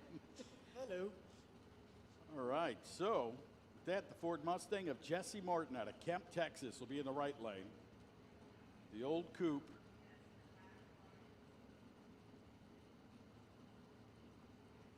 That coupe is cool. You can see where they channeled it and shortened it. Oh, See yeah, how they definitely. cut it and they lowered it Exactly. and put the pieces in there, the welds on the quarter, above the quarter panel on the roof line. Love it. That is cool.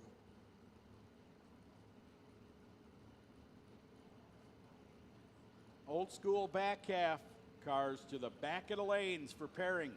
First round of elimination. Old school back half to the back of the lanes, please. Look at that old car, man. 559, 597. Little too quick. That's a nice jalopy, isn't it?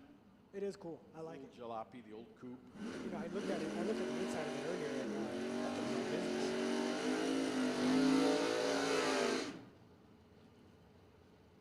Pair of pony cars here. Mustang and Mustang action going on. Or crime, whatever you consider. Is that? Oh, I thought it was him for a minute. I was going to ask for an autograph. Felfa. Bob Felfa. There you go. Take him over there and get a picture of that black 55 Chevrolet. Yeah, you know what? Yes. That hat. That would be cool. Yes. Yeah, just like that. Put your arm on the old fender and say, Can't be your car. That should be your mama's car, right? yeah. That would work. Nice wheels up launch for the Mustang. The one on the left-hand side. Once again, old school back half. First round of eliminations to the back of the lanes. Old school back half. First round of eliminations to the back of the lanes, please. Nice pair of smoke burnout. Hey, for sale. See that? Left-hand lane, for sale, that Nova. That's all race right there. Got the short rear end. I've got $27.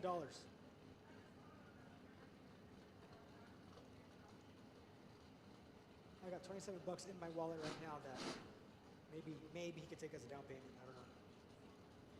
What do you think, Tooch? I'm going all the way to the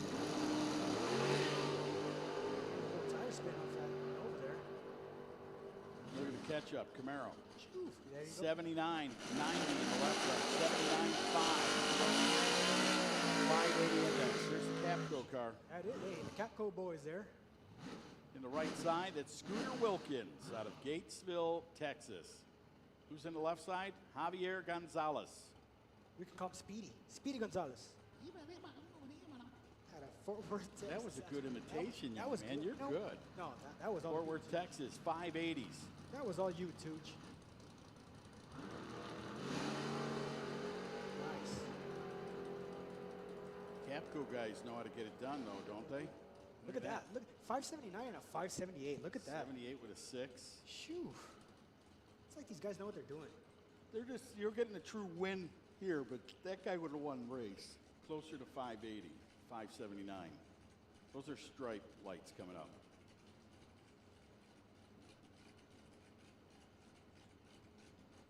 What do you call the starter there?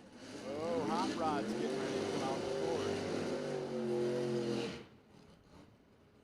Rod is getting ready to come out there, out of Arizona. What part of Arizona? I don't know exactly where they're from. Huh, It's got to be close to Phoenix or something. probably. Well, there's a lot of little towns surrounding Phoenix here. Hey, man, nice cigar. Look at that. Guy still got a cigar going on right there.